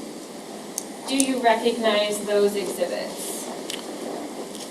Yes, I do. And what are these exhibits?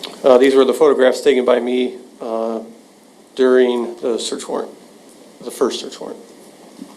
And do they fairly and accurately depict the condition of this RV when you executed the search warrant, the first one, on July 10th, 2020? Yes, I do. At this time, Your Honor, the state would offer exhibits 8-1 through 867 into evidence. No objection. Those exhibits will be admitted. May I publish, Your Honor? You may.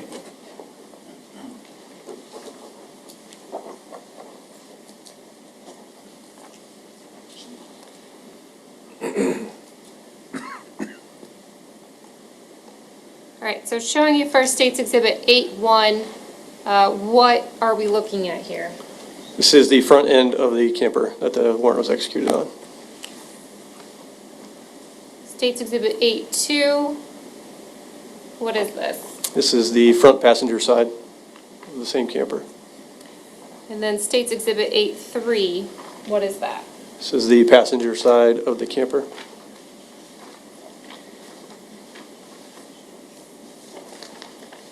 State's Exhibit 8-9, Is the view from the door looking into the camper. so as you enter the camper, this would be the first thing that you see. Correct.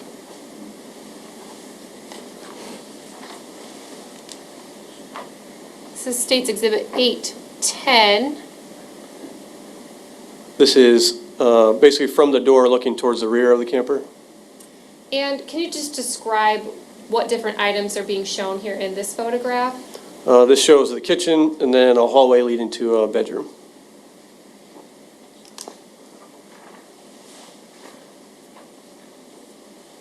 State's Exhibit 8-12.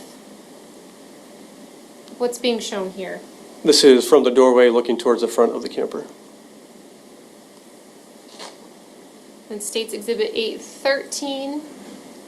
This is basically staining in the kitchen with a view towards the back of the camper.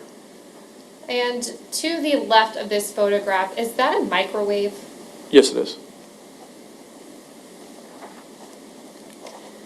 This is State's Exhibit 8-14. This is basically from the entry of the bedroom into the bedroom at the rear of the camper.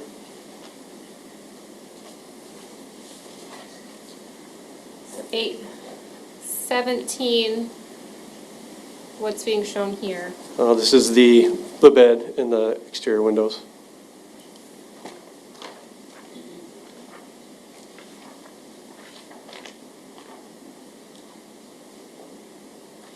State's Exhibit 820, what's being shown here? Underneath the bed, And what does appear to be underneath the bed? appears to be a small table. And in the upper left-hand corner of this photograph, what is being shown? There's a bottle of bleach cleaner.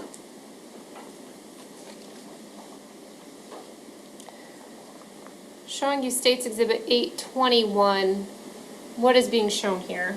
This is the closet in the bedroom.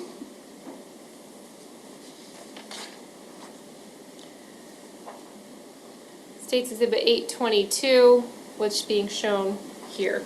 Items in the closet. And then State's Exhibit 823, More items in the closet.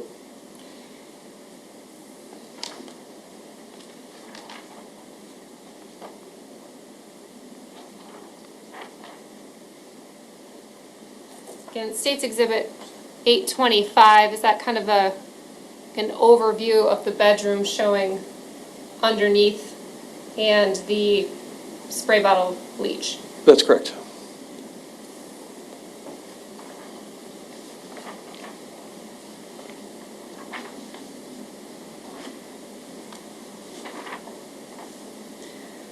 It says State's Exhibit A26. What's being shown here? This is a blue laundry basket that was located on the floor of the closet.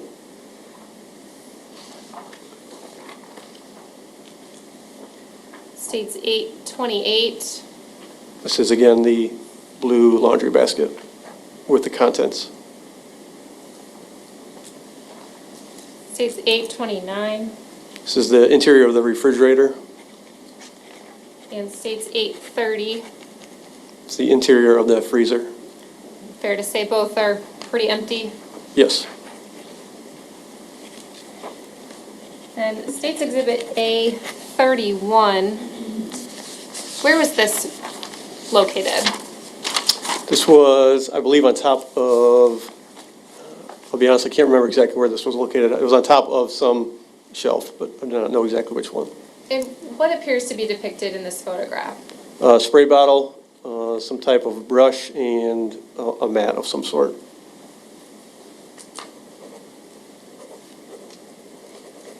In State's Exhibit A32.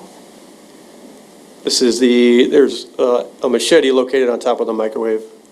This is depicting an overview of where that is located. Now, when you were in this RV, approximately how tall are you? I am 6 foot tall. While you were standing there looking at the microwave, were you able to observe that machete just visually from how high you are, or how tall you are, excuse me? Yes, I could see the machete from my height, yes. Moving on then to State's Exhibit A33, what are we looking at here? This is a closer view of the machete along with a digital scale that was located in the corner. In order to take those photographs, how did you go about doing that? These photographs were taken with my camera held about head height for me. So can you demonstrate what you mean by that? Yeah, it was held above my head like this with the camera being held about my height, or my head.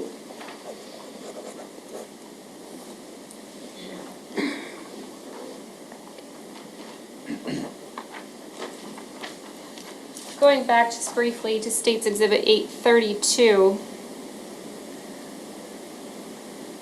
might be somewhat difficult to see here with the glare, but what portions of that machete are visible, I guess, if you weren't standing there looking right at it? The handle is hanging off the edge of the microwave about 4 inches, I believe.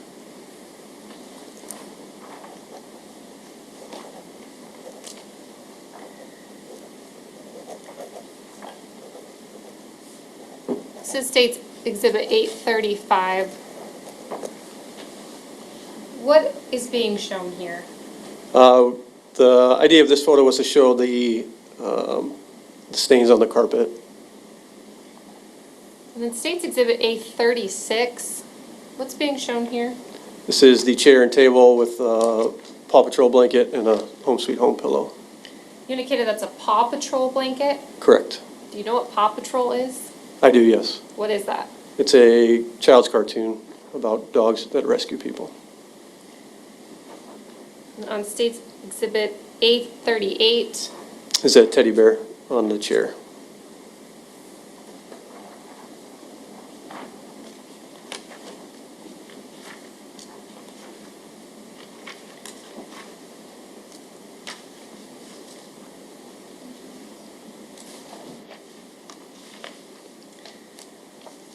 while you were taking photographs in this RV, I'm showing you State's Exhibit A47. What are we being shown here? This is the registration for the camper in the name of Nita McQuay. Do you know who Nita McQuay is? I do not.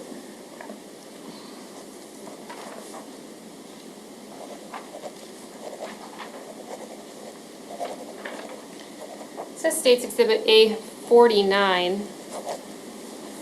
What's being shown here? I have, during this photo, I've opened that grocery bag, found some clothes inside. This is showing what was located inside that grocery bag. In State's Exhibit A50, There's another photo of the same. at some point, did you then start pulling items out of that grocery bag? Yes, it did. This is State's Exhibit A51. This is a white T-shirt located in the bag. It was muddy and wet. This is State's Exhibit A52. These were jeans that were located in the grocery bag, also muddy and wet.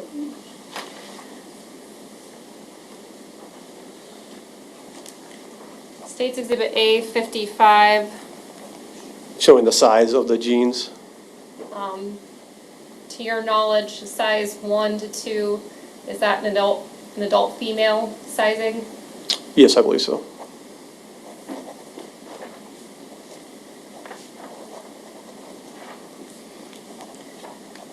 State's Exhibit A57. These were Under Armour shoes located in the grocery bag.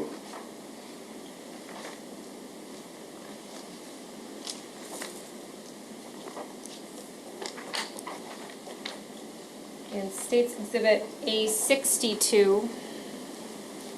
This is the size of the shoe, which is a 7.5 in the U.S. Are you able to tell from the label if this is a male shoe or a female shoe based on the size? I could not tell.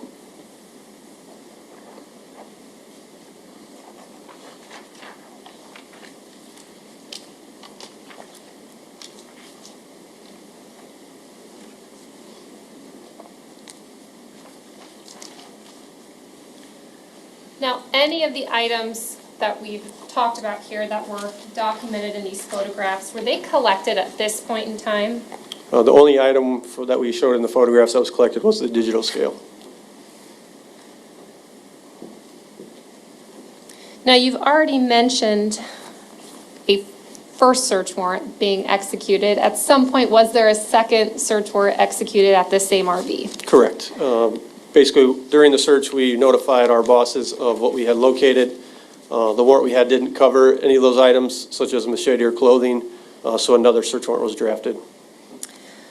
At some point, were you provided information that there had been a report of a machete and some involvement regarding a machete? Yeah, there was information passed on to me that a knife of some type may have been used at some point. And so at that point, application was made for a second search warrant, and did you execute that search warrant? Yes, I did. When did that occur? Several hours after the first one. But on July 10th? Correct. And during that search warrant, did you take additional photographs? Yes, I did. May I approach, Your Honor? You may.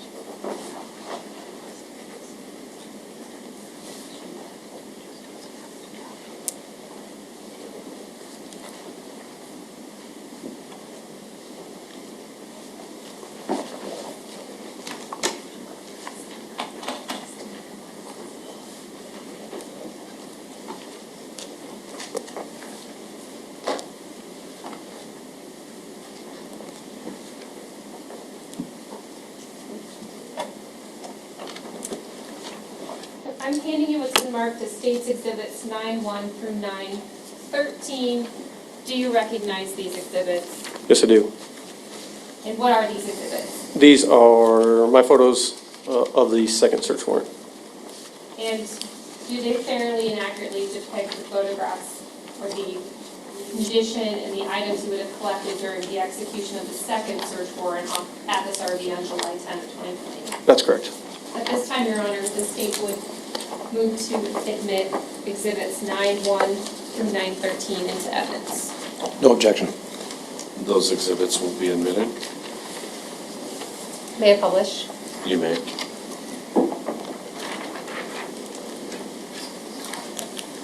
All right, so States Exhibit 9-2, again, same RV that we were talking about in those previous exhibits, right? Correct.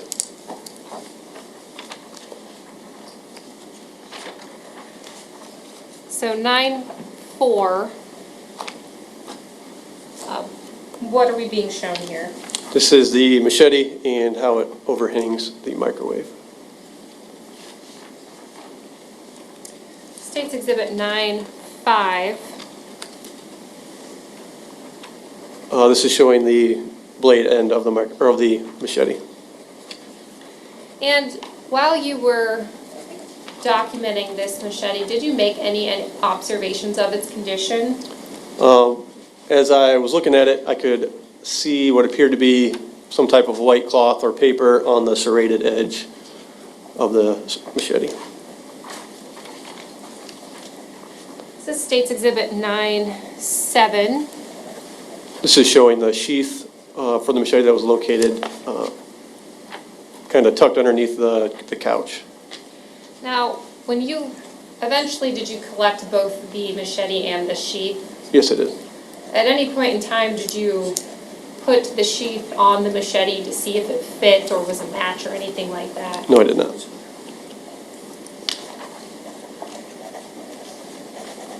This is States Exhibit 9-9. So this is the machete removed from where it was located on the microwave and placed in a box.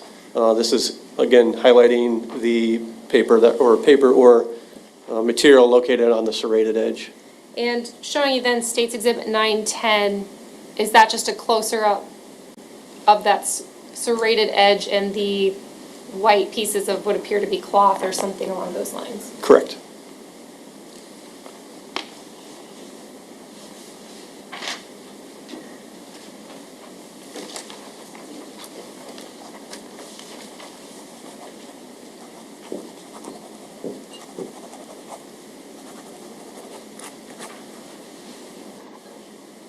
I'm showing you now States Exhibit 67. You had previously testified that you did collect the machete. Do you recognize States Exhibit 67? Yes, I do. And what is States Exhibit 67? This is the machete that I collected from the camper on top of the microwave.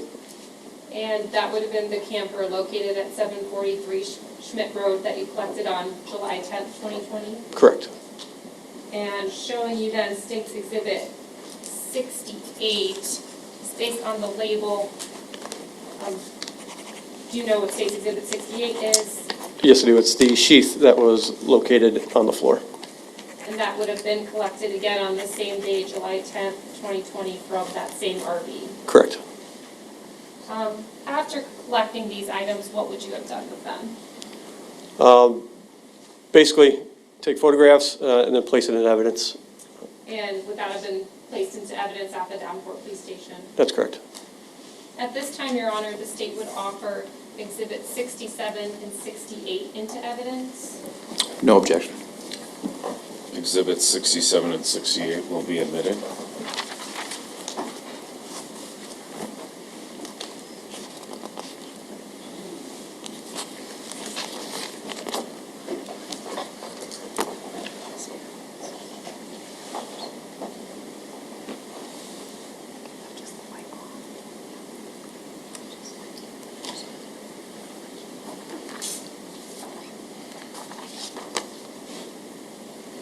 May I publish two more photos, Your Honor?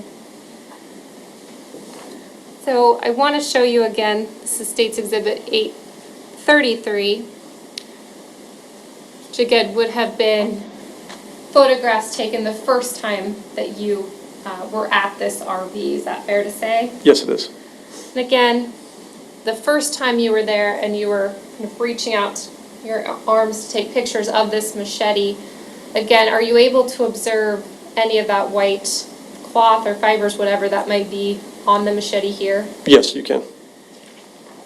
And again, in State's Exhibit 834, again, a closer up image of that serrated part of the machete. Are you still able to observe those white pieces of cloth at that point? Yes.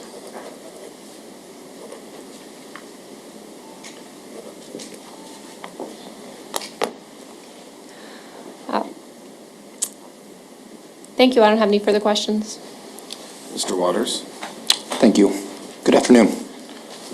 I just want to summarize here. Essentially, your testimony involves serving 2 search warrants on July 10th of 2020 to that RV that we just looked at, right? That's correct. Okay. The first one was in the early afternoon on July 10th of 2020. That's the best of my recollection, yes. Okay. And then the next one was a couple or a few hours later, right? Correct. Okay. I want to talk a little bit about that clear spray bottle that you saw or you took a picture of the first time you were there. Any liquid inside that spray bottle? Not that I recall. Smell any bleach? I did not smell any bleach. Okay.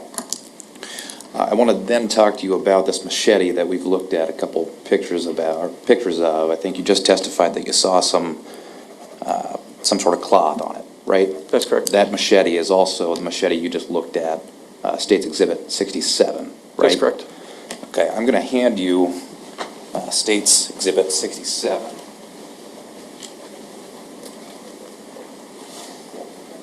And you would have been the person to collect this item, correct? That's correct. You can open it up and look at it. You would have also been the person to put the label on that box, right? That's correct. Okay, can you just read the label on that box? Silver machete with black handle located on top of microwaved. Appears to have blood fingerprint near the handle. Okay. Can you tell me where you see blood? There's also some photos of it, but there are a fingerprint and then there's some type of reddish brown spot on the blade, on the blade near the handle, which I noted just to make sure other people were aware of that as well.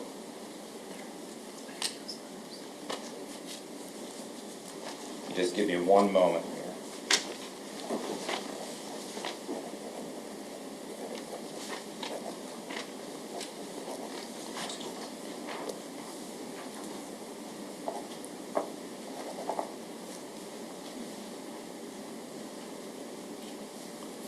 This is State's Exhibit 9-4.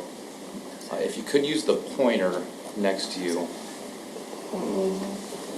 I can grab it. Thank you.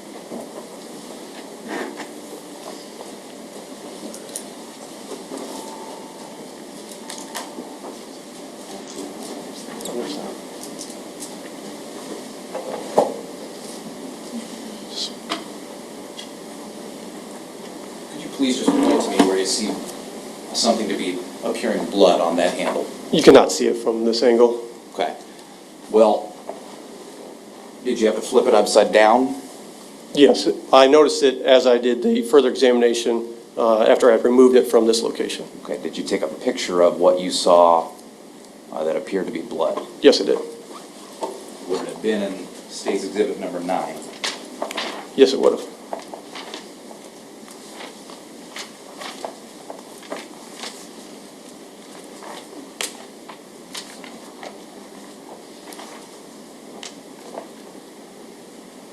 Showing you State's Exhibit 9-6.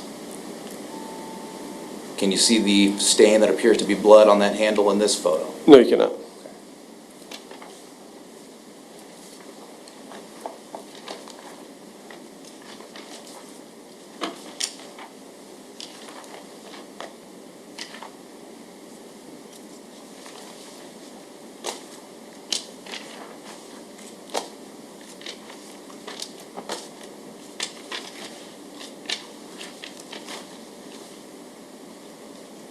showing you State's Exhibit 9-9.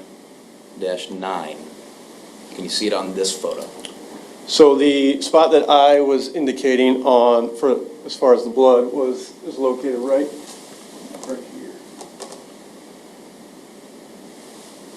Okay, that's all I have. Thank you.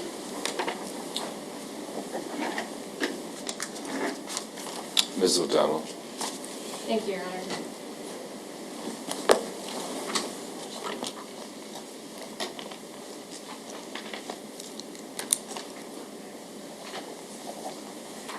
So showing you State's Exhibit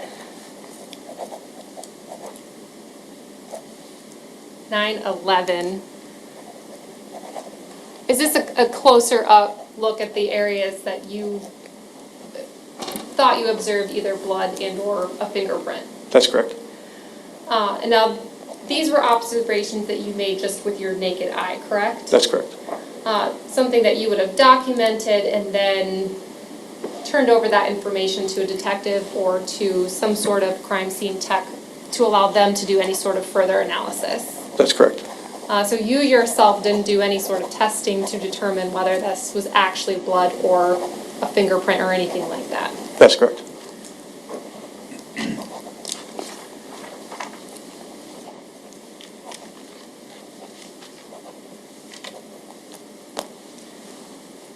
Do you know if there was any additional testing done on the machete yourself? I believe so. I do not. I do not know for sure. You would want us just to rely on the other individuals who would have done that testing and their results for those findings? Correct. I have no further questions. Sir, in your training experience, does that machete that we just looked at appear to be wiped down? Yes, it does. Okay. Why do you say that? Oh, there's some, look to be cleaning marks, I guess would be the best way, water spots maybe on it, would be the best way for me to describe it. Your training experience, does it look like rust? Possibility of rust, yes. Okay, that's all I have. Ms. O'Donnell? Nothing further, Your Honor. You may step down. Thank you.